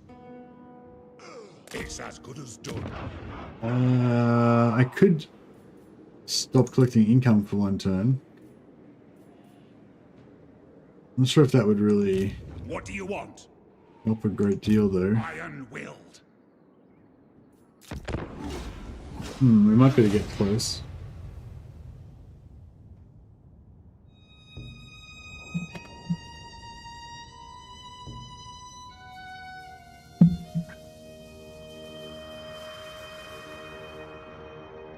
Always build walls because Khorne always declares war. Yeah, maybe we should go after Khorne as well. I kind of like the look of this settlement here at Karak-Orad because it looks like a kind of, I don't know, like hold the line against the forces of evil kind of location.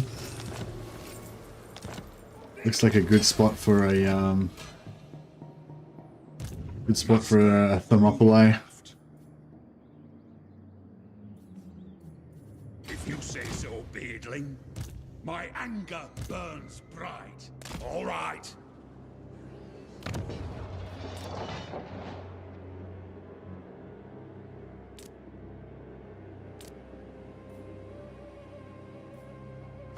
Kind of broke. Cast the runes for glories past.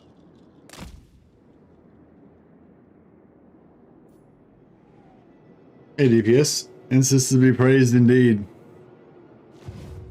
We're struggling on the financials.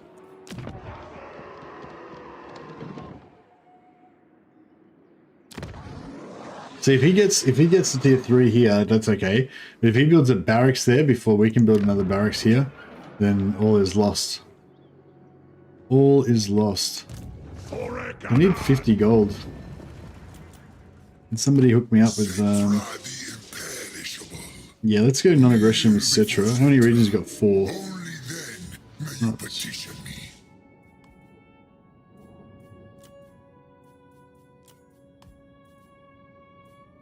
The trade's probably worth more to us.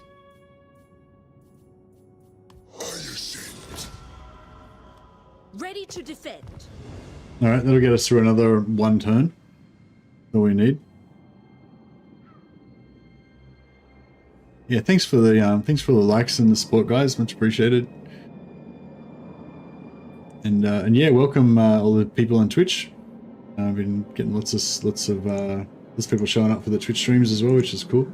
Just started. I normally stream on YouTube, but we've just been starting to stream on Twitch recently. Yeah, you're still a mod Malone. You're one of our foremost moderators, and also owner of one of best names for renames. All right, so we've pumped everything for our quarrelers now. We still need that THOREK skill as well. Look at this. I mean, that public order would be nice as well. So would that be.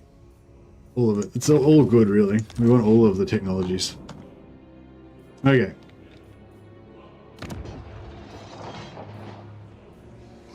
Rune Lord.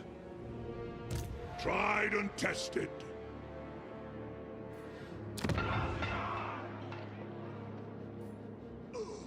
Lord of Clan Morgrim.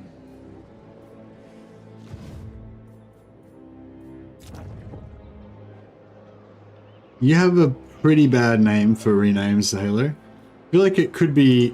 I mean, it could work for certain things. I feel like Chaos Warrior. We could do something with it for Chaos Warriors. Definitely not a good dwarf name.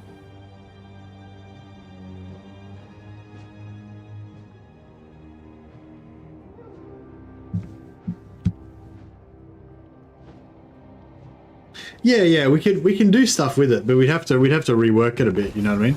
Like, your name's not bad. It's not as bad as Winky Wanky Woo. Winky Wanky Woo is pretty hard to work with.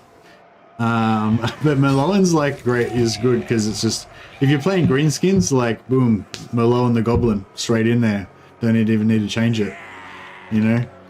Evil Chaos Sorcerer, Merloin the Sorcerer, boom, straight in there. Don't even need to change it. You know? Merloin's got one of those A-class names. Well, for all the evil races as well. He doesn't, not very empire-y, but yeah. It is true. It is true, isn't it? I do. Axiank the Lord. You can be a goblin. You could be a goblin. You'd make an excellent goblin.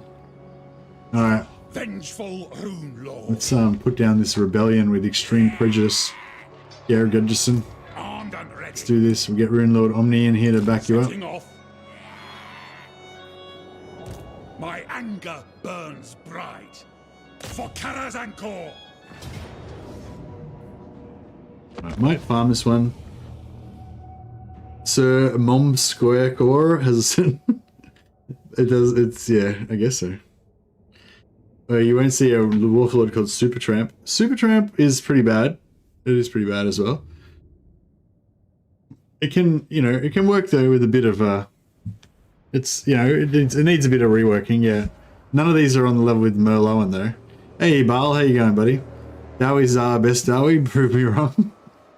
Alright, we'll go to war with the Dowizar at some point. Merloinson. Oh yeah, that's true. I think we've used that before actually, Xavier. Your great minds think alike. I think we have actually had a Merloinson before. Oh, we got Alex Mitchell still on the list here as well. Sorry, Alex. We'll put you in. We'll put you in, and then Baal in next. Baal's not bad. Baal's pretty good for Chaos Warriors as well. All right, thanks guys. Thanks for all the super chats and stuff. Let's just play. Let's just stop fucking everyone. Stop patting each other on the back for a minute and play some bloody Total War, eh?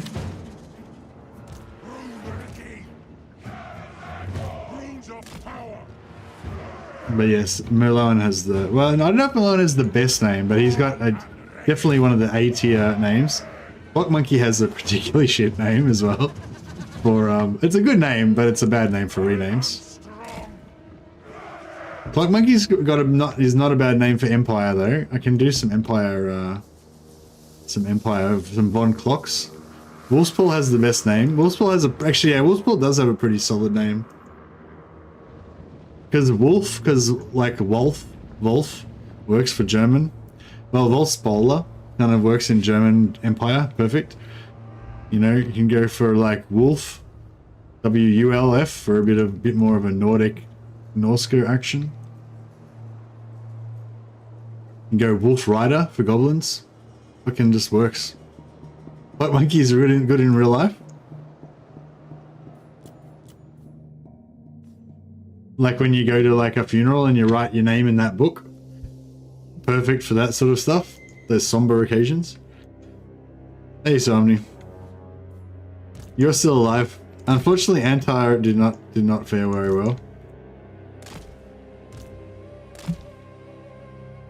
He will go down history, but on the plus side, Antar is the only one who's managed to achieve glory. All of you other cowards just appear to want to live forever. Like Antar. The L is silent, that is correct.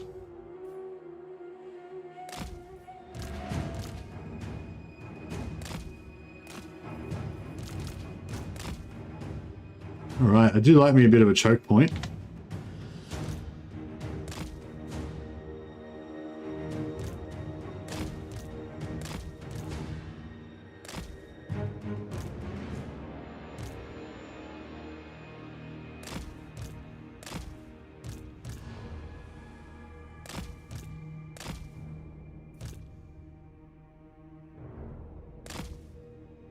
Hey Antar, I wasn't sure if you were still around, but yes, you did win glory. You were the first to die.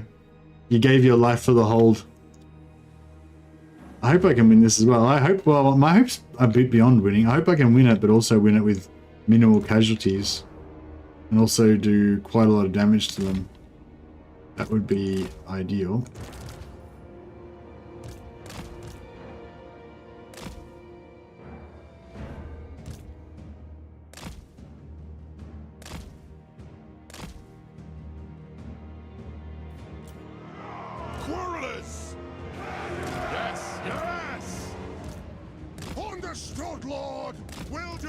Understood, Lord. Dwarf warriors, for the ancestors. Aye. Anak, Ricky, ready. Battle ready. Vengeance! I am ready. Put some extra armor on him. Looks pretty good. Lord of Clan Morgrim. Ooh. Dwarf warriors! Warriors! And what? I am ready. Let the vengeance begin. Nothing can stop us. Will do. Kill lurks. Come on! Axes out! We demand blood. The clans unite. Anu! Down! Mark out! Quarrelers! We'll guard it! Move now! Aye, as you command! Wow, through! Strike out! Move now! Right forward! Yeah, I'll go like long so we can fit through this gap. And then Find your target! And yeah, once you get them to run in, up there a little bit, then so they're facing forward in like a column, and then you reform them sideways, and they just turn on the spot, and then you can charge in sideways. But charge got screwed up by these guys, but you get the gist of it though. Alright, we're just gonna use all these infantry, just tie up their lord for a bit, while we get rid of the rest of this stuff. It's just Gaia, mate. Hold on, keep it up, Shane. Oh, it's Gaia with 2 L's on each side. Fuck. Hope I can remember that as again, because yeah, it's trying to say Il Gaia is very hard. Yeah, thanks for the explanation, Gaia. Much appreciated. And thanks for the super chat, man. You're a legend. Much appreciated. Let me just pause that for a second. Put you on our roll of glory.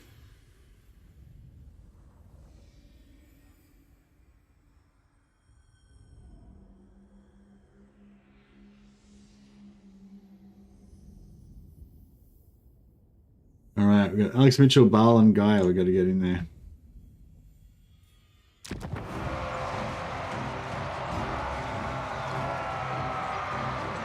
May dwarves speak Hazlid? They don't speak... I mean, sorry, yeah, they do speak Hazlid. Wait, what? I'm confused. No, I mean, they're not... What? They're not Chaos Dwarfs. Let the vengeance begin! Charge!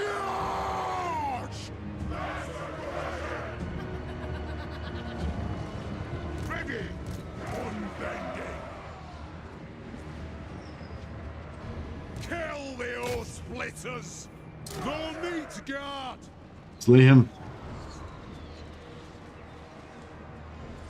Slay him. Slay him. Shoot faster. More accurately. Faster. Oh. Damn it. Go! Get moving! Get him. Slay him. Those dwarfen legs!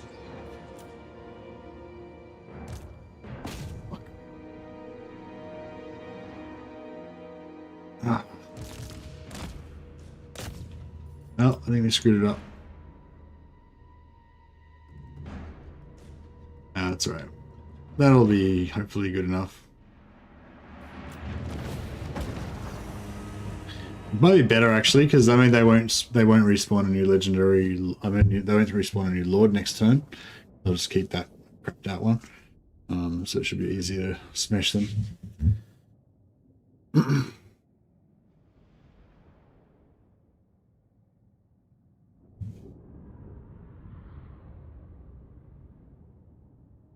Hey, Ray Norioli. Greetings, Farrello Dory. How many greenskin scums have we killed today? We've killed quite a few. Many.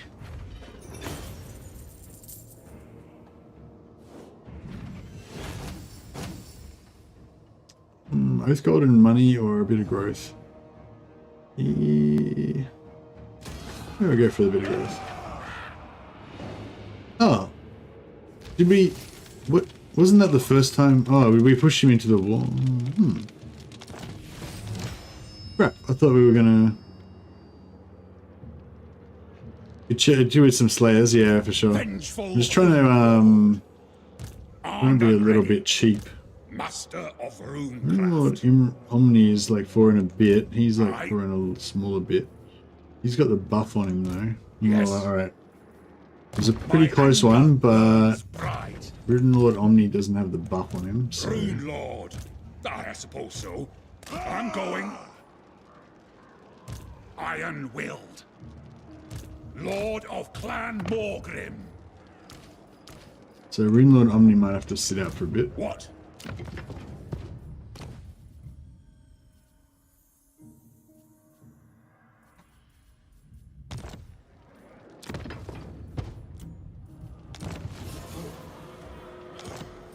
Yeah, I guess he couldn't retreat because he was pushed into this wall. That's a bummer. I was hoping to farm him a little bit, but never mind.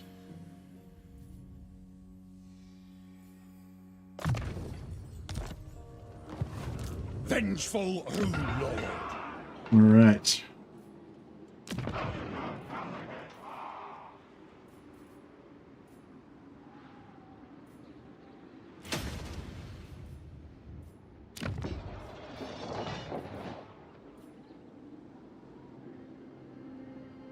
Alright, our gold is back in the positive, so that's good. THOREK Ironbrow. Quick about it.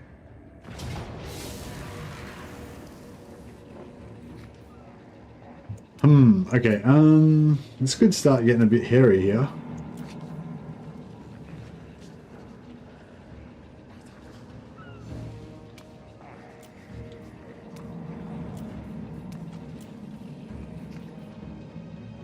Playing Moors. I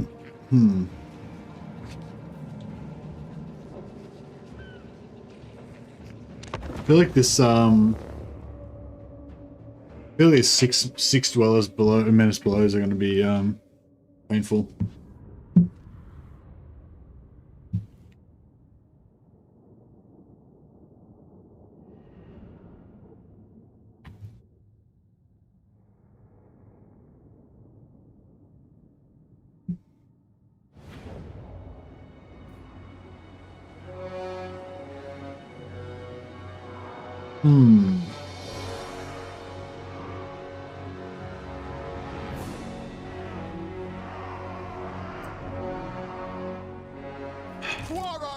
I feel like some quality checkerboarding could be in order here.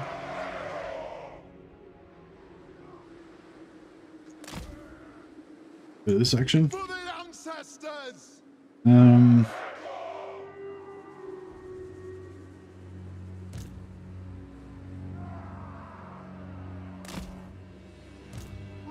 firepower ready!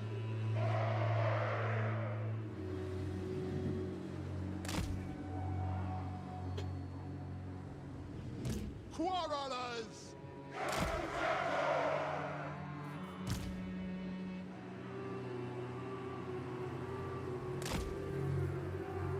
Alright, we'll put the, we'll leave the Ironbreakers on the artillery so they can wait for the dwellers.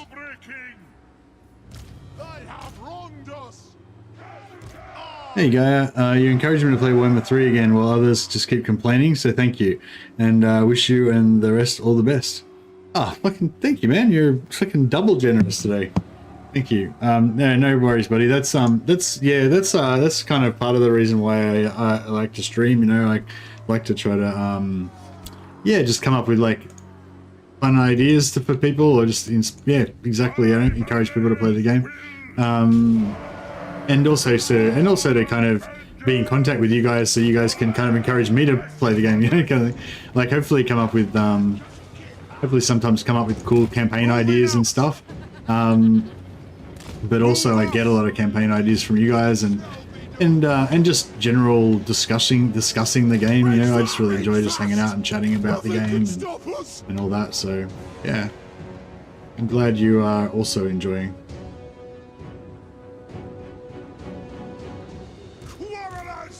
Alright, we might just stop. As you command.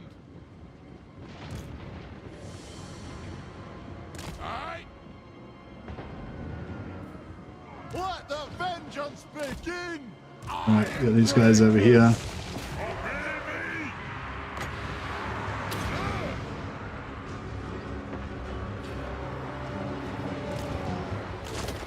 Hearth and home!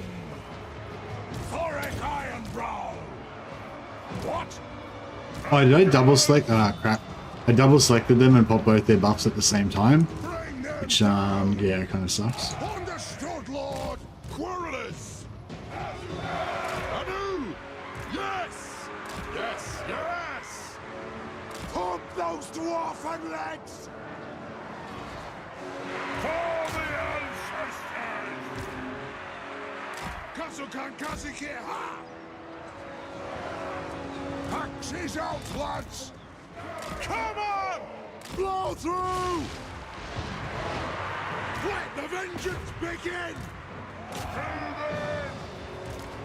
The brooms glow! Find your targets! Move up! Charge! Quarrelers!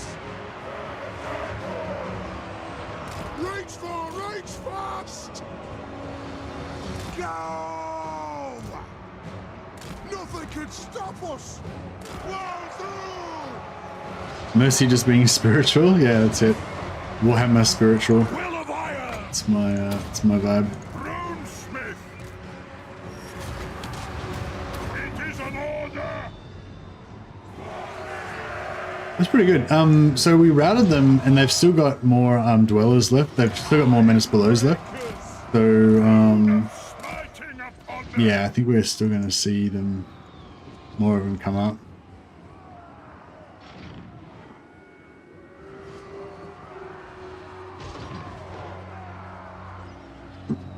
But yeah, it's kind of easy to be positive when you're playing a cool faction like the Dwarfs. The Dwarves are definitely good, and yeah, role playing does make it better. I think. Yeah, you don't necessarily have to like, you know, dress up and role play or anything. You know, go really hardcore, but just kind of imagining, just kind of like playing the game as if you're a dwarf and trying to imagine what you would do if you're a grumpy little honor obsessed dwarf. Check out these engineers with their like cool little. This guy's got a monocle. These guys have got like visors and stuff.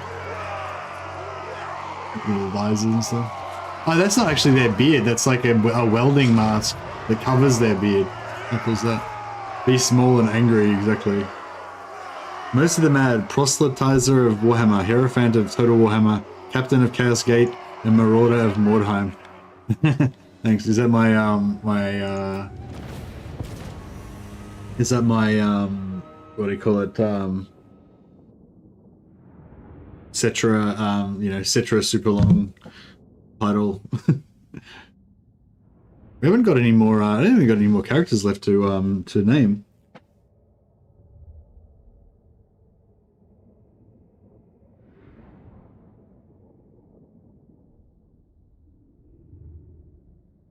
We'll get a bunch of almost as many titles as Cetra. Yeah, yeah, we need more characters indeed. So we've got yeah, we've got a few renames on the Roll of Glory that we've got a bit of a queue going now. Yeah, we'll loot and occupy. Wealth of the Dowie. I might actually sell it. Take the realms. Fellow Dowie, it is an honor. Okay, we can't sell it yet.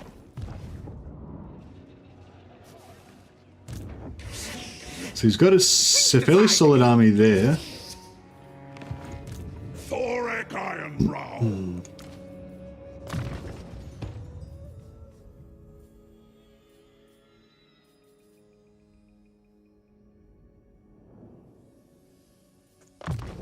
That perfect vigor will be nice. Well, not perfect vigor, but you know, enhanced vigor. Oh yeah, I keep forgetting to take this proven tools. So this gives us anti-large projectiles that home in on targets for our grudge throwers, which is pretty nice. And extra 50% armor piercing missile damage for our coral units. And bolt throwers do explosive damage.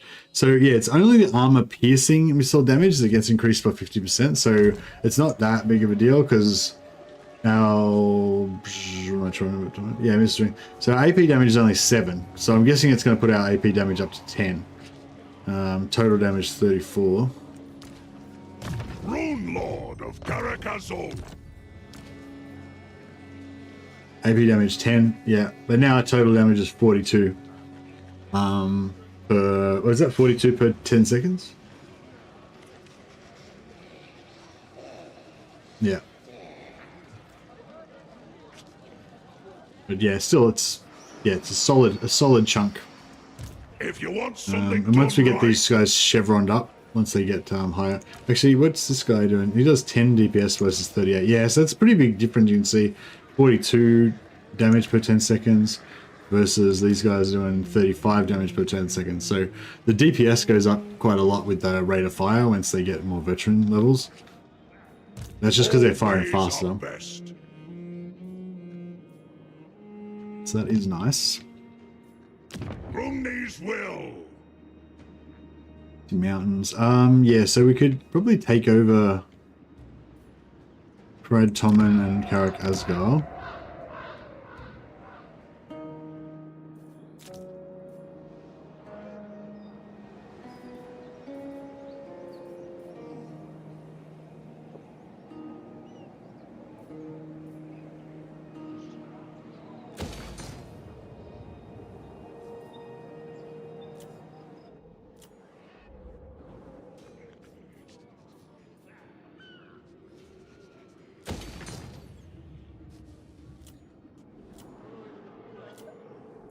Yeah, we just need more money. Gotta get that economy going. Yeah, I wish you could get a tally of how many greenskin scums you'd killed in a day. That'd be nice.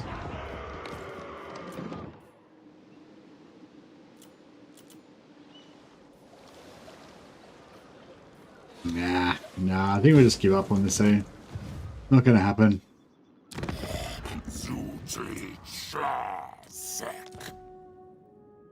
Oh! We got it!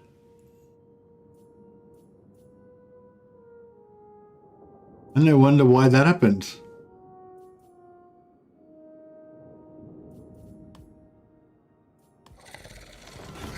It worked. Glorious. That is glorious. Okay, so we got Temple of Skulls, which is green. So that's pretty awesome. Okay, so because the jungle's got a barracks in it, so that's gonna be harder to get. But Serpent Coast we could probably get pretty easy. If I build a barracks here.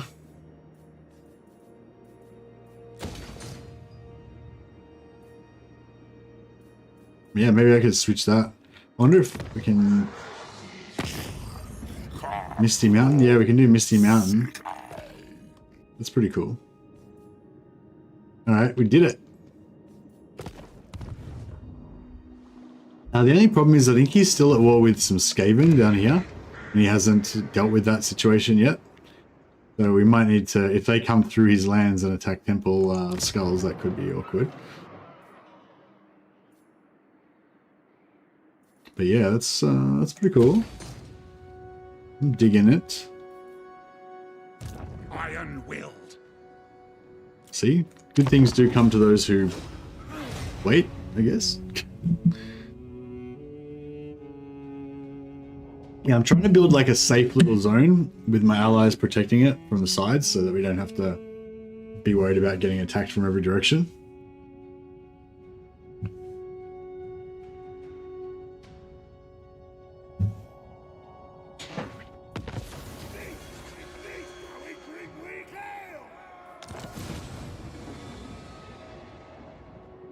Win three battles against the greenskins. Can do, can do. By Grundy. Nice. Now we got Misty. I mean, do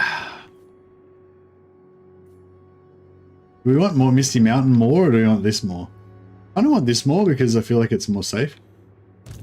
No, need my warp token. I mean, maybe not that safe while these guys are hanging around, but I feel like they're going to get wrecked pretty soon.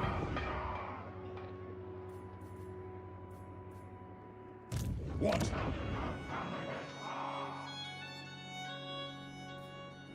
I'm listening.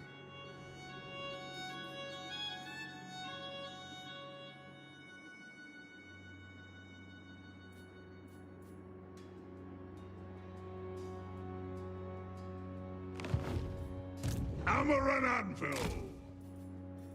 Rest, feast, drink. Yeah, alright. I think he won't be able to ambush me there, and I think we'll be able to get him. So yeah, we'll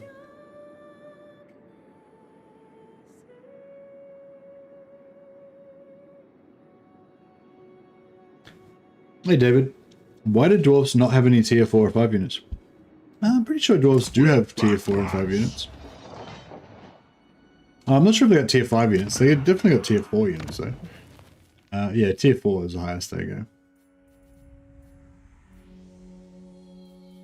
The reason they don't have any tier 5 units is because CA did a patch one time and they moved them down a tier.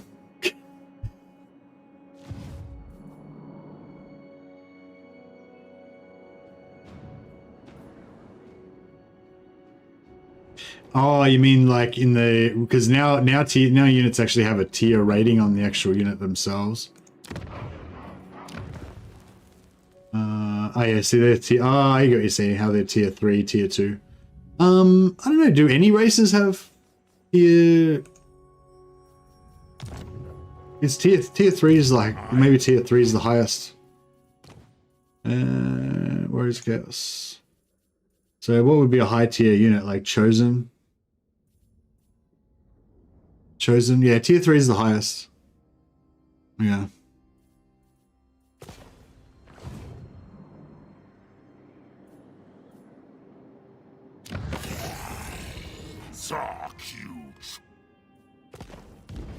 Okay, so if we switch, we can switch Misty Mountain. Actually, does Misty Mountain have like a... No, it didn't. Misty Mountain used to have a landmark or something. Or used to have like an achievement, I think. Okay, so Cursed Jungle will be the hardest one because it's got a barracks, but we should be able to get it because ours got a barracks and a money building.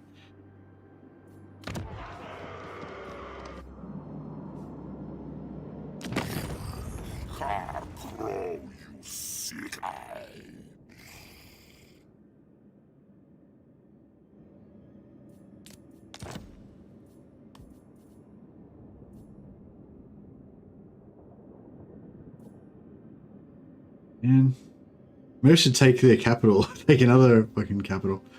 Take Tequatoa.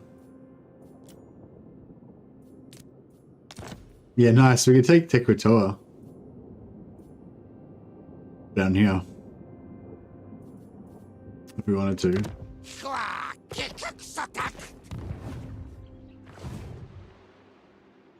But then we'd be right on their front line.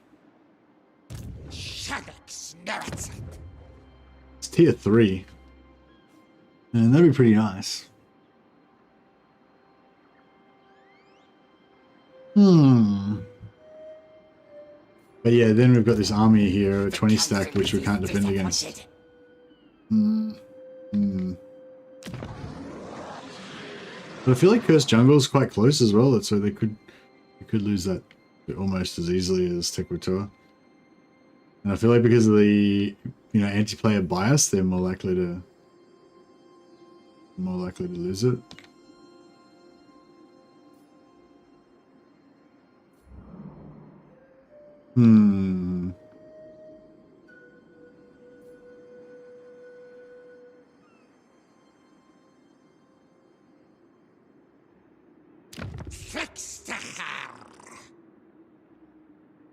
We could probably switch for Tequatoa and then switch for Serpent Coast.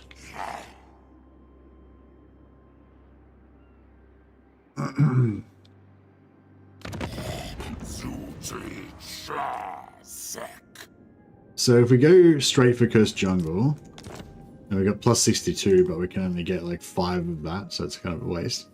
Whereas if we go Misty Mountain for Tequatoa, that's worth a lot more. It's a lot more similar in price.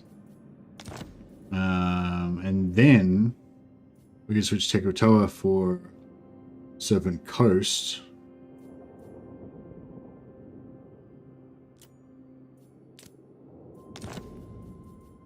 I think. And we'll get a little more money. Basically, we'll get more money out of it that way.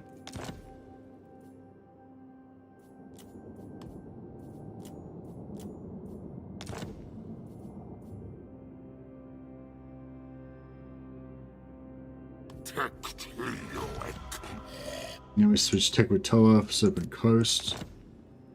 And we take all their money again.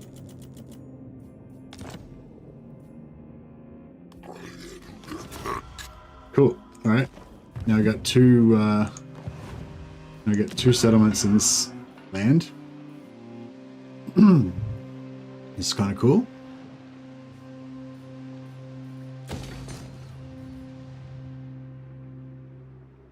Now we can just get Cursed Jungle. It's got a barracks though, so we're going to need like a barracks and a money building to switch for that.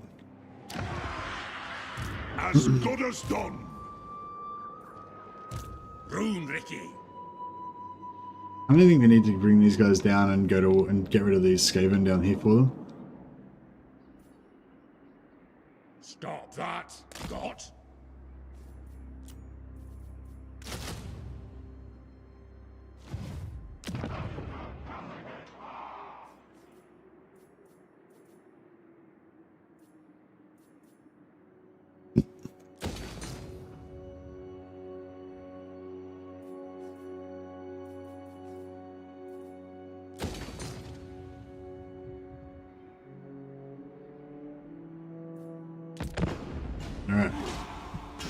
See how this plays out.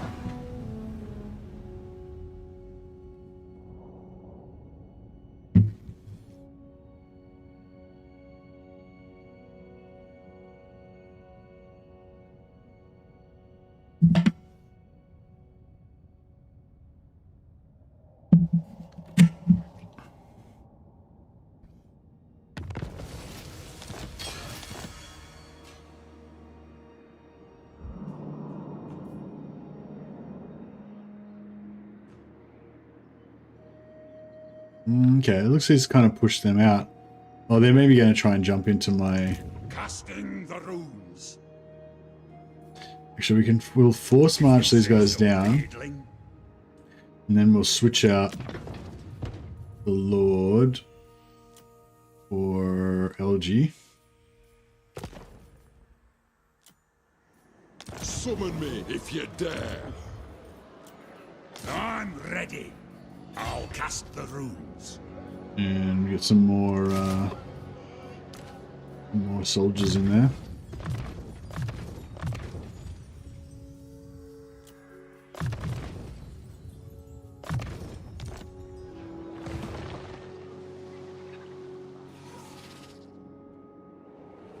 Dwarves have tier 4 units. They just don't have any tier 5 units. Ironbrow. Go!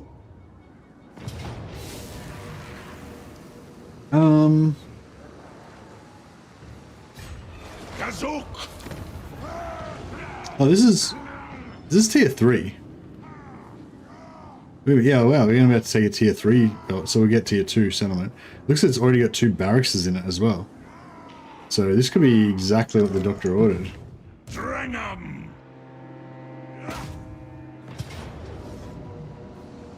Alright, we'll fight this again. We'll have to deal with some menace belows again, but that's okay.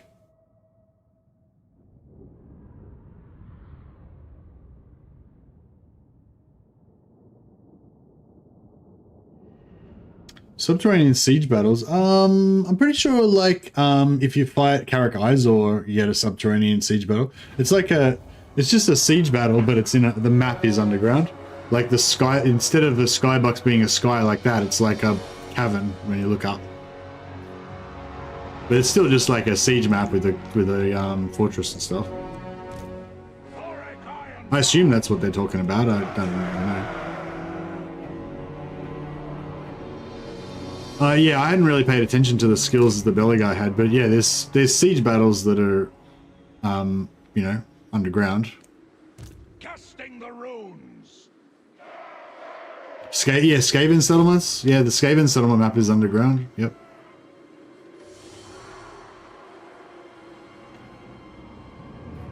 And Aldorf defense is underground. I'm not sure if Aldorf ones are. Yeah, maybe. Some of the dwarf ones definitely are underground. I thought maybe there were some that were not, but maybe, I don't know, maybe yeah. Actually, yeah, some of the minor settlements are underground as well, but are some of them not underground? Yeah, I'm not sure. I think it might just be like forest maps. You know how like there's forest maps that are counted as forest maps, and if you have, you know, a skill that applies to forest maps, that applies. I think it's just like that, you know, it's just some maps have the tag that means that they're subterranean, you know. By Grumney! If I must, Kazook!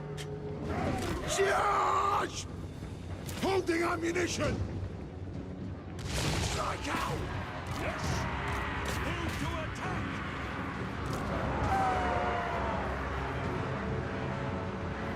What? The anvil's might! Fire on the earth! Please stay hot!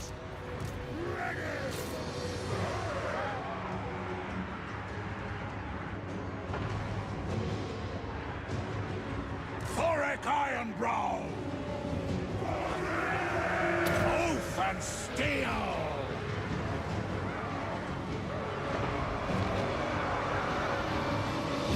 Wrath and ruin!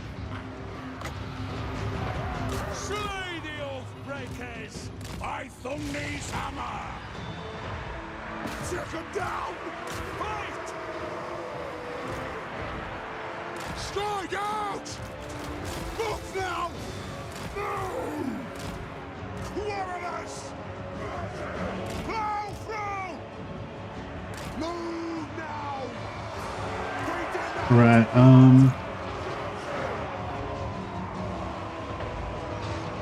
THOREK Ironbrow! The clans unite! Ha! War of vengeance! Grudge thrower! Down! War of vengeance! All dead I'll get 'em! Iron breakers! As you command! oh shit. On the way! Yeah, that's better. Thought they're gonna shoot into my own guys there for a second. That sucked. Run, Ricky! Let the vengeance begin! A few more XP points. Hey Nathan, how you go, buddy? Yeah, we're gonna get a heap of runesmiths later on, so we'll have plenty of characters to get names.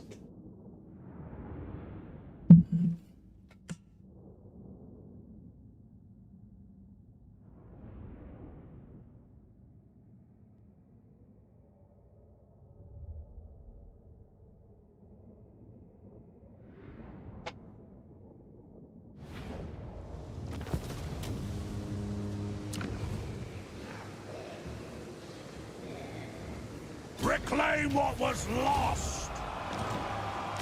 THOREK Ah, we lost the I lost one of the barracks.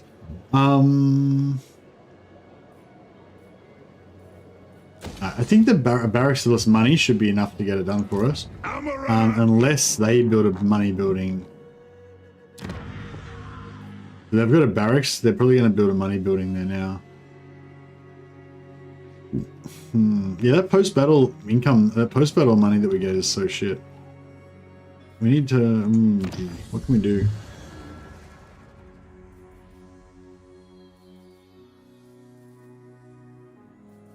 Is there another +1 control we can get? Oh yeah. Control +1, control +2. Yeah, that's what we want, hey.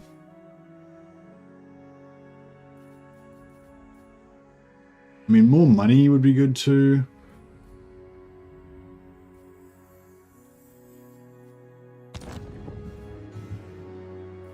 We'll see how we go.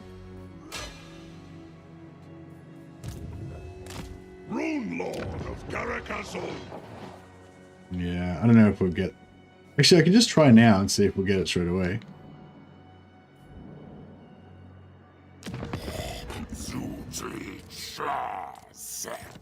Oh yeah, beautiful. Done. Alright, we'll cancel that, building. Good thing about this is that these guys are not at war with the Lizardmen, so they can't... We can just take their territory off them and they can't take it back. So it's, it's quite good.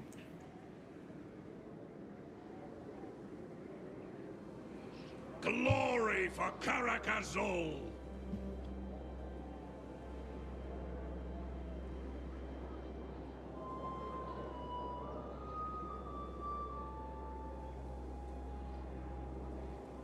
As good as done.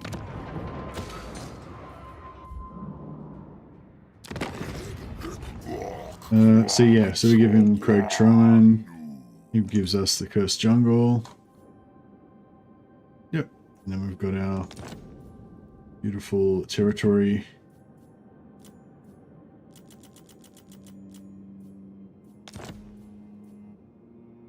Should we take military alliance with him? I don't know.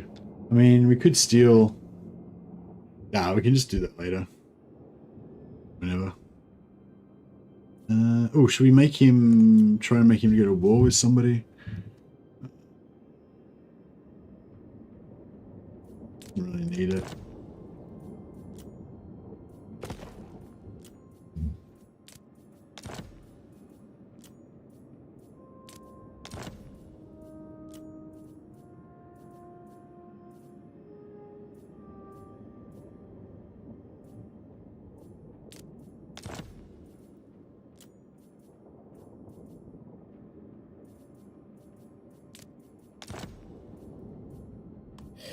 Right, we're all at war with heaps of the same factions now, so that might make us even more friendly, but we probably don't really need to be any more friendly than we already are, but that's okay. More friendliness is always good. You may look upon me. Relish this chance to look upon you.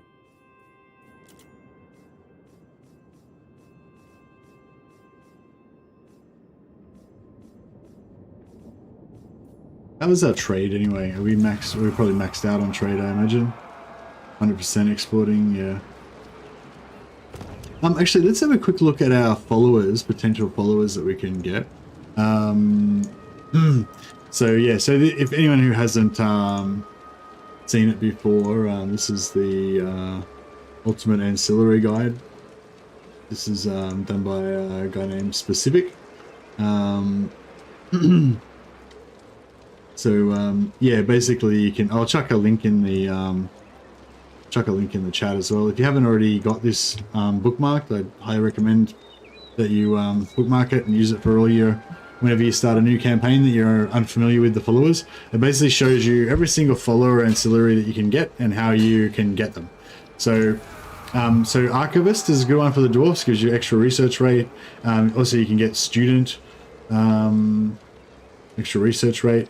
And yeah, so it's rank up on the same turn when you finish researching some technology after the first turn. So it used to be just anytime you weren't researching. Now it's whenever you finish researching, which is pretty cool. There's a couple of other good ones that you want to keep an eye out for. Probably the best one is this one, Rune Bearer. Gives you +10 campaign movement range for your army. It does work as well. I've tested it, definitely works. And you have a pretty high chance, 20% chance, anytime a runesmith ranks up when they're not inside an army. So yeah, so we've got our runesmith in the army at the moment. It'd be good good to take him out and try and level him up to get one of these, because you get one of these for each of your armies. That's 10% extra campaign movement range. It's really, really powerful, you know. So that was probably like your number one that you're going for with Dwarfs. Just as soon as you get the chance, as soon as you got a spare runesmith that you can actually get outside of your army, yeah, start leveling them up. Just try and get some rune bearers. But yeah, I was looking before to see if there's any post-battle loot. No, there's no post-battle loot followers by the looks of it. So that's a bummer. Oh no, wait, here we go. You can get 7% income from post-battle loot. So you get this when you're a lord. So an underlined lord, that means only the main lord. So if you have 4 lords in a battle, only the leader lord that's attacking will actually have a chance to get it. And only if you loot settlement. So yeah, 5% chance. So, but yeah, but these icons here mean that it can be equipped by either a lord or a hero. So that means you can stack it, right? So that's what I was sort of saying. If we get like 5 runesmiths with these, that's like plus 35%. Put one on your lord as well, that's plus 42%. So then, you know, if the reason why we're getting such crap post-battle loot is because there's like a flat rate reduction on dwarfs, if we could stack this up, then we might be able to counteract it. Which would be really good. Oh yeah, upkeep for Slayer units is a good one if you're playing Ungram or you're playing with a lot of Slayers. You don't really have to worry about farming it though. Anytime you've got Slayers in your army, you've got a chance of getting it. Yeah, there's not really much for dwarfs. The only one, yeah, probably the only one I'd really look out for is that one for the Rune Bearer. You need to just level up a runesmith outside of your army. The rest of it, you just get heaps of these random little income ones and whatever. None of them are like that big of a deal. Quiet Masters are useful sometimes with a +1 control. You can try and stack up runesmiths to try and increase your income. And you can get a bit of money out of it. Like, you can actually get it so that you get more money from putting the runesmith with the followers in a region, in a rich region, than you would than the cost of the runesmith. But I don't know, I feel like it's just not really worth the effort, you know. You could be using those runesmiths in your armies to make them stronger anyway. So yeah, but yeah, if that's something that you like to do, you know, you get like 6 runesmiths. Put Dwarf Brides, gives you +9% from all buildings. Valea, Daughter of Valea, where's the Valea one? Okay, Daughter of Valea, +7% from all buildings in local region, so that's like 16%. And then if it's like gem cutters or something, you can stack like this, or you got mines and whatever else. So, you know, so you get like, you know, probably get plus 20% ish income from a region or whatever. If you got a region that's producing like 3,000 gold, then you can put like, you know, yeah, stack a bunch of runesmiths in there with those, and yeah, but I don't really bother doing that. But yeah, anyway, yeah, that's just the breakdown on the followers for the dwarfs. If that might help you guys a little bit. Why can dwarves equip so many ancillaries and banners? Hey Zane, it's just a change that they made when they brought in the ability for dwarves to farm,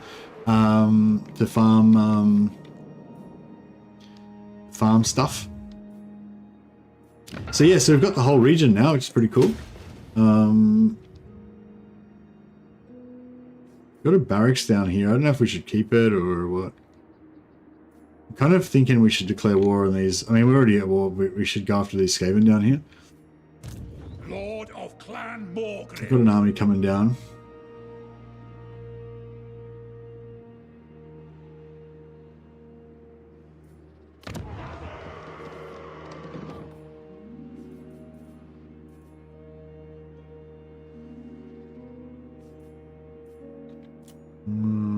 Where should we 4.5k. Yeah, I suppose we should put this up to tier 3, shouldn't we? Then we can get some runesmiths. We'll go for monies. Maybe we'll get rid of that. Some more trade.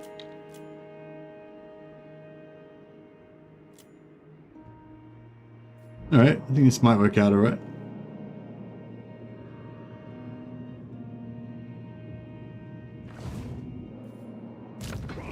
Tested. THOREK IRONBROW. What else do we want here? A Master in a Spite's pretty nice.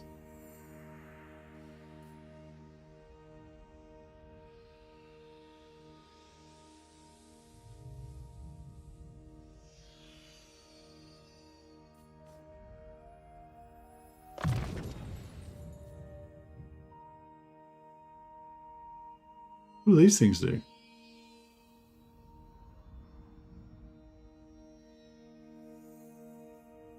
Oh, nice. So you just make enemy wizards just blow themselves up. Yeah, that's cool. I've forgotten about that. If Very you want nice. something done right.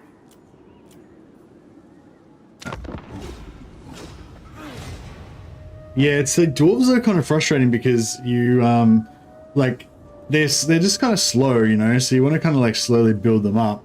But if you lose some of your stuff, it's a really, like, it takes a long time to build them up, but they start to get their economy starts to kind of gain momentum after a while. Oh man. Hitting us from every direction. Might gonna lose our capital.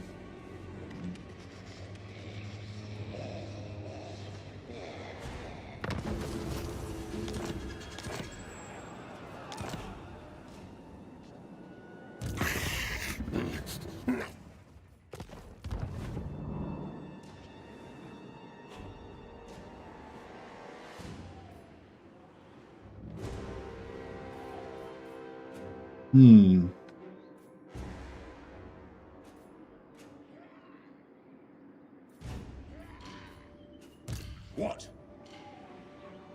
Come off.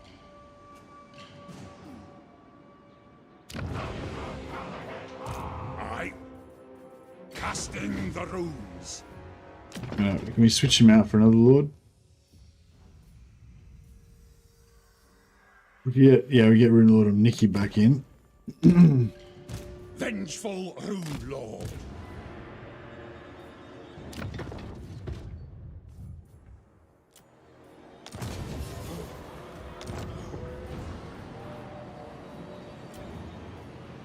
I'm ready. It's as good as done. Casting the runes.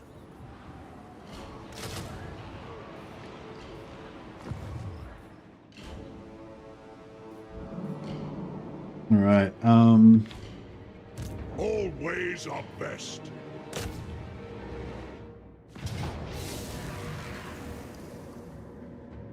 Just get low. I should be able to just auto resolve. Leprechaun will be tested. Brutal. Brutal auto resolve. Wealth of the Dowie.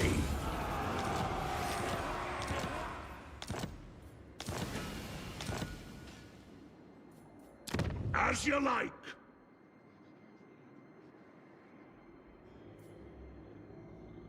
Rune Lord of THOREK Azul.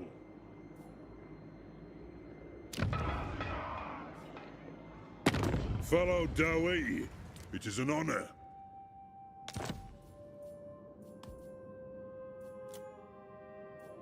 $2,000. How much would the lizards give me?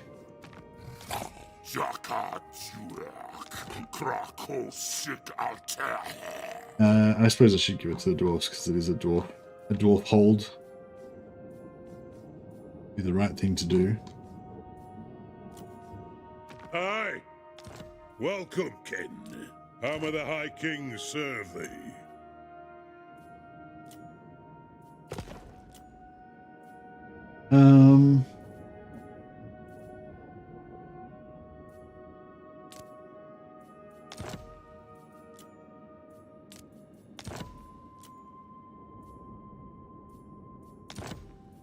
All right, that'll do, I guess.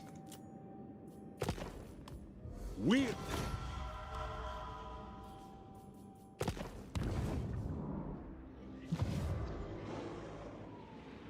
At last, a part of Thungi's tongues is ours once more.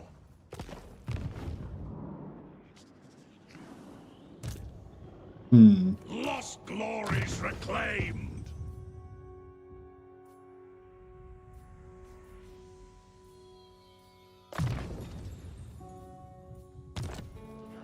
Story can be another like global Right.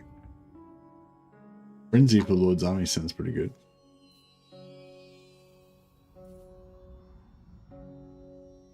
I really like the idea of enemies blowing up as well.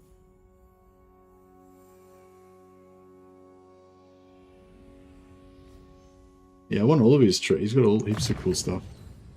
All right, that's fine. Victory for the old way. Okay, My anger burns bright. yeah, I kind of feel like we should get another lord in Master here, of maybe. Runecraft.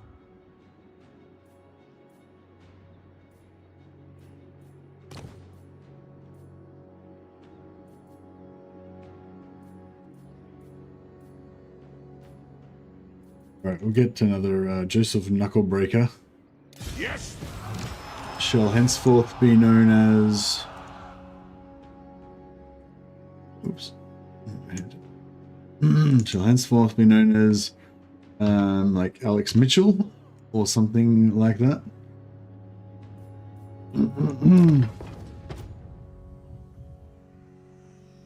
Alex Mitchell. It must be make it Axel. And what's Mitchell? What's the dwarven version of Mitchell?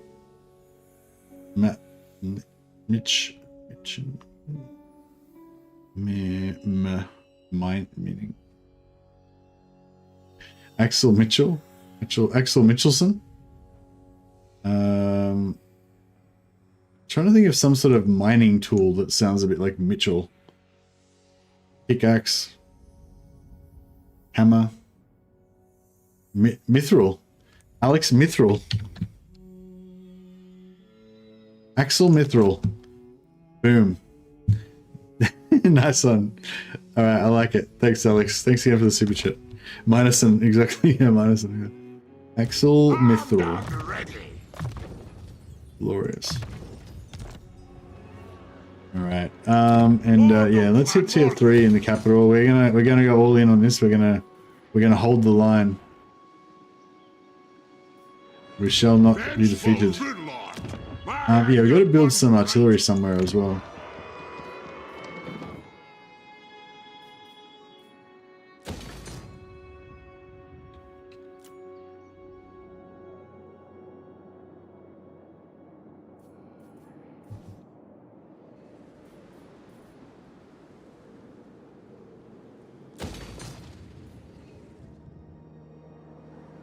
I'm worried he's going to come down and go after these guys.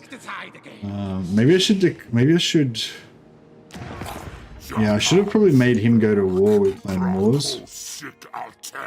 He's close to wanting to anyway. Maybe they'll declare war off their own bat.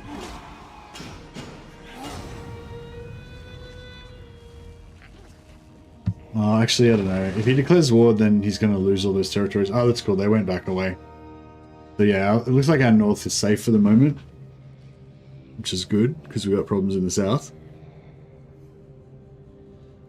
Hopefully, we've propped up Imric and Thorgrim enough so that we don't have to worry about them too much. Yeah, Thorek. Oh shit! All right, well, Thorek. I guess Thorek's not doing so well after all. Follow Dowie. He's strength rank 23. He was doing all right, but now Skarsnik's just coming on strong. Skarsnik's technically not as strong as him, but yeah, I guess he's got too many enemies, or we might. Yeah, if he, we might need to confederate. We might need to confederate Karazakarak if it looks like he's going to lose the whole shebang. That's going to complicate our lives quite a lot, though.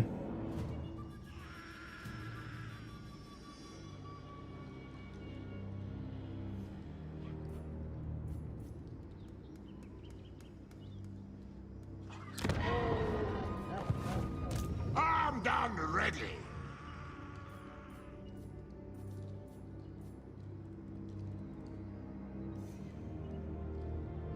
Heading out.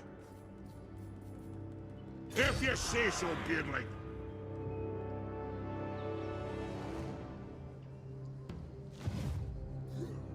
Lord of Clan Morgan. Setting off. Yes, got. Oh, we broke. Alright. What can we attack? Oh, yeah, we make such terrible money from these fights, don't we? No trophies today. Not scars. We can take. Do you reckon we could?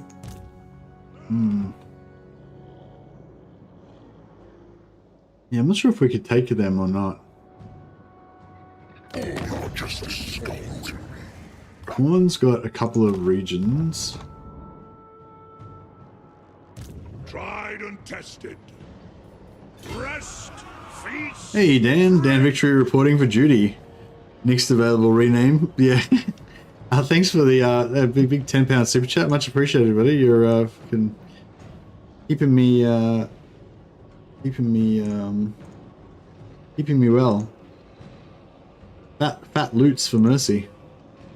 Cheers, buddy. Much appreciated. You guys have been super generous today. I will most assuredly name him after you. If anyone can think of a good dwarf name for themselves, by the way, because I've got, I mean, Baal's a great name for a Chaos Warrior, but it's not a very good name for a dwarf. Gaia, again, you know, and again, Dan Victory.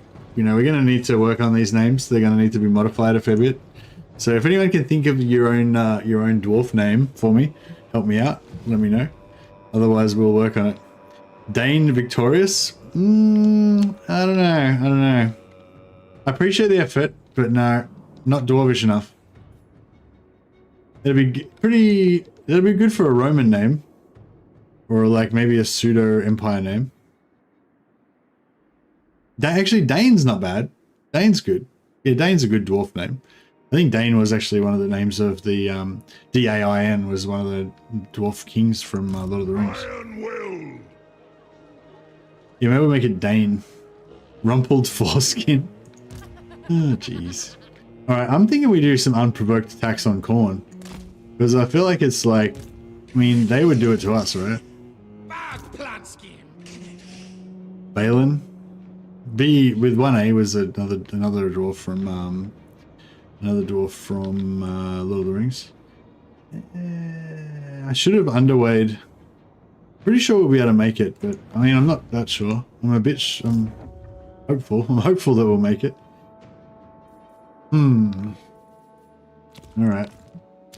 I'm a bit worried about our lands here as well. We've only got this crappy lizard man army here to defend us. I'm trying to go after the vampires, but I'm running a risk here. Hopefully these guys back off and they don't go after Cursed Jungle.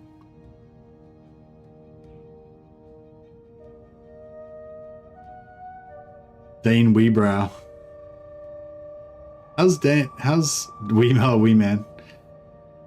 How's D? Did they just attack him and get wrecked? I like it. Dane Ironfoot was a kin of Thor and he rode a goat. Indeed.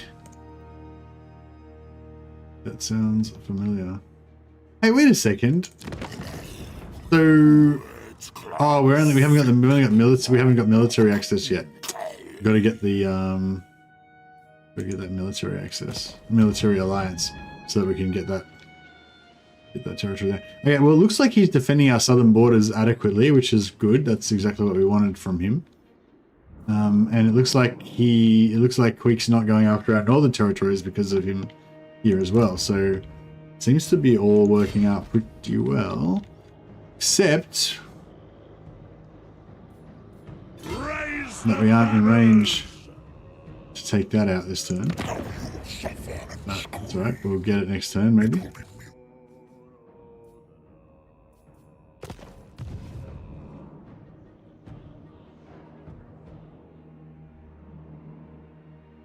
Yeah, I don't think we speak about the accuracies of Lord of the Rings, of The Hobbit. I suppose so. The Hobbit series of movies. For Kara's Anchor. Glorious. To battle. I'll cast the runes. For the king. Iron-willed. Alright, boys. Make me proud. We can probably just straight up auto-resolve it, but let's fight it because we know the auto-resolve is going to screw us. Hey, Steak. Nah, I put the end game on really late. Like, it's like on turn 80 or 90 or something like that. I don't really like any of the end games. Like, some of them I'll put them on for a specific reason because I want to use the dwarf teleports or because I want to get the fire mage from the Skaven one, or or I want to confederate the orc lords if I'm playing greenskins or something. But in terms of actual immersion and like fun of the campaign, like none of them really add anything, Sometimes I'll put on like turn 10 ultimate end game, just to make it seem hard so that it's like a bit of a draw for people. Like sometimes people like to see a super hard campaign that they think would be really scary or whatever. But sometimes they are really scary. But scariness doesn't. I mean, I think you want a certain amount of scariness. I do anyway. At least to the point where you're not just ignoring the AI entirely. You want to be like a little bit nothing to be scared, but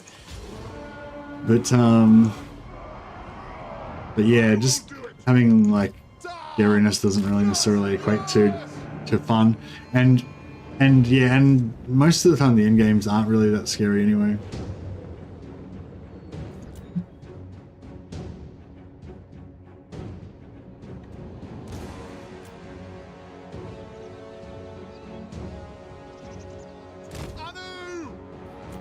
Yeah, I mainly go for like immersion and sort of making up my own little stories, I guess, about what's going on in my campaign. Actually, won't move them because they're ready to unload. Gonna ruin their magic. I mean their missile fire. All right, looking good. Looking good. Need a bit of focus fire would be useful.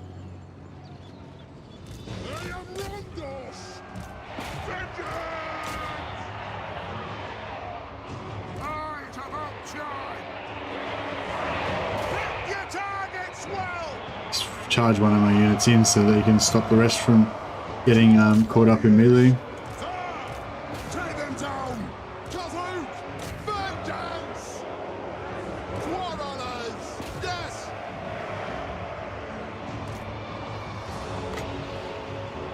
Go faffing about! Yes, you sacrifice these 2 units of correlers to make sure the others don't get shot. Ordnance ready! That's hook! For Grimnir! Take them down! Grimnir is with us! Quarrelers! THOREK! We demand blood! Let the vengeance begin! For the Kara's Anchor! Let the vengeance begin! Quarrelers! Fall on the fool! Get them! It is a reckoning! But yeah, I think you want a little bit of danger.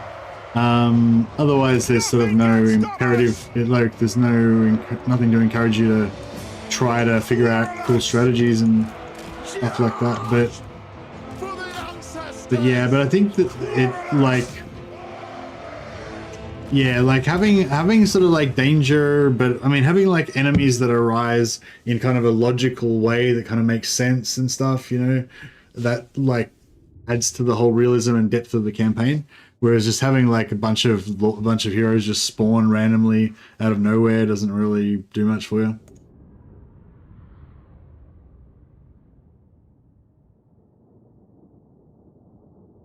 Yeah, exactly. Whatever. Yeah, exactly.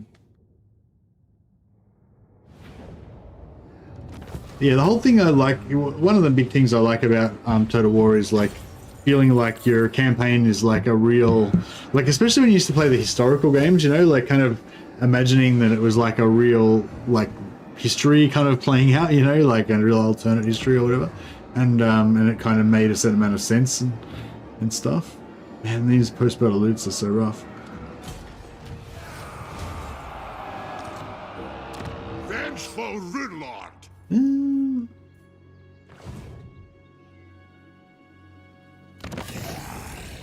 Saw you Chotai, saw you outside.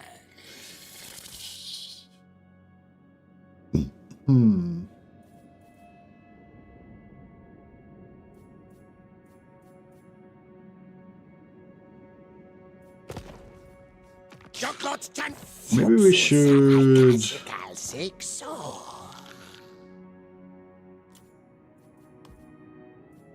Should we need military access for that?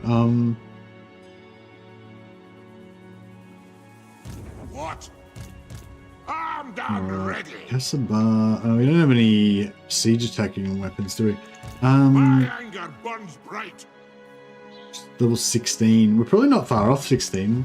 What level is... oh, he's level 15. Oh, that's cool. That's really cool. So if we go like... Where's the edge of this territory? There. Master of Runecraft. Yeah, that's cool. Yep, that's fine. So if we put Axel on the edge of the territory there, or even further, or whatever, it doesn't really matter. I'm going. Then maybe we should switch him out. We switch Gare back in. I'm ready. That way Gare can be in Aye, I suppose so. not in forced march stance. Lord of Clan Morgrim. Heading out. Ooh, he might mess me up. Alright, let's go. Ready.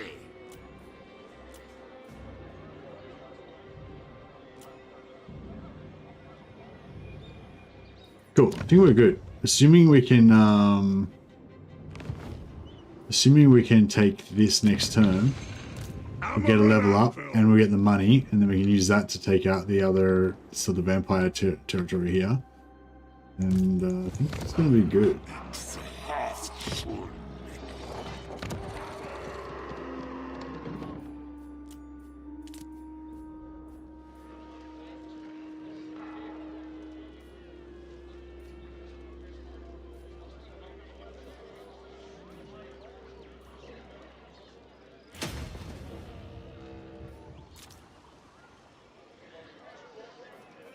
Could build. Nothing really. I could build a barracks there and then use that to leverage tic-tac-toe into giving me a heap of stuff. But we need money to make that happen. I'm ready. Ready?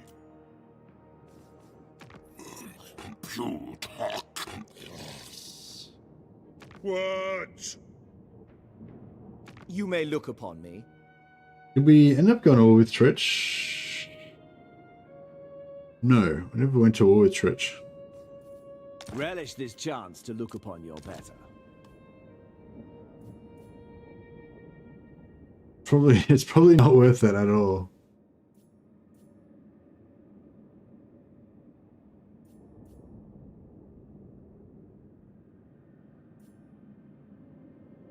Behold my courage. That's all right. We'll be able to, yeah, so we use that money to build a barracks here. What do you want? And then we'll be able to, then we'll be able to switch that into either a military alliance with him or trade and military access with him. Either one should be good for us. The next time you see Oh shit. Oh shit. Oh, that's okay. I was about to declare war on him anyway, so that's fine. I thought he was declaring war on me because he was about to attack me straight away, but apparently not. Let's see if these vampires are going to defend themselves somehow. Ah.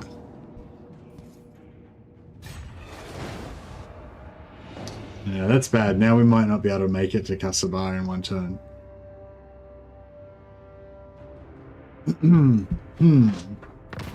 That's alright though. We should be able to get it happening. See, control +3 in all provinces, leadership -5. Leadership -5 doesn't matter because we've got invincible Dawi leadership. We never retreat. Leadership's irrelevant. Dawi are too stalwart to ever fall back.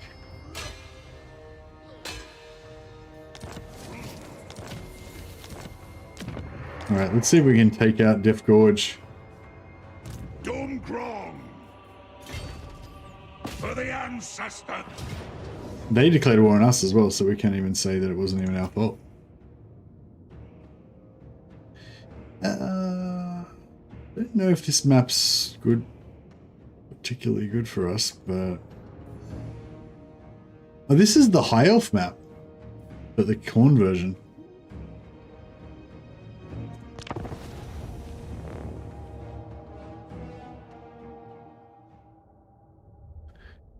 Khotgar moved right in. Where did he move into?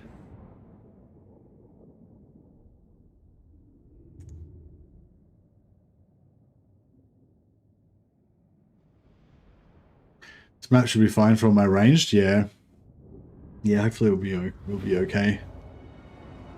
Oh wow, this is very cornate. Oh yes, this is a subterranean siege battle. See, we're underground. We're in a siege. Oh, it's an orc land, an orc area.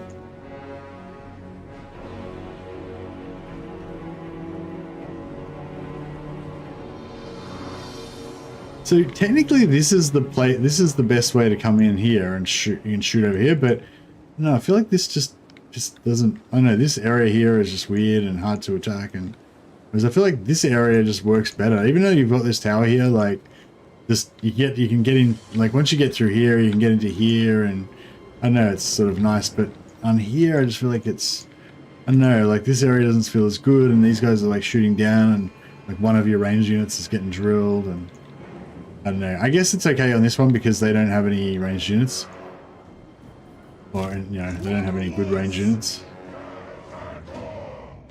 War of vengeance!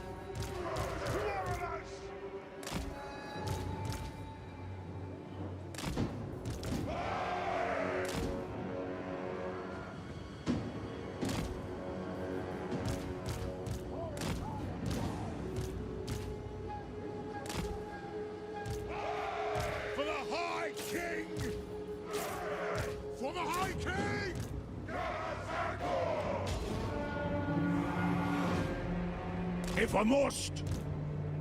Kazork! For those dwarven lads!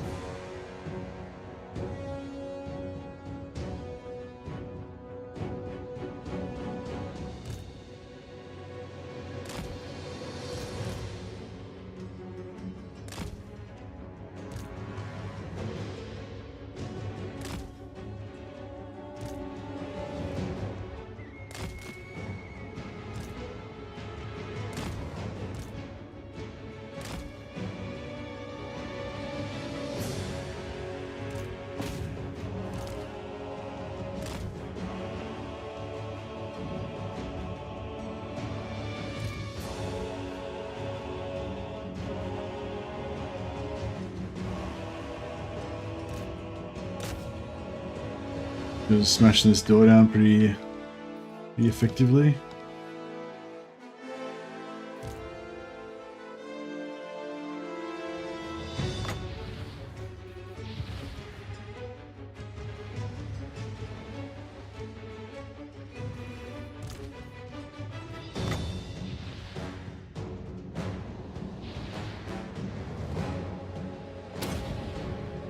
Ah.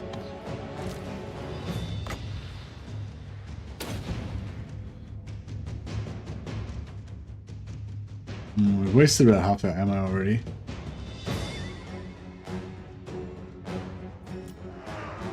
Quarrelers! Go! God! For the ancestors! Understood, Lord! Stop! Will do! Age, wealth, and skill! Iron breakers! Move! Master of runecraft! Oath and steel! The anvil's might! Should have waited for my Quarrelers!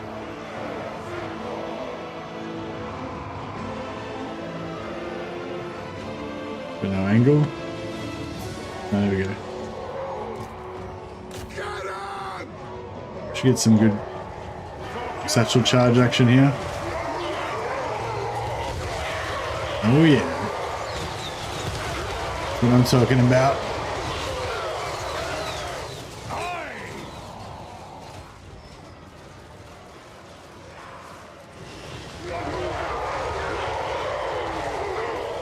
Love it. All of vengeance! Yes! Alright. Yeah, it might be time for us to work on getting some Iron Warden's tankets pretty soon. I've been kind of intentionally almost avoiding going full Hero Hammer style, but I'll probably get into it more later on once we get some more runesmiths and stuff.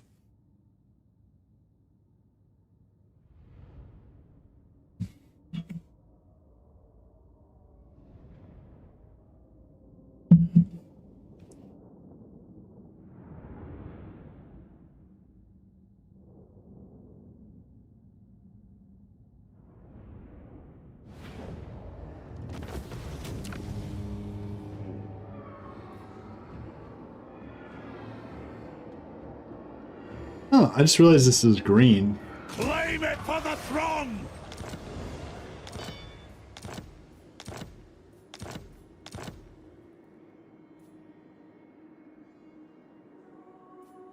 THOREK Ironbrow!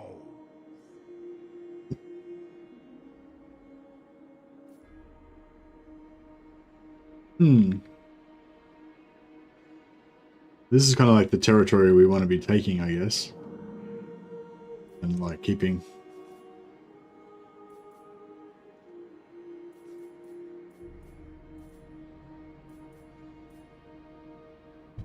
I better build some growth showers at some point.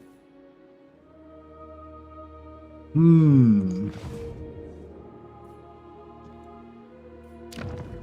and ready.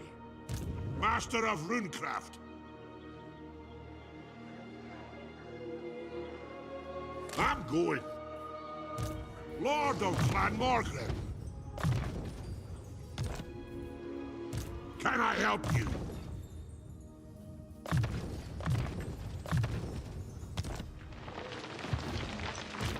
Rune Lord. Okay, let's Yes. So we've leveled. He leveled up to 16, so now we've got the Grudge Thrower. So we've got some Siege Attacker. I do. But I don't know.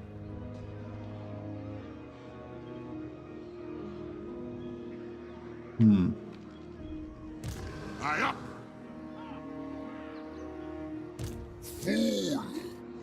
Iron Weld. What do you want? Right, we should be able to take him. We better take him If you out say and so, still be able to Billy. siege the settlement as well. Hopefully. I'm off. Run, Ricky. By the Damask.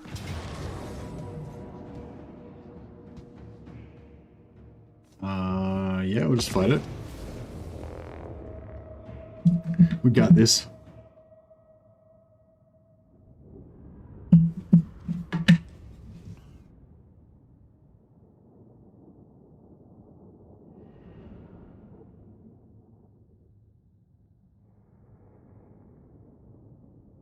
Be man. Alright. We've got a big lump of hill in the way. No good. Get a bit of a better firing angle on these Dringo crats. What are they called? Undead?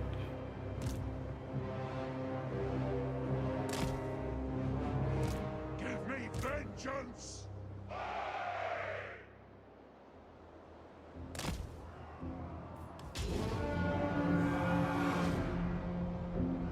For our ancestors.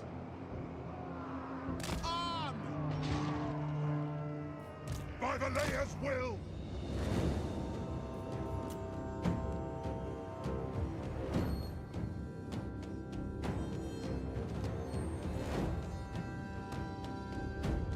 Yeah, he's got no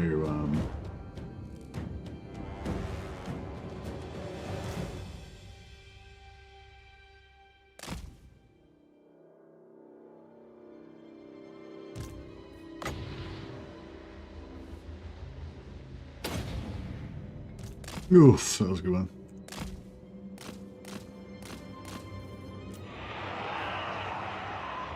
Long be it! Now! Nothing can stop us! Put those dwarfen legs!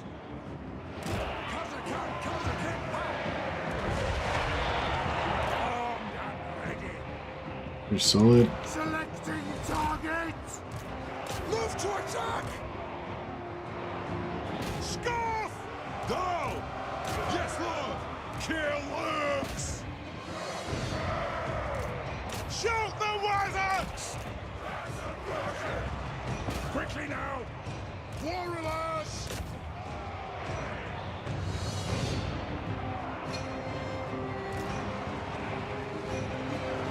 Shoot the wizards! Move! Oh, Schooly Gaul is apparently the specific name for Tomb Kings. Okay, nice.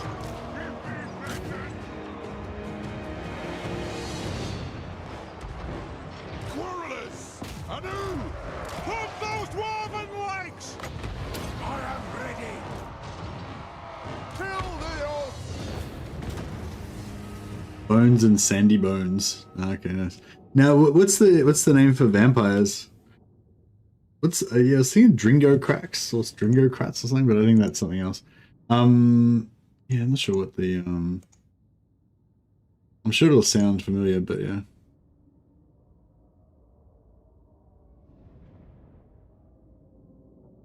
Right next to Karakay Peaks. Oh yeah, no, I conquered those lands up there and gifted them to Krokar in exchange for some lands down the south that I wanted. Zangunars. Yeah, that's right. Yeah, I knew I'd recognize it when you pointed it out to me. Spooky bones. Nice. Student. We got a bunch of students and stuff this term, which is good. For the king! Casting the runes. On my way. Thungni! Iron Weld. By the Damask Kron. Dumb Gribben. To battle. For Kara's Anchor. Which map are we looking at now? This is Boom King's map. Oh yeah, that one's pretty easy. Get these Zangunars out of here. Evict these Zangunars. Bloody bones. Nice.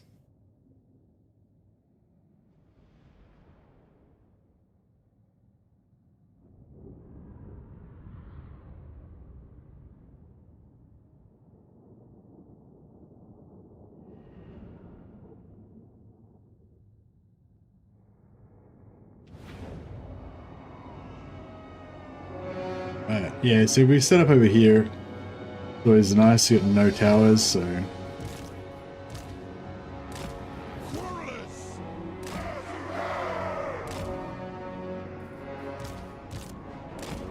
Dwarf warriors!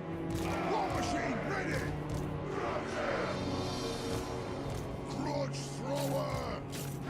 Targets, Lord! I am ready! By Valea's will! Longbeards! Move now! The clans unite! Alright. Should we just shoot them all down with our Corollas fairly easily.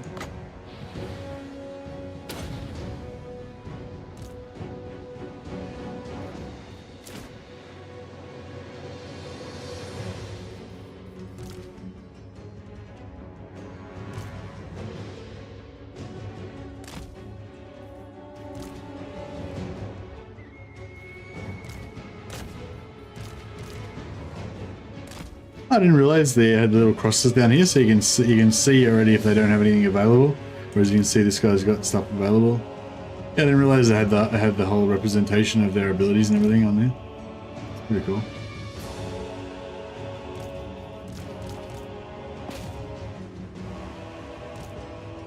All right, let's actually we can just get him. Yeah, just get him shoot.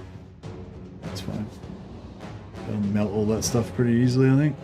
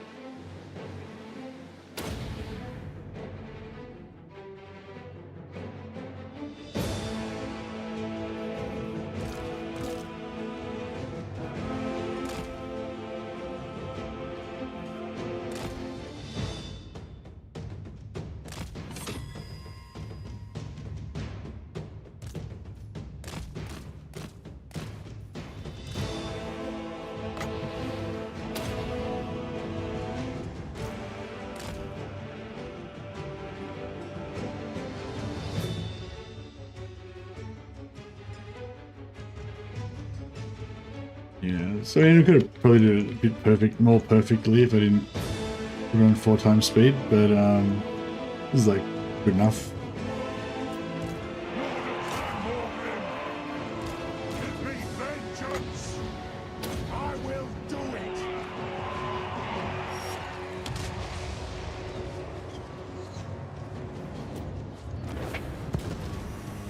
Good enough.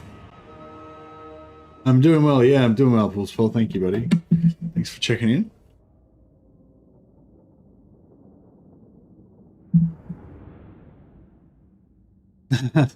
Thanks, Lodza. Hello. Much appreciated. Yeah, I learned a lot from Legend as well.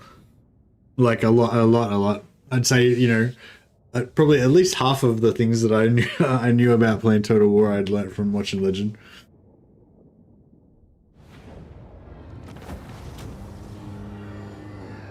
But I think for a long time, like Legend was the only, like, for a long time I felt like Legend was the only streamer that really, I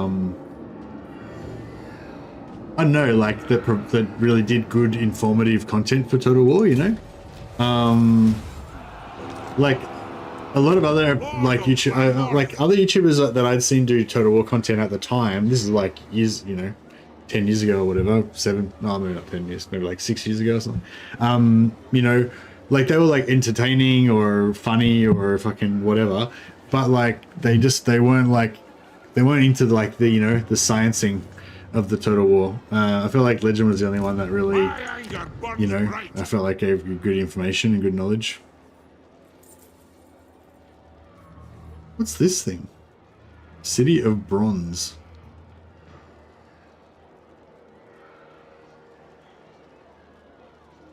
Recruitment duration +1 turn for all units. Why would I want +1 turn? It seems odd.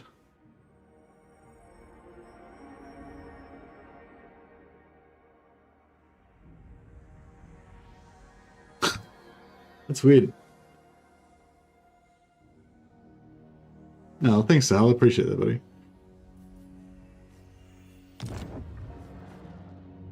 Yeah, I don't know how much that's going to be worth, really.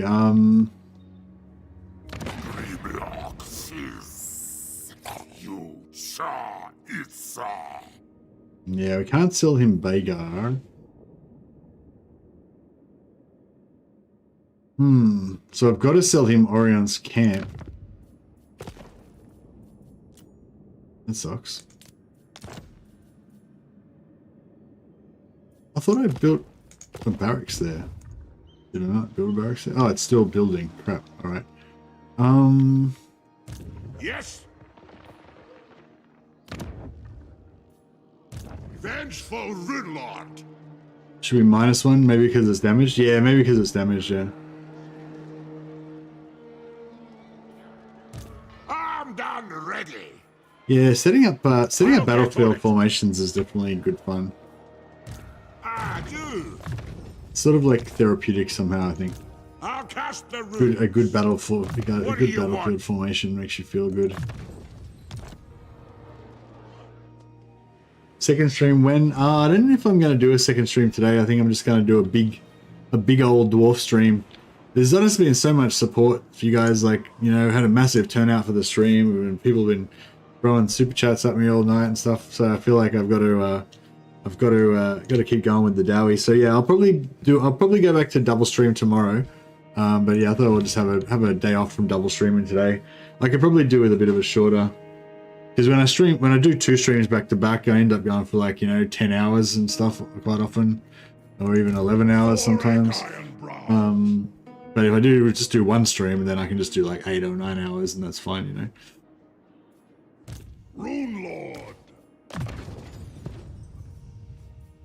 But yeah, probably be back tomorrow with a bit more Chaos Gate, and then the day after that, maybe some more Mordheim.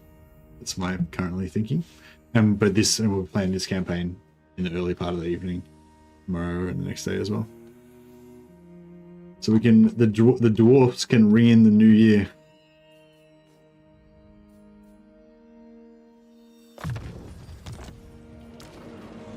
All ways are best.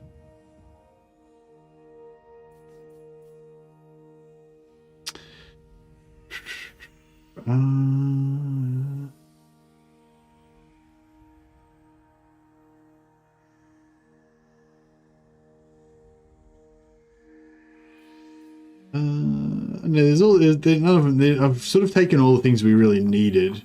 Now it's just kind of all the fun little things. Yeah, let's get greater locus of power, so we can make people blow themselves up. So enemy casters within range, which is, what's the range? 100-meter range, suffer minor miscast explosion when casting. So every time they cast, they take 800 damage. It's pretty cool. I guess that's on top of like when they if they actually miscast as well. So that's not bad. Played Rogue Trader? Yeah, I was playing Rogue Trader, yeah.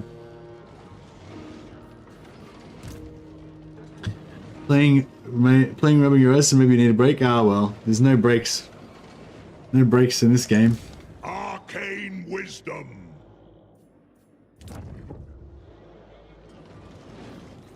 Hammer and anvil.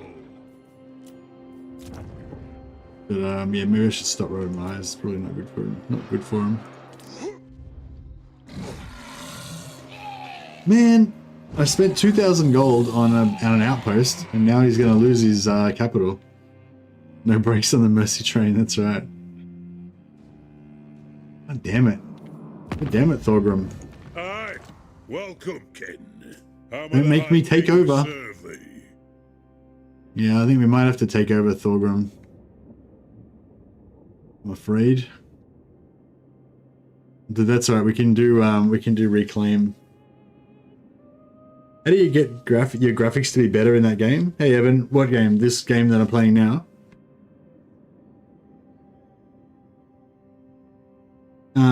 Yeah, I have played Rogue Trader, Zahala, but yeah, it just doesn't seem like it's a very good, doesn't seem like it's a very good game for streaming. But yeah, definitely a fun game.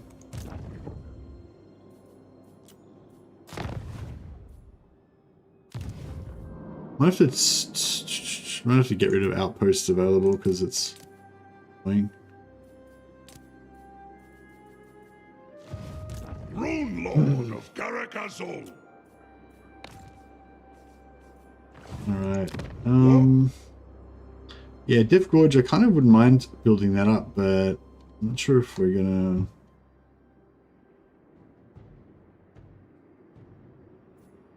be able to hold it for much longer. I think the problem is the only way we can make fast cash is by selling regions. So once we take regions that we actually want to hold, it's kind of What?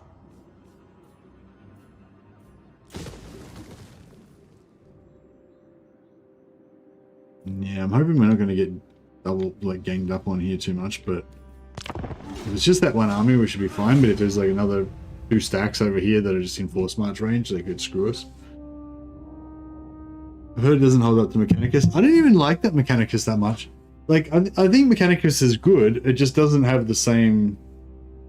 I don't know.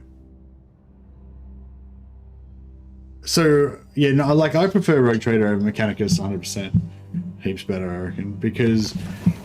Well, not heaps better. It's just a different type of game, and it's the type of game that I like more. Like, Mechanicus is too... I don't know. Like Mechanicus I would more compare to, like, Chaos Gate. But I like Chaos Gate better because I like the XCOM 2 style campaign and the kind of like endless cycle of missions. Whereas Mechanicus is a bit more like kind of storyline, you know, like a bit more linear or whatever. Mechanicus is cool. Like, I feel like I played Mechanicus for like a week or 2 or whatever and finished it. And not like the original game. I don't think there's DLC that I haven't played, I think. But like... But yeah, it was a good thing to play for a weekend or whatever and play through it and stuff, but, you know, I never felt the urge to go back and play it again or anything. Because I feel like I'll probably still be playing Chaos Gate in like 5 years from now, probably, you know, unless they make another Chaos Gate that's better. And Rogue Trader is totally different again, because the Rogue Trader is a CRPG. So Rogue Trader is more like... I don't know, I guess kind of like Divinity Original Sin or something like that, you know? Or it's more like the Pathfinder games, but yeah. Ooh, here we go. This guy is a better option, isn't he? Okay, so I did kind of want to use the capital we get from Orion's Camp to get a relationship with Tic-Tac-Toe going, but we really want the Golden Tower so we can get this thing. So we're going to sell Orion's Camp in exchange for a military alliance and, you know, whatever money they've got. Of course. Oh, actually, they'd give us another region if we asked for it. Should we try and take Tekoa again? No, we're not going to get that. Oh, what? No. What about? What's Doomglade? Where's Doomglade? Oh. Etc.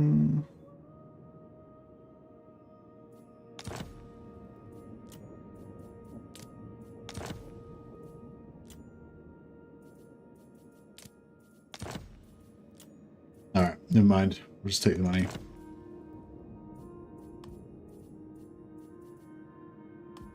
Alright, cool. So now we've got the military alliance. That gives us the dwarven neck yoke. Boom.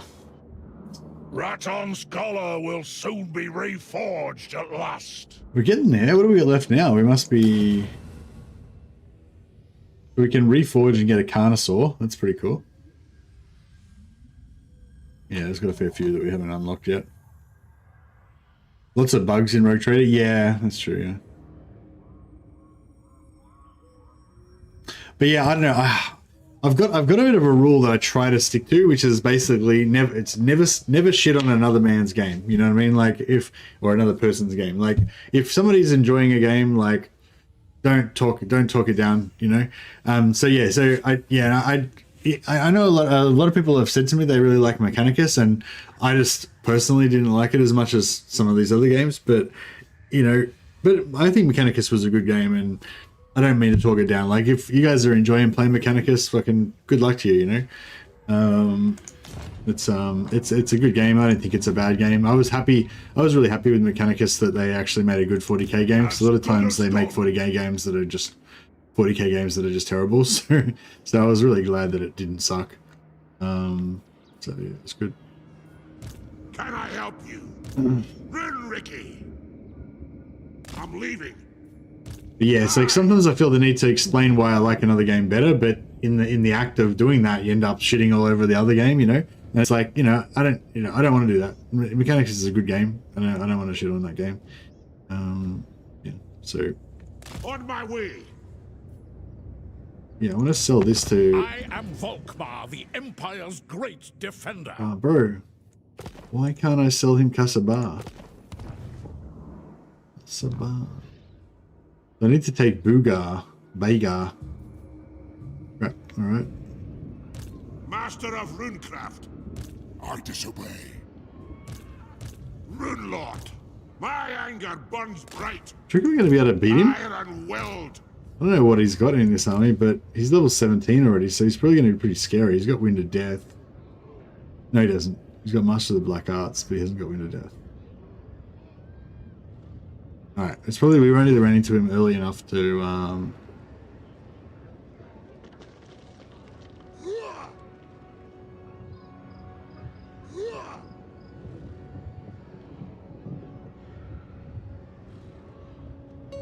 Lord of Clan Morgrim. By the Damas. I mean, he's level 17. I mean, actually, he's got a lot of heroes.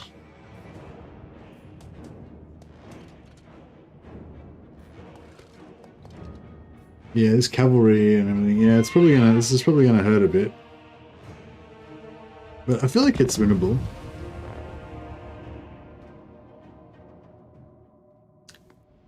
I like playing Stellaris, but I roleplay as Adeptus Mechanicus, and I try and like make all my stuff like Adeptus Mechanicus. I think there was actually a mod that let you change some stuff to be Imperial and stuff.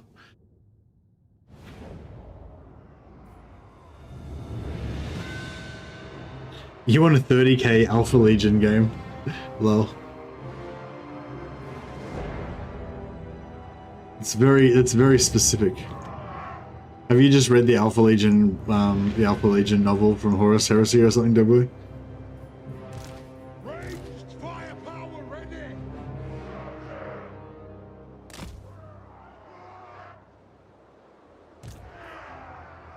It's funny how, like, with Warhammer, how because like whichever novel you're reading, like that faction is like the most badass and coolest of the whole setting, you know.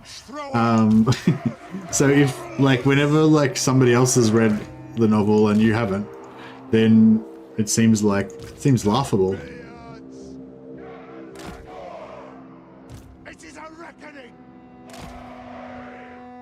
Because because I've read the Night Lords. I've read the Night Lords novel. The Night Lords would eat those Alpha Legion pussies for breakfast.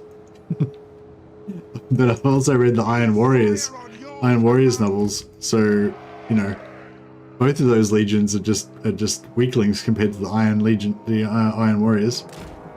They can't absorb the kind of casualties that the Iron Warriors can. They just keep marching into death, unstoppable.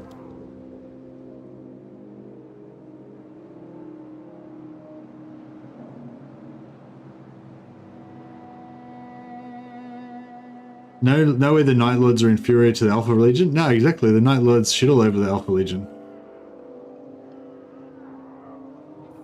100%. What do the Alpha Legion even do? They just kind of hide in the shadows and they pretend to be other people. It's my favorite of the Fallen chapters. Yeah, no worries. Sorry, I didn't mean to offend you or anything, Dugway. I was just kind of making a joke about it. But yeah, I haven't really read any of the Alpha Legion stuff. I've only read novels with the Alpha Legion, are the enemies, Just finished Plague Wars. Mortarion is scary strong.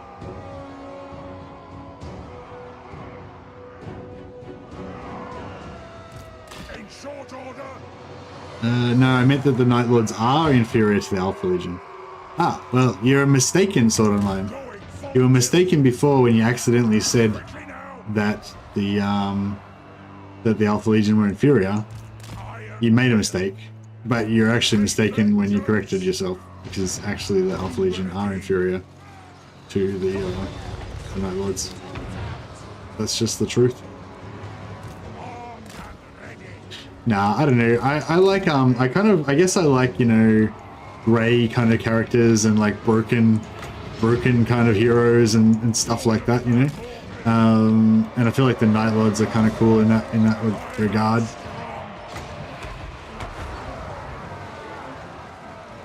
For our ancestors. Longbeards.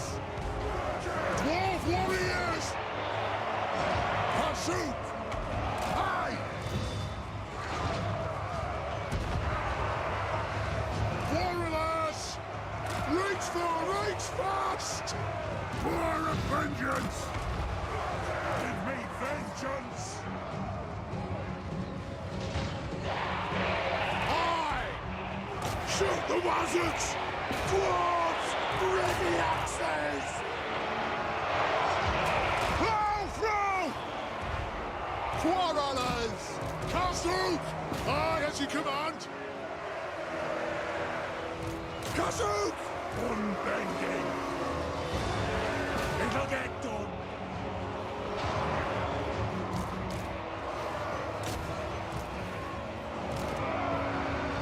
Right! For the High King! Satisfy the grudge! Alright! Runelord! Forward! Get in there, son. Grudge thrower! Zah! Deadeye'll get him! Quarrelers! Move now! For the ancestor gods! Rune Lord! Give me vengeance!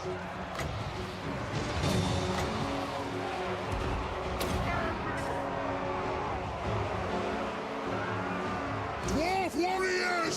Ready to strike! Quarrelers! Move! Locked and loaded! Quarrelers! Unarmed! The clans unite!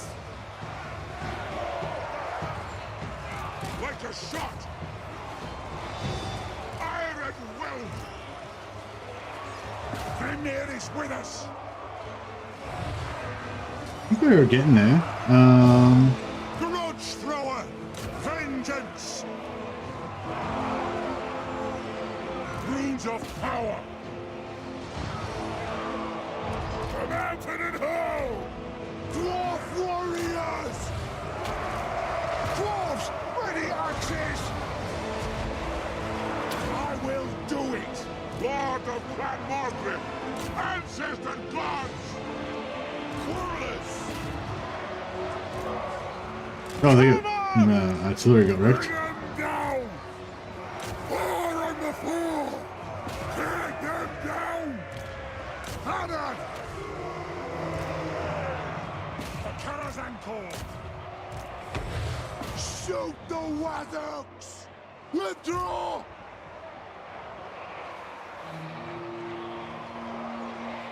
Getting there, I guess. They have wronged us! It is a reckoning! Quarrelers! Strike out! Ready! Quarrelers!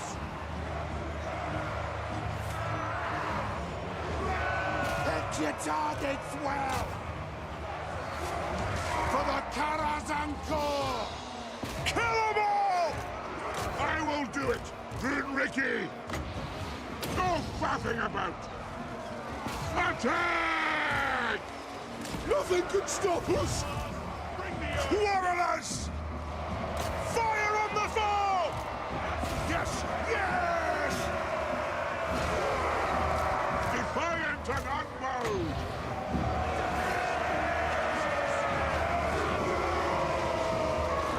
No faffing about! Got him yet? This fucker's still up. Armed and God ready! damn it. Quarrelers! Actually, let's just shoot him. Okay. Hunt the urks! Strike out! Pump those dwarven legs! Nothing can stop us! Shoot the Wathooks! Right! Attack! Good! For a vengeance! Get him? Shoot him. Shoot the prick. High King! God damn it. Yeah, killing his heroes is a pain in the butt. Warriors! Charge! Dwarf warriors! Plow through! Warriors! For the ancestor gods! Warriors! Move now! Armed and ready! All right! Quarrelers! No, got him. For the High King! Fire on the foe! Move! Battle ready! Advance! Man, that was hard work. Have you done a village? Yeah, I have done a village campaign. Not for a while though. I could definitely go village for the next Chaos Warriors campaign though, if there isn't another better option.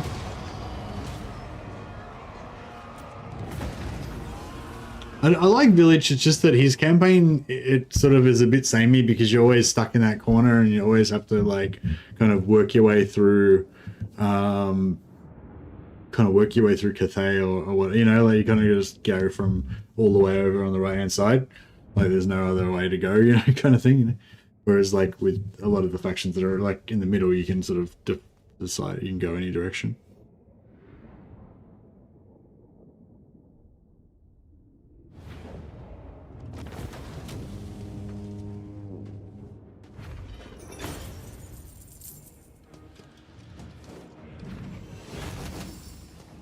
Black Knights? You mean the Black Legion?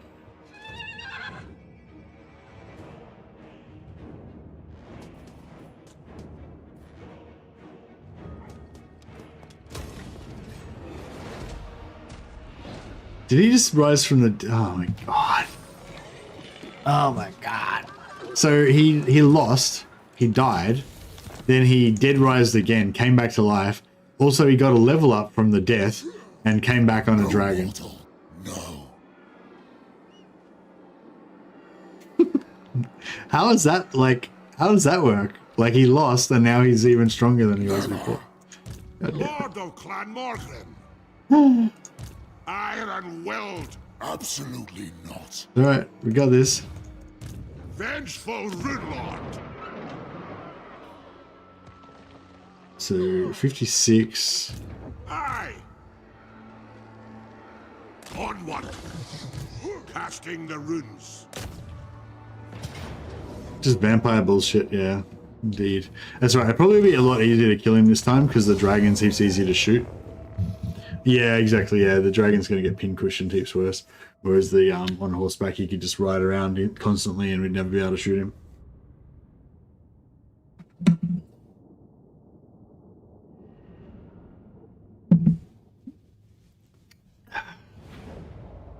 Black Templars. Oh yeah, Black Templar.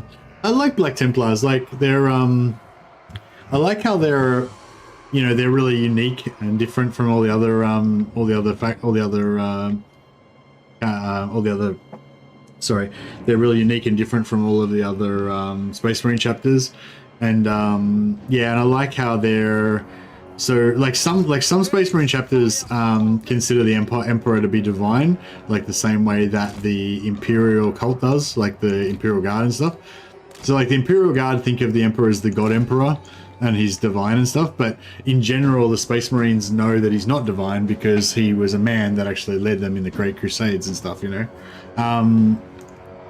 But some of the chapters actually have forgotten that, and they actually do believe the Emperor to be divine. And yeah, I think the Black Templars are one of the ones that do believe the Emperor is divine. Is that right? But yeah, but also like they don't use librarians. I'm pretty sure they don't use librarians. They're all like paranoid about witchcraft and stuff, and they're all like zealots and shit. Like I don't know, like some of the Space Marine chapters are meant to be kind of like the enlightened, you know, future warriors of the Great Crusade, like what the Emperor tried to, you know, make us or whatever. Emperor tried to make us, I guess.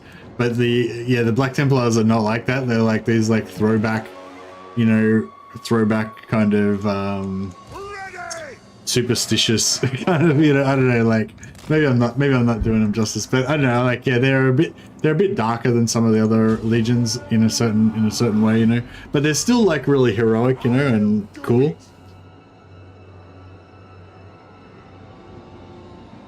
I know, like the Blood Angels I feel like are one of the most noble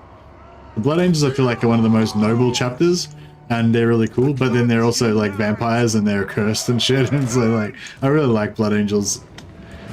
I used to think the Blood Angels were too like generic, you know, almost like Ultramarines, you know, they're kind of just too generic and like too poster boy faction, because at one point I think the 3rd edition, the Blood Angels were the chapter that was on the front cover and stuff, and they were like, you know, when Space Hulk came out, I think the Blood Angels were the Space Hulk chapter and stuff, you know. But yeah, I don't know, they're pretty cool. Space Wolves are pretty cool, but it's like everything's wolves.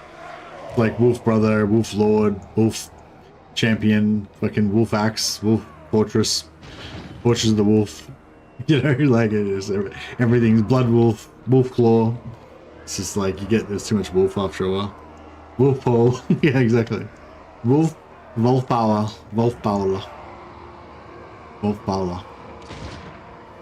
Iron Will.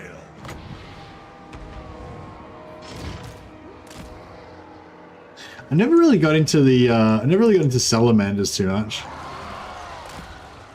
Unbending.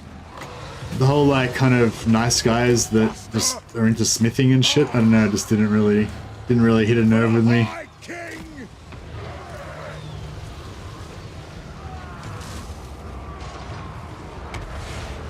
Warriors.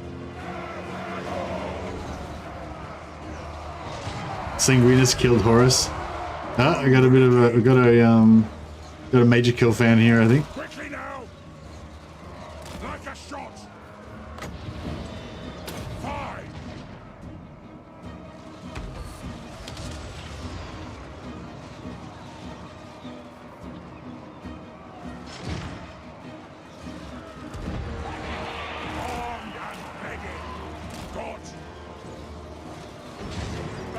Ready. Going full tilt. Yeah, like before the Iron Hands army book came out, I used to do like I had a homebrew chapter where I sort of used the Salamander's technological stuff to make my own kind of more like Iron Handsy style chapter, I guess. It was like a homebrew chapter. But yeah, it was I made it from the Iron Hands style, not from the Salamander's bloodline or whatever. But just like, because the Salamanders were like nice guys and they like living in villages and shit and helping, being like blacksmiths for their local communities and whatever. And it's like, yeah, that's cool and everything. But I like, you know, like the Iron Hands are like, all like, you know, the body is weak, replace your flesh with metal, and that's like that's how you like worship the Emperor, and you know, like they're like clearly fucked in the head, and like, but that's what's cool about them, you know. I don't know, like I think, yeah, maybe I'm just a bit twisted or something, but yeah, I like the ones that are all kind of twisted a little bit, you know.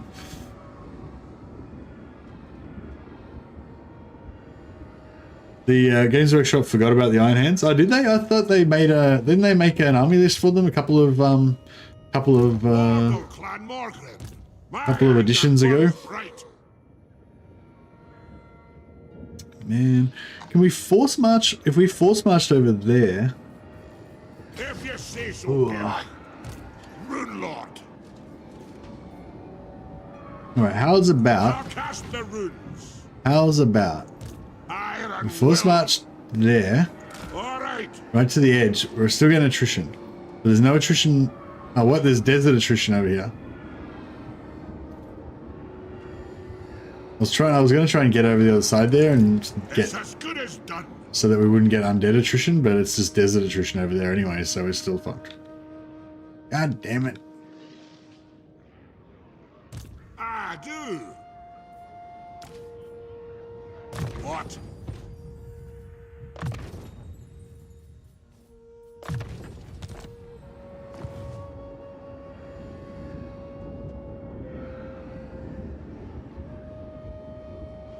I hate how pig-headed the Space Wolves are.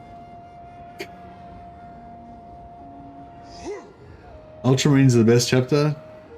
Yeah, I mean the Ultramarines are supposed to be like the best chapter, but I don't know.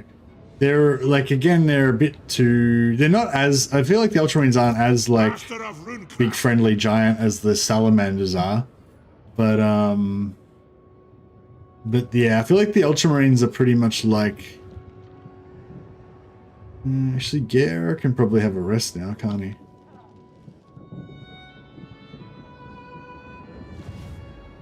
Run, Ricky.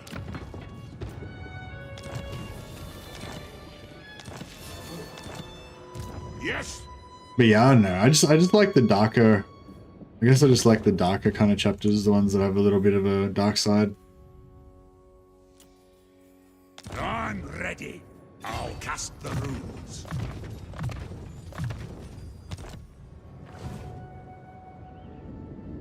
No, I haven't read Plague Wars. No. Ultramarines are the Paker poster boys, yeah. THOREK Ironbrow. But that's the thing, when you read the Ultramarines novels, like from the point of view of the Ultramarines novels, they're not as, they're a bit more nuanced, I guess, in the novels than they are, you know. But like but from the other point of view of like the outsider, I guess they seem pretty Mary Sue. Not Mary Sue. Pretty, yeah, just kind of like generic and stuff. What's going on with Queek? There's only one settlement left. Maybe we should hunt him down and take him out. Consider it done. All wait. Welcome, friends of the Dowen.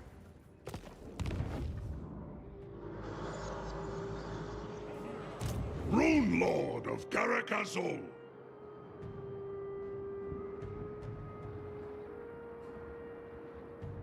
How strong is Khorne? Like, are we going to run into a wall of Khorne? 46. Yeah, he's pretty strong. Arcane wisdom.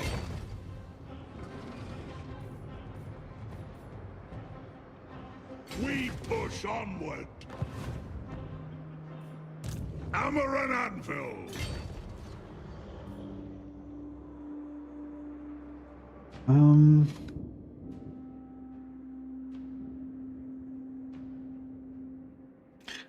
I'm just afraid of Scarbrand. I don't know what I'm gonna walk into if I go after him, you know.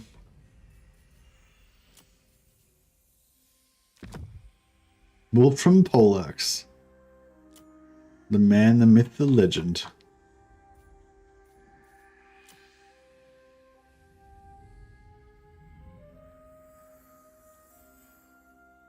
How come you can't give student?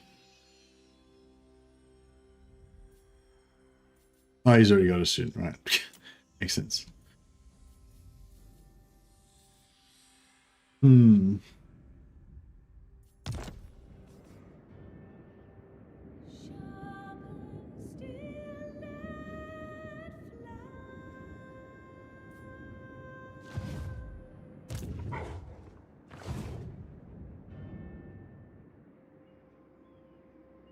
Vengeful Rune Lord.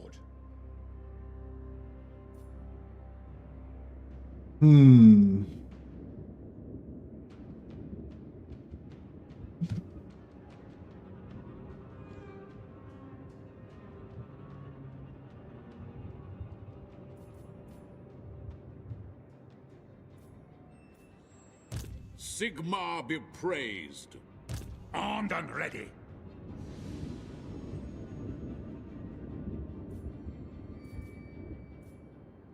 If you want something done right, Dringarak.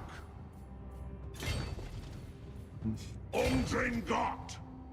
On our way. Alright, let's go. Let's head over there. Well, we can't be scared forever. I want him to take Bagar, or whatever it's called.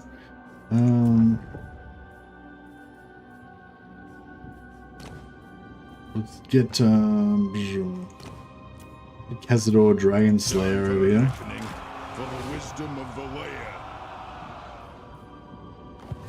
Time for a reckoning. Little barracks there. Marines camp. You got the, yeah, got that.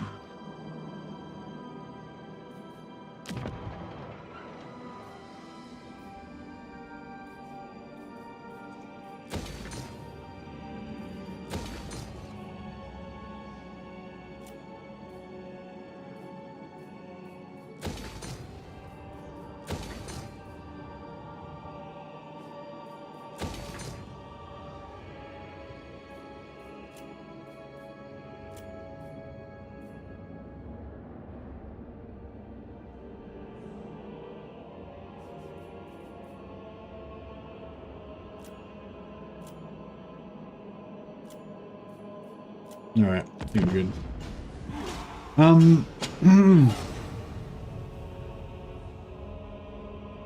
Good kill team communicate. Oh man, yeah, imagine if they made like a kind of like a game sort of like Mordheim or like Necromunda, but 40k with like fleet ship versus ship like not ship versus ship combat, but like boarding actions and stuff like that. Or yeah, like a Space Hulk game. But yeah, I think actually yeah, kill team or yeah, like kind of like Space Hulk, but like not with Terminators, because the Space Hulk Terminator thing, I guess, is a little bit too like elite and so a bit too limited.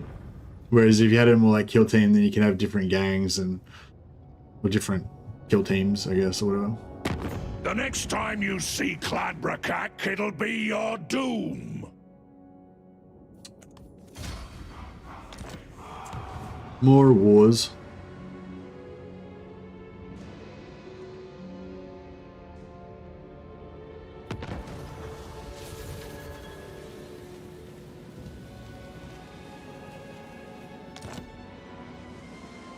The Dark Angels was my first chapter that I thought was the coolest. I basically just love those hoods that they have. I think they look really cool. But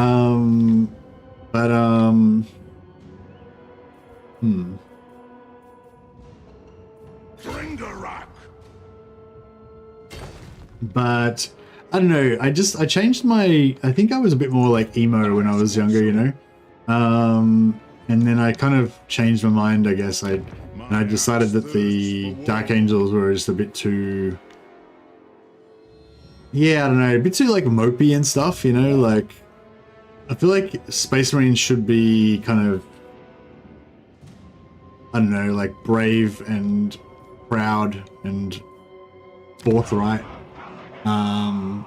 You know, whereas the Dark Angels are, you know, they've got that whole like sneaky kind of secretive thing going on, you know, which I don't know, they're cool, but I don't know, yeah.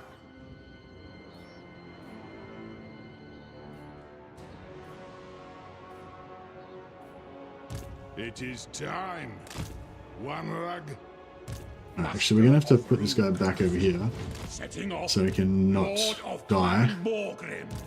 This guy By the grudge bearer's go over will. here. If he takes that, that's fine.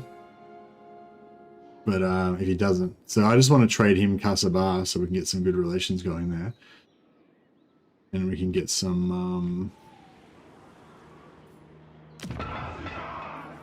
Yeah, first I collected.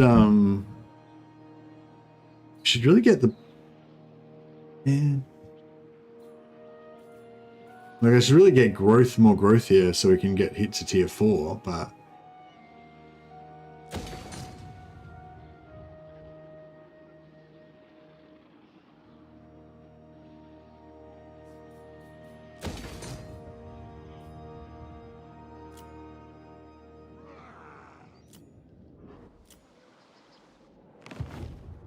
Ironbrow. Where are all these Skaven armies? Are they going to come down and go after my Death Gorge?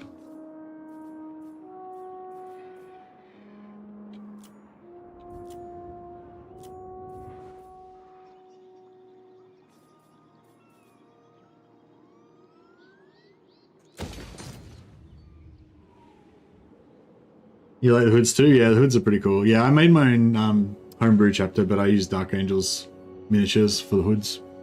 So they're like, they kind of look like Dark Angels, but they're kind of like more like Iron Hands, really.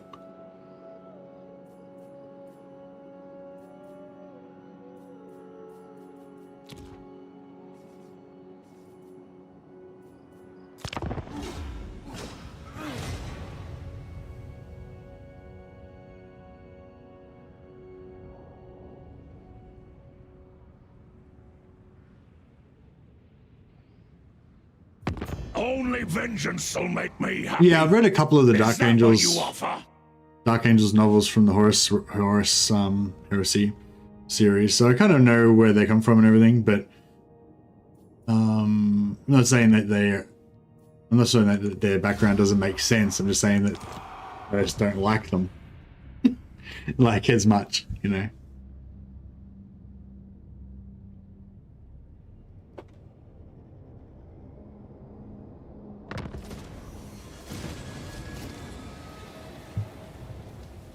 I think like the thing that I don't like about them, the main thing I don't like about them is that like that they hide the fact that some of their legion was traitors. Like, you know, the fact that they have the Unforgiven and they hunt them, but they hunt them secretly. They don't admit that some of the Dark Angels betrayed the Emperor. And it's like, you know, like everybody else isn't like just admits it and they just get on with their lives, you know. But the Dark Angels are all like, oh no, we're perfect. We would never betray the Emperor. We're the first Legion. We're the best of the best. You know, it's like, yeah, fuck that. And yeah, and Lionel Johnson is a bit of a dick as well. My favorite Primarch? Domgrom. Who would my favorite Primarch be? No. I mean, Rogod, like the Imperial Fists are my favorite, like bloodline. Imperial Fists, you know, Crimson Fists, Black Templars, But I'm not sure. I'm not sure if Rogal Dawn's my favorite. Master Rune Lord.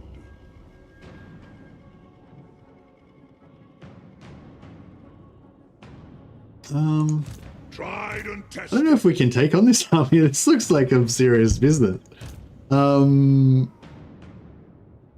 Like, I feel like this is just gonna roll over us. Like, we're gonna get lawn mowed by this shit. I mean, it might be all right if we can take out the dogs and like these guys are armor piercing, you know. These guys aren't, but they've got massive weapon strength. They're fast. All of them are fast. If you want something done right, I don't know.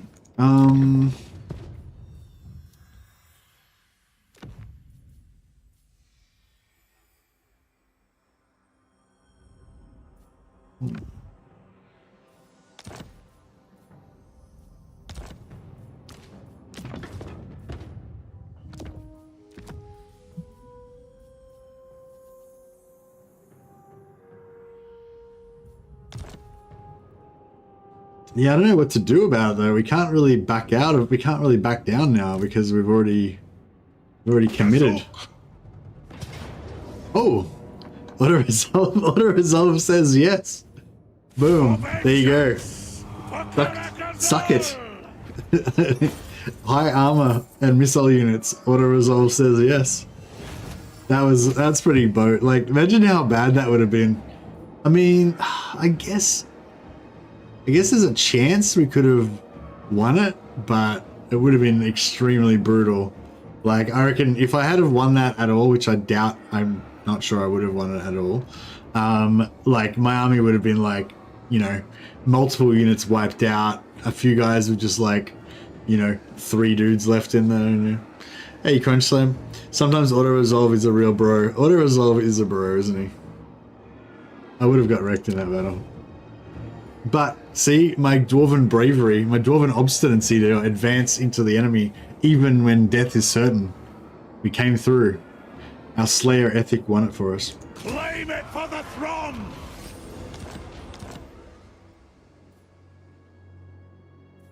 All ways are best. All ways are best. They sure as hell are. Damn right they are. Right, I'm liking this. Now, oh, he's gone now. Okay, cool. Ready, aye. Casting the runes. There's a little dragon slayer, Fight. my man. Now, I'd rather get one of my other lords in that we're trying to level up. Who are we trying to level up? Actually, no, not really any of these guys. We could get another lord in, I guess, this guy. What? Alright, we got a new lord. This lord shall be named Baal.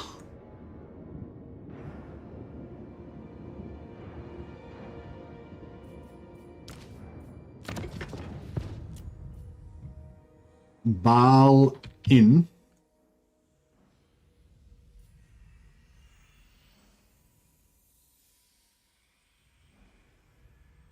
Balin Balanson. Balin, son of Baal. Thanks, Baal. Yeah, Dwarf Quarrelers, bro. All over it. Gotrek and Felix series? Yeah, man. Gotrek and Felix is great. I've read Troll Slayer, Beast Slayer, Zombie Slayer. That might be it. Maybe I've read one more. I've forgotten at the moment. For the king! Vengeful Rune Lord. Getting out of here. Dawn Driven! Alright, I'll fight it just so we don't lose those units.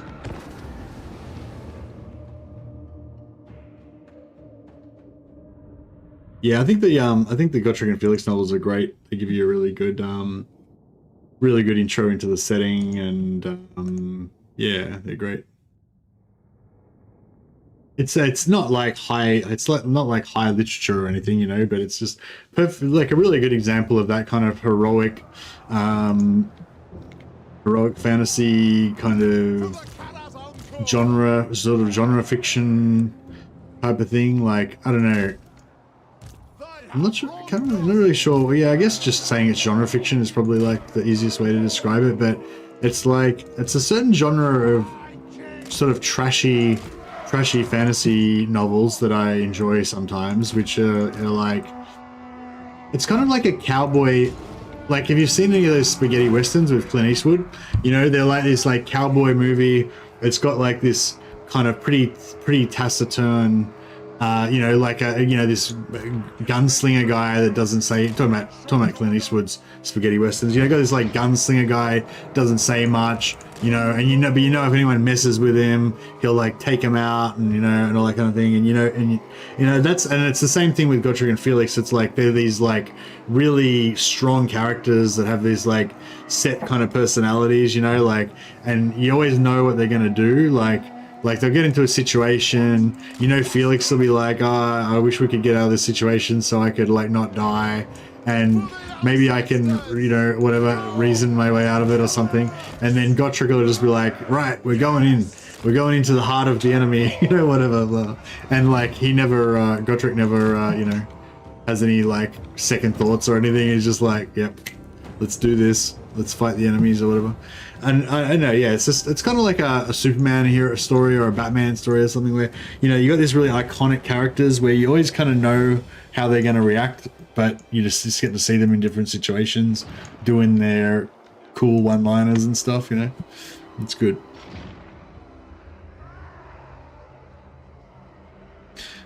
I'm not sure if I've read that one. Sorry, Dogboy. I haven't really read many sci-fi novels for a long time. I used to quite like reading them. Read quite a few. I don't know, like Neil Stevenson, Ian M. Banks. I don't know, like heaps of other ones, I guess, that I can't think of right now. But yeah, I don't really read much anymore. But yeah, but I like the Gotrek and Felix novels. They're like not like on that same level of speculative fiction like Neil Stevenson and stuff. But they're just easy to read. They're easy to pick up. Whenever, you don't really need to remember the storyline too much, you know, because it's kind of like just going to be Gotrek and Felix doing their thing. And yeah, it's just, I don't know, just good clean fun.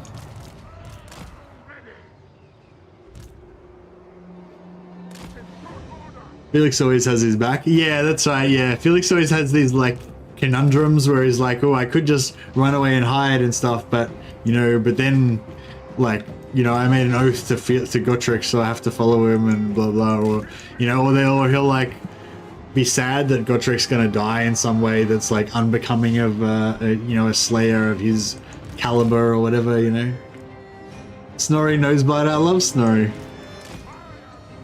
Snorri doesn't remember why Snorri fucking did his thing. Yeah, Snorri's cool. Snorri's like the only person that Gotrek likes, yeah? I mean, I feel like he secretly likes Felix, but he doesn't admit it.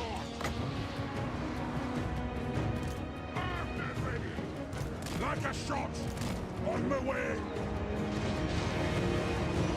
Rules of power. Let the vengeance begin. Off we go. Kazoo!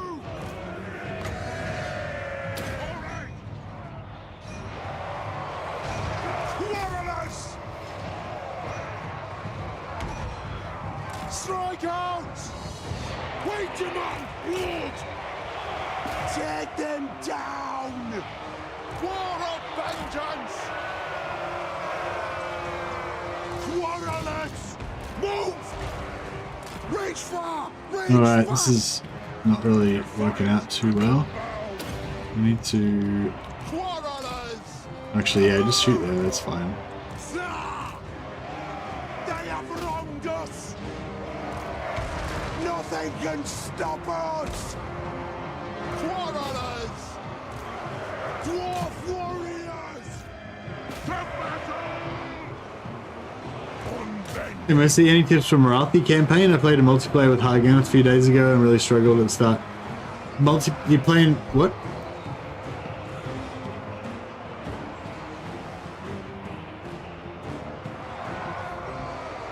The clans unite! So, all right. So you were playing Harganeth, and you were struggling playing Harganeth. So, and now you want to play Morathi, and because you were struggling with Harganeth last time, you're assuming that you're also going to struggle with Morathi. Is that the situation, Mushal?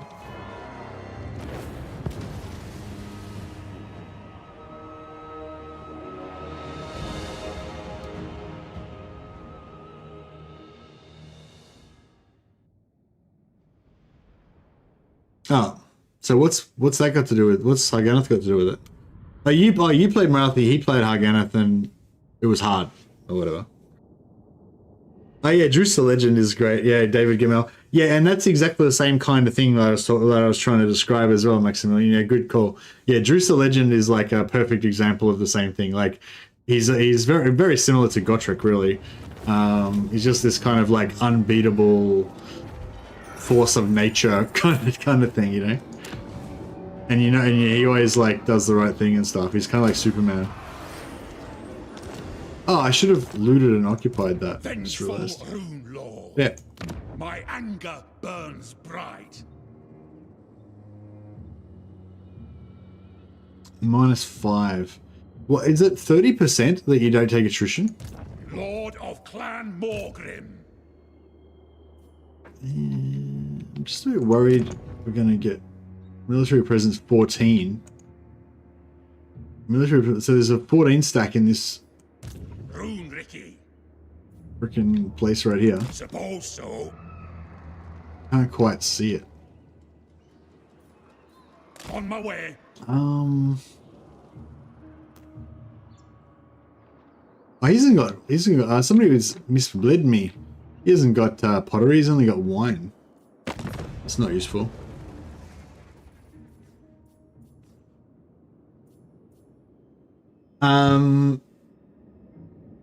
Gotrek likes Felix. Yeah, Gotrek likes Felix, sure. But I think Snorri's like his closest friend, basically. Like, yeah.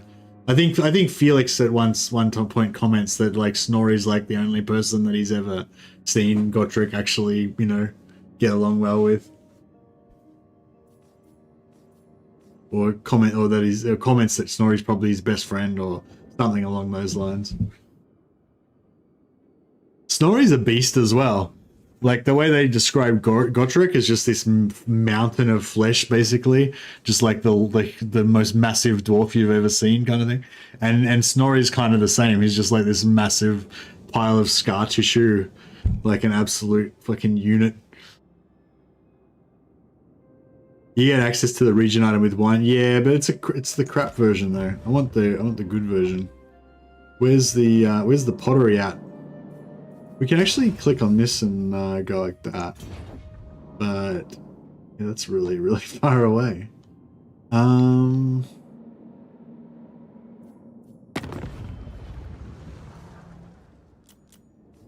Is there anyone? What? You may Stop. Yeah. Yeah, there's no one that's going to give us pottery.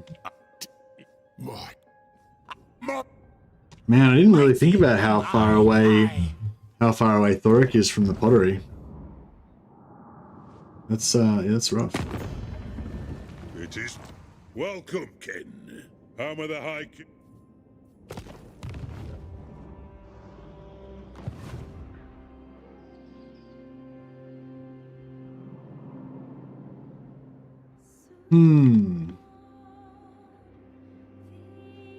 There's pottery near you. Oh, really? It told me the closest pottery was in Mamidia over here. Where's the pottery? Who's got it? Who got the pottery? And the wood elves could have built them, given me some pottery, but they're dead. Bretonian settlement along the coast. You mean like up here, near Xandria or whatever, or whatever that place is, Xandria.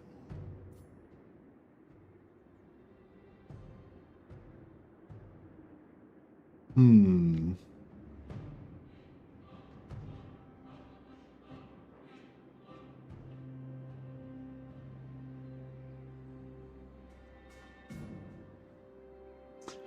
Okay.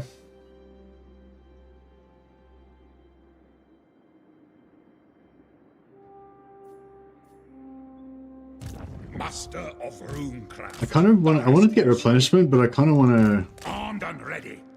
get this trade done now. Mighty Sigmar has granted me the power to see untruths in the words of others.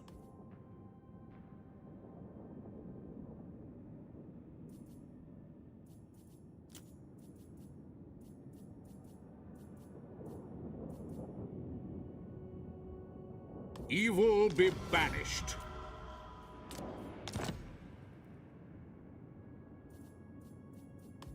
Man, I wish we could get all of his money. Oh, I wonder if we could trade for like Black Tower of Arcan, and then that would give us vision.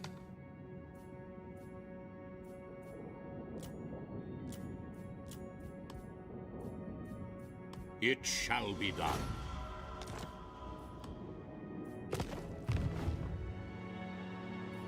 Oh, I didn't switch for the. I didn't. Fuck, I should have traded for money. You dare petition Arkan the... You dare petition Arkan the Black. A fool and his life are quickly parted. Yeah. Should I trade with? Should I trade with him for pottery?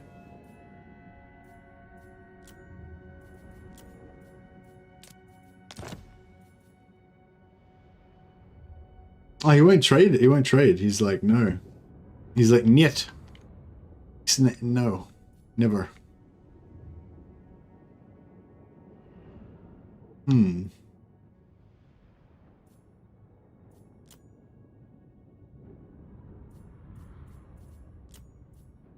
All right, maybe we'll. Well, that was yeah. Well, that's not. It's not going to work. That's right. We'll just sell it to. I am Volkmar. I'll just sell Black Tower back and back to. I am Volkmar, Grand Theogenist of the Cult of Sigmar. Welcome.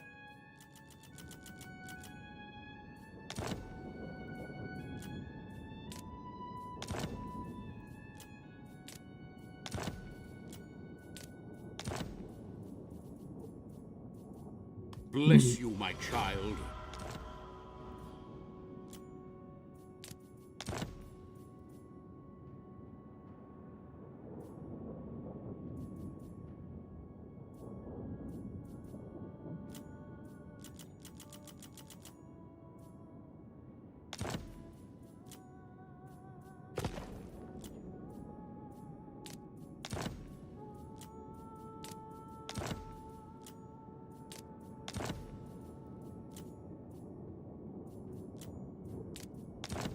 All right. Well, we made a bit of money out of it, so I guess that was all right. Sigmar be praised. Right, we're no closer to getting our pottery, unfortunately. Unless we're gonna go to war with Arcan. I mean, I guess we have to. It's probably a high priority for us now. My anger burns bright. I feel like our home territory is pretty secure now. I do. Vengeful Rune Lord.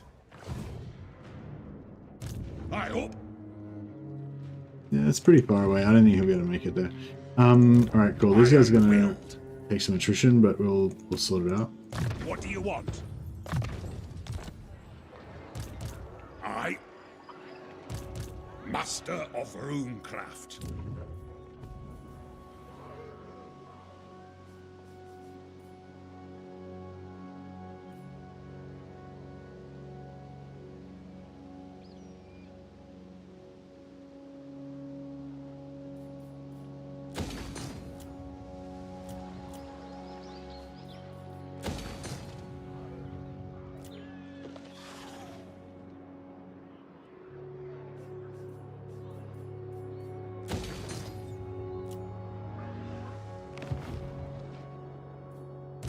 THOREK Ironbrow.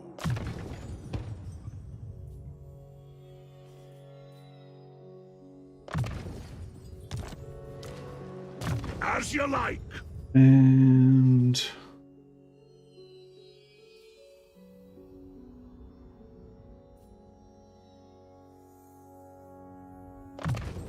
yeah, I'll get those more unique skills that he's got there. All right, so we've still got another showdown coming up with Scarbrand. I'm guessing he's probably got another army there. We'll see how it's gonna go.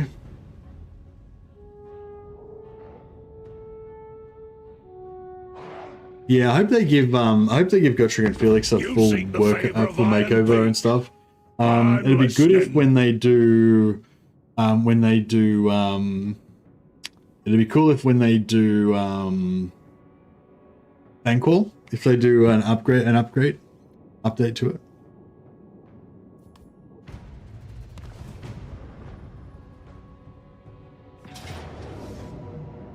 Shite.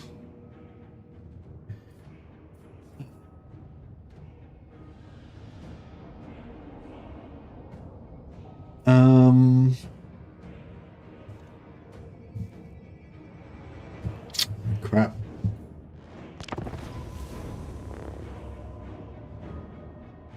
I think we're going to lose another one of our dwarf buddies. So we're going to lose. I think, yeah, Barlin Balancen's going to live, I think, but I think the other one's going to die. I should have retreated, maybe.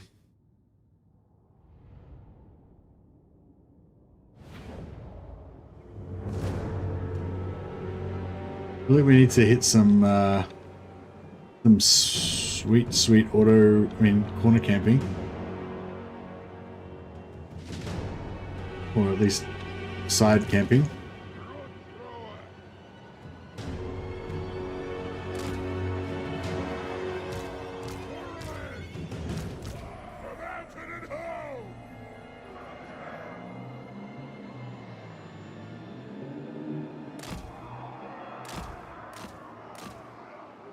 For the Callers Anchor! Let's start shooting! We demand blood! Dull! Quarrelers! For the High King! Surprised they had enough movement for that. Yeah, I know. I didn't really get how they... Unless they were in ambush stance or something and I couldn't see them, but... Yeah, I'm not really sure what's going on. I don't want these 19 old grumblers to die. Burlock... What the hell? Burlock Makawat? Matawat? This unit's got a name. It's called Burlock Matawaz. How cool is that? I don't think I named him that. Were they called that from the start?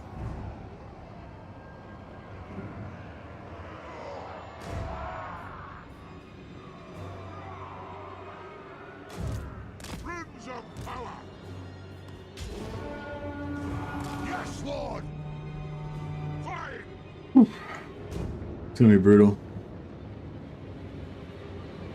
The general unit from the garrison gets a name? Yeah, but that's not the garrison. That's my Longbeards. That's the Longbeards that I started off the game with at the start of the campaign.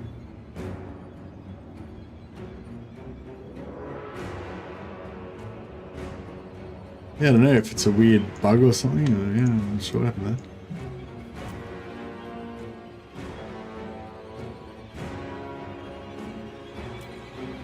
For the ancestor gods! Move up!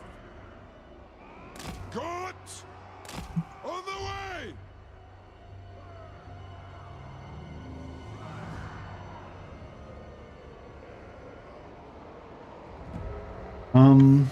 Quarrelers! Aye! Anu! Kill orcs! Yes, Lord! No! Right? Anu! Give me vengeance! Ah, we're all gonna die. 100%.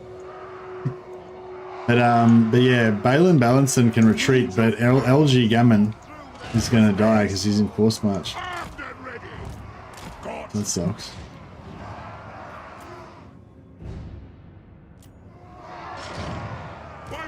I need to try to lure some of their units in. Like these flankers especially, we need to like try to... Let the vengeance begin! Quarrelers! Pump those dwarfen legs! Strike out! For the Karazanko! Move off! Let's start shooting! Defiant and unbound! Oh yeah, if we can get rid of some of these flankers before Battle ready! Going full tilt! Advance! True Lord!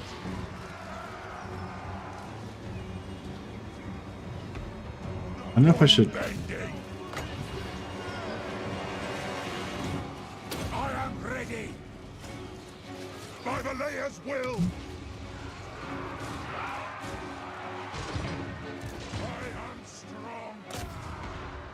Oh cool, they're gone? Oh. Look, I wasn't even paying attention properly. Ready for the Karazanko! Move now! I am strong! Seeking revenge! Battle ready! All right!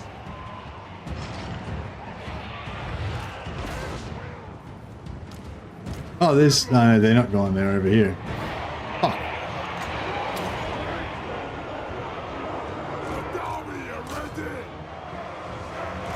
I thought they were gone, but they were not gone. Quarrelers! Dwarf warriors! Attack!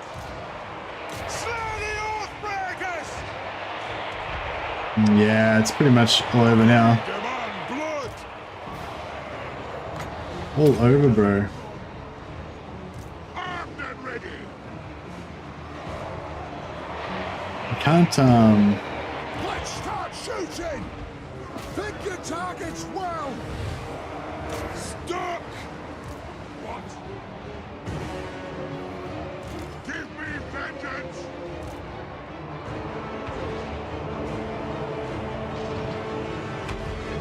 Iron will!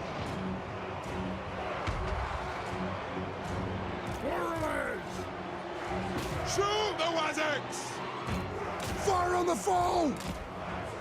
Fire on the foe! All dead I'll get 'em. Give me vengeance!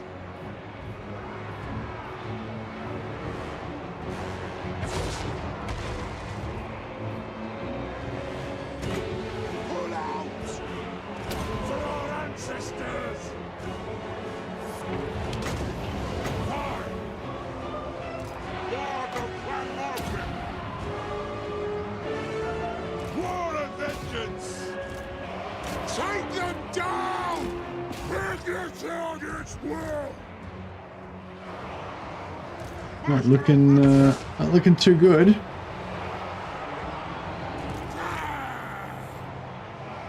Fire on the foe! They have wronged us! Anew! This won't misfire! Maybe I'll just shoot these guys at the... That's at the, To the High King! Move now! Quarrelers! Move! Battle ready! Master of Runecraft! No, LG's gonna die. Dwarf warriors! Hold those dwarven lads! Hold those dwarven legs! We can get this side free. Short order! Oh fuck. Warriors! Withdraw! I was gonna say, if we get this side free, we might be alright, but no, wait, no.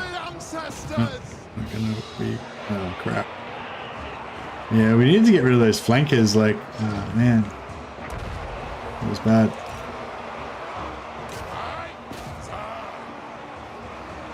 Ready to aim! Nah, both our lords are down. Defiant and unbound! No fussing about! Bring them down! Quarrelers! Pick your targets well! Come on, melt, you fucks. War of vengeance! Quarrelers! Rage fast! Rage fast! Missiles ready! And ready! Going full tilt! Fire on the foe!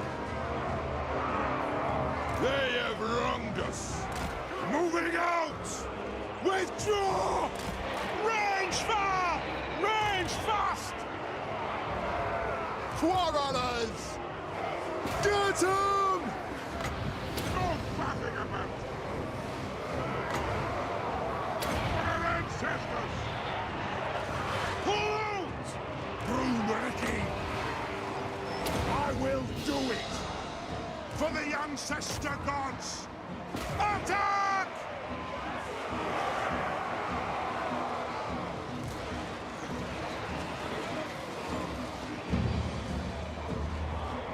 Withdraw! Understood!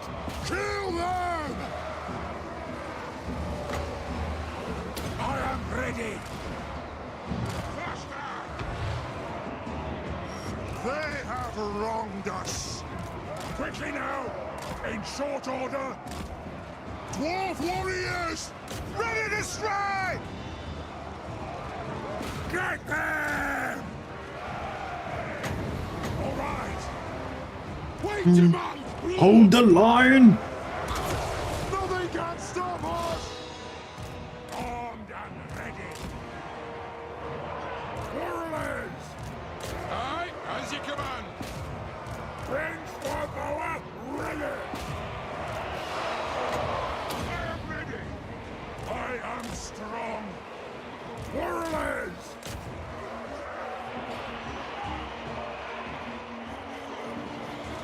For the High King!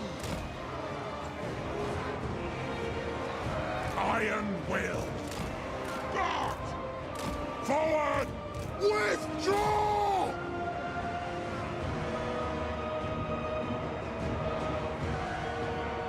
Warriors! Scarf! Iron weld! It'll get done!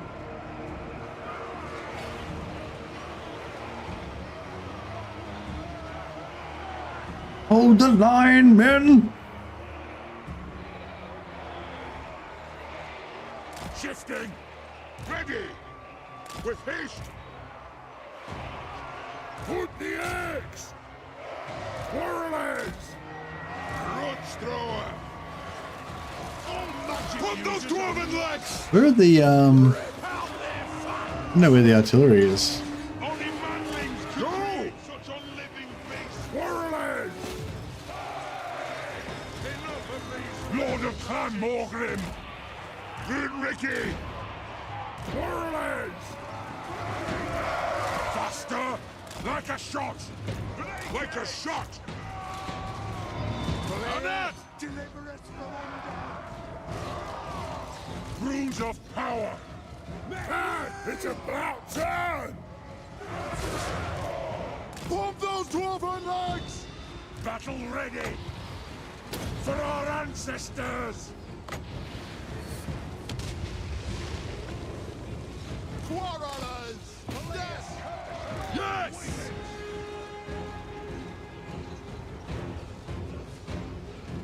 Cut their heads, spitting tongues out! Quarrelers! Adu! Iron will! It'll get done! Quickly now! Grudge thrower! Battle ready! Armed and ready!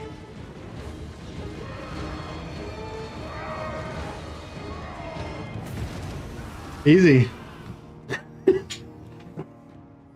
Always feels nice winning a nail biter with the dwarfs. Tough little lads. They sure as hell are. Oh man, I wish my longbeards had have lived. But at least we saved LG Gammon.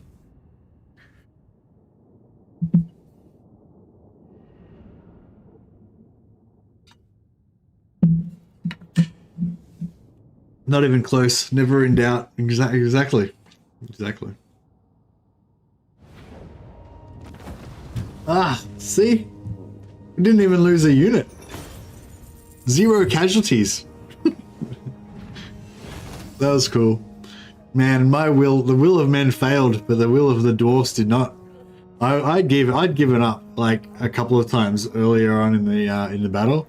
But then when like we were sort of like still alive after like 3/4 of the way through, I started to believe 'tis but a flesh wound. Exactly.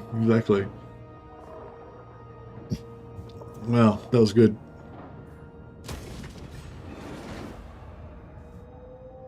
Oh no, we're going to take attrition. I think we're going to take attrition.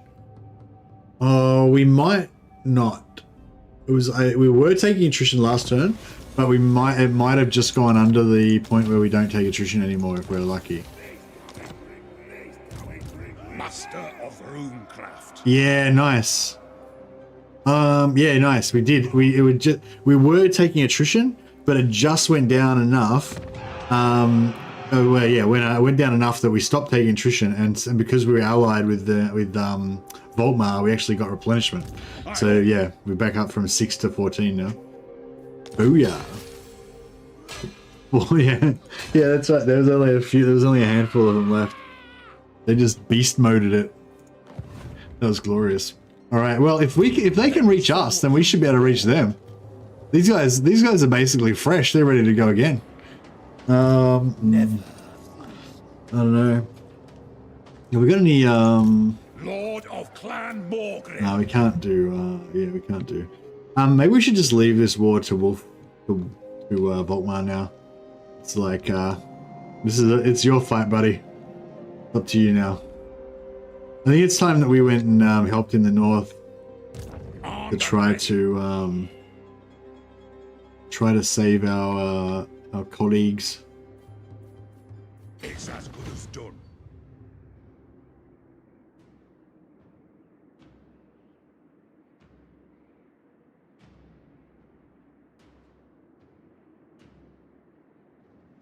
I'll get on it. I suppose so. Heading out.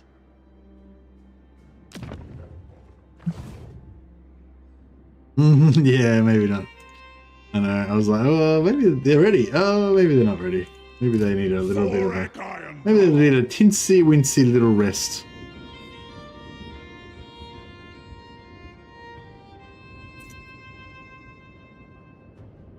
There's no army in there, right? So theoretically, Olds repaid.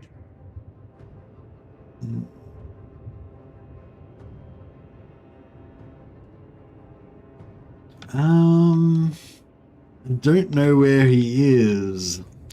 You will suffer. Strength rating 121. Oh, his army might be dead.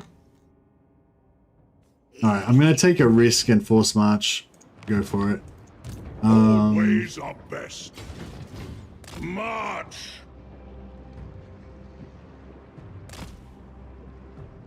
Yeah, we'll finish him off next turn and then his faction will be dead. I think that's going to be... It's going to be the best thing for everybody. Everybody involved. All here are honored. Yeah, it looks like we're going to have to go up to the north and retake Karaz-Karak. But I think we've done a good job in the south. We've sort of consolidated all of our regions. We've got, you know, Krokar holding our south, plus kind of holding our north, which we don't really need him to do anymore. But that's all right. We're propping up Imric. Well, Imric's doing okay, but we probably need to go and prop him up some more.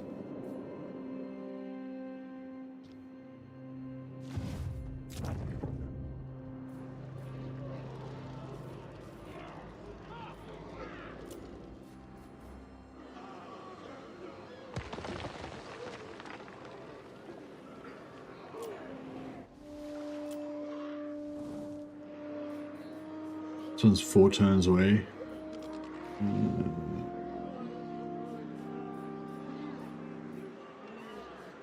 Yeah, we need money, but we also need growth. Money and growth.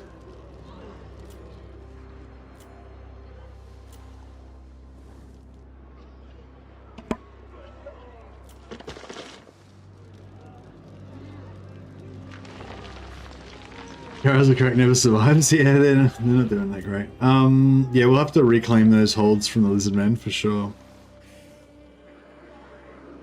We'll figure it out, don't worry.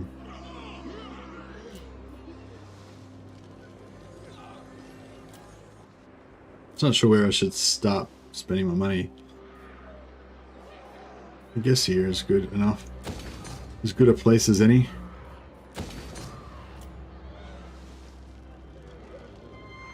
Hey, Theodorus. Coming playing his village. Katay is under my boot. Marathi is done. Aralario has a Shrine of Cain, but she didn't build the altar.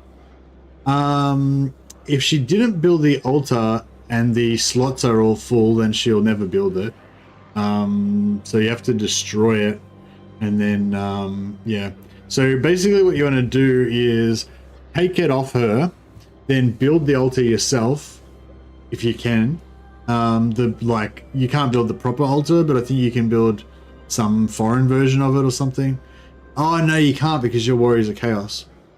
Yeah, you're screwed. Unless there's a landmark building there for you. Basically, you've got to like start it off for her, and then give it to her, and then she'll finish it off. She'll upgrade it. But I'm not sure if you can do it with village. But you could always sack it until you've destroyed it down enough that there's spare building slots, and then I guess that's the simplest thing. Just sack it down to 0, like your janitor said, and then there'll be 2 slots, but you'll have to wait for her to build it up again. But if she's got growth buildings in the other 2 regions, then that shouldn't take too long.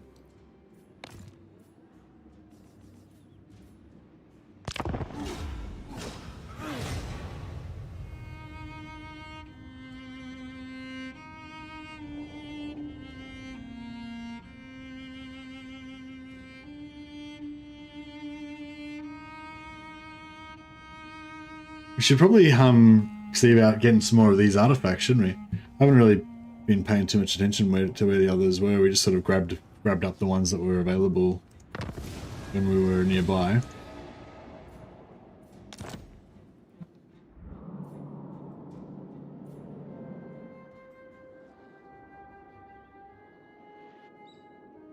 Can I help you? Alright, we'll just Casting the runes. Come off. Jump over there. My anger burns bright.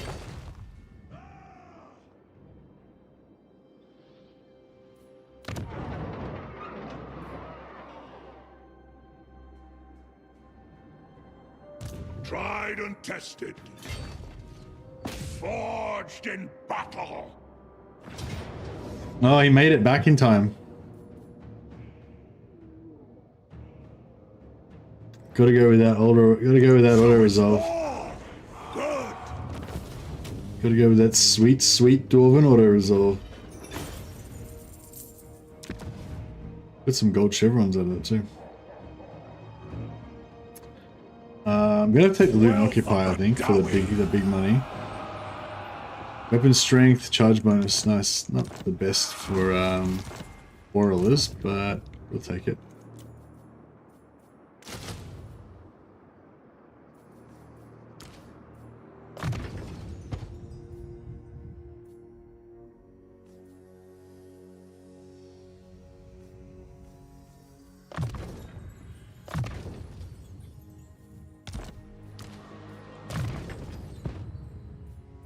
what would be the second? I guess you want to go just Quarrelers and Thunderer. There he's like, his bread and butter units.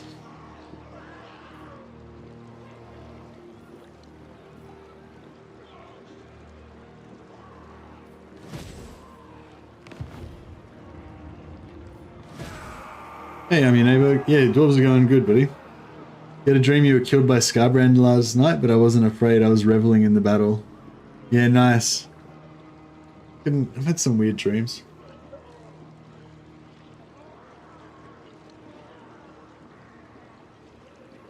Like, you know when you have those dreams where like you're like running, but you can't run? Like you're running as fast as you can, but you like can't make any headway. It's like you're running underwater or something like that. Yeah, I've had a bunch of dreams like that where I'm like, I'm fighting, but I can't I'm punching, but I can't like make my punches like hit properly. Like they don't. It's like, yeah, like you're underwater and your hands won't like go fast enough to actually hit hard, you know? So it's like you're just punching into like pillows or something. Extremely frustrating. Marshmallow punches, yeah. Like, ah! Like the rage is not transferring through your arms into the blow.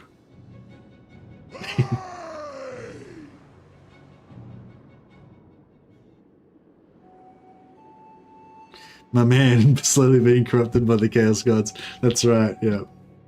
In my dreams. One comes to me in my dreams.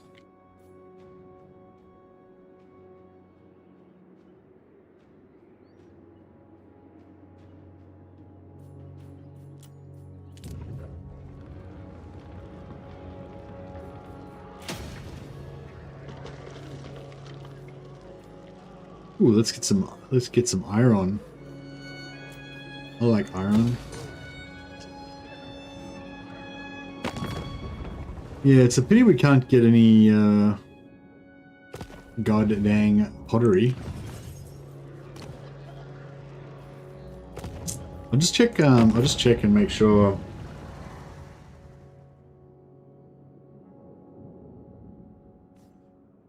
Hey Wiley. Mercy Mortgage Monies. As always, thanks for the content. Thanks a lot, Wiley. You're a legend, buddy. Appreciate that. I'll pop you on the roll of glory. I don't know if you'll get in today, but we'll get you in at the earliest opportunity. We had a death today as well. Antar died today. It's not often that we actually lose somebody, but yes, Antar gave up his life for the holds. Aye, I'll have. Storm Dragon. Maturodans.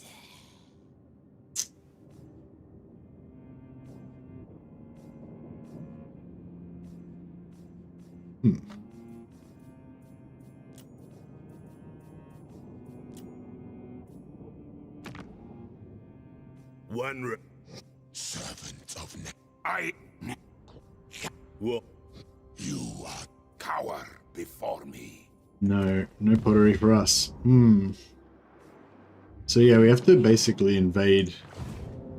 Have to go, we have to invade over here. Oh, we're pretty close actually. Oh, that's cool. We can just send our main army over there to take him out. How come we're getting no replenishment here? Because of local effects? What's the local effect? Bloodground? If you want something done right, Master Rune Lord. What's the local effect? Rune Lord of Garagazol. What is the Bloodgrounds stop you from getting replenishment or something? Like, yeah, but why does the Herdstone stop me from getting replenishment? I didn't know that they did that.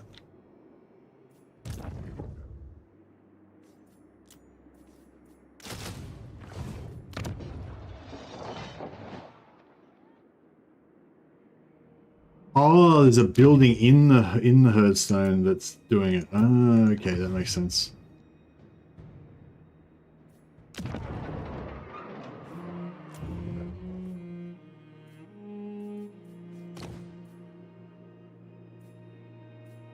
All right, I think we need need to get Garrett Judgenson back on the scene. Runecraft.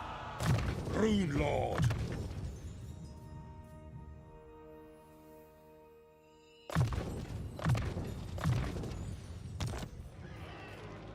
Vengeful Rune Lord. Rune Ricky.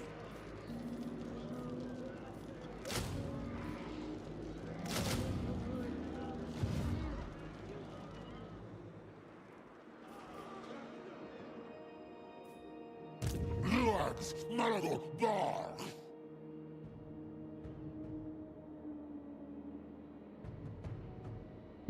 Yeah, I don't know. Maybe.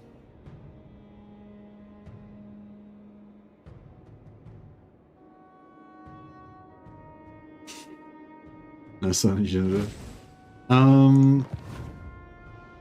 think man, I kind of want to keep charging on because it's been such a great stream and you guys have been so, you know, fantastic and generous and everything. But yeah, I'm getting pretty tired actually. And I'm thinking it'll be it might be a good idea to get a bit of extra sleep today. I don't want to like it's not so much that I'm tired, like it's just that like I don't want to not do this I don't want to not do this campaign justice by just kind of like just doing shit to end the turns, you know, rather than actually caring, you know. It's so much more fun playing when you care, you know. As soon as you start just doing stuff when you don't care, it's like you kind of ruin the essence of it or something, you know. So anyway, yeah, so rather than do that, I think we'll I might wrap it up here. But yeah, I just wanted to say thanks heaps, guys. You've been super generous tonight and been such a great turnout. And yeah, been lots of people watching on Twitch as well, which is awesome. And yeah, it's just been great. Anyway, so we'll see if we can chuck a host over to somebody on the YouTube who is playing Total War right now. Oh, what's Akoi doing? He's always doing crazy stuff. Oh yeah, Akoi's on Akoi's playing on the old world map. So I'll try and chuck a host to Akoi. What I wanted to happen. Akoi doesn't allow hosts a lot of the time, or he doesn't have it set up properly, so it might not work, but I'll give it a shot.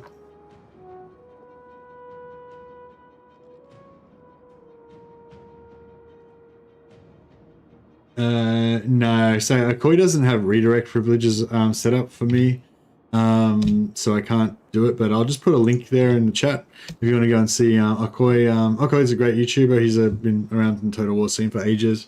He does other stuff as well, but yeah, he always does like crazy campaigns with like stat swaps and like, yeah, whenever I drop into one of his streams, it's always just some complete madness. So I'm sure that'll be interesting to check out if you're interested.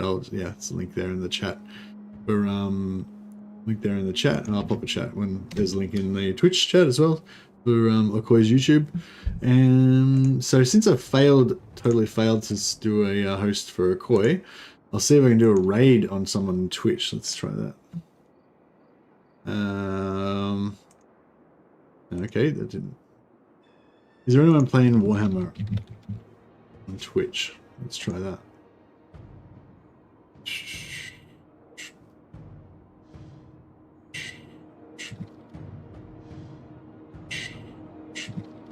Okay, we've got. What's that noise? Okay, we've got. I think it's because I was watching my own stream, basically. Okay. I'm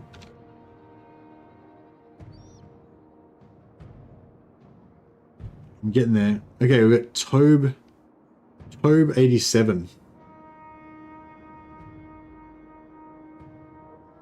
Alright. I don't know anything about Tobe 87, but seems like a cool guy. I mean, he's playing Warhammer, so that's my favorite type of guy. Guys that play Warhammer.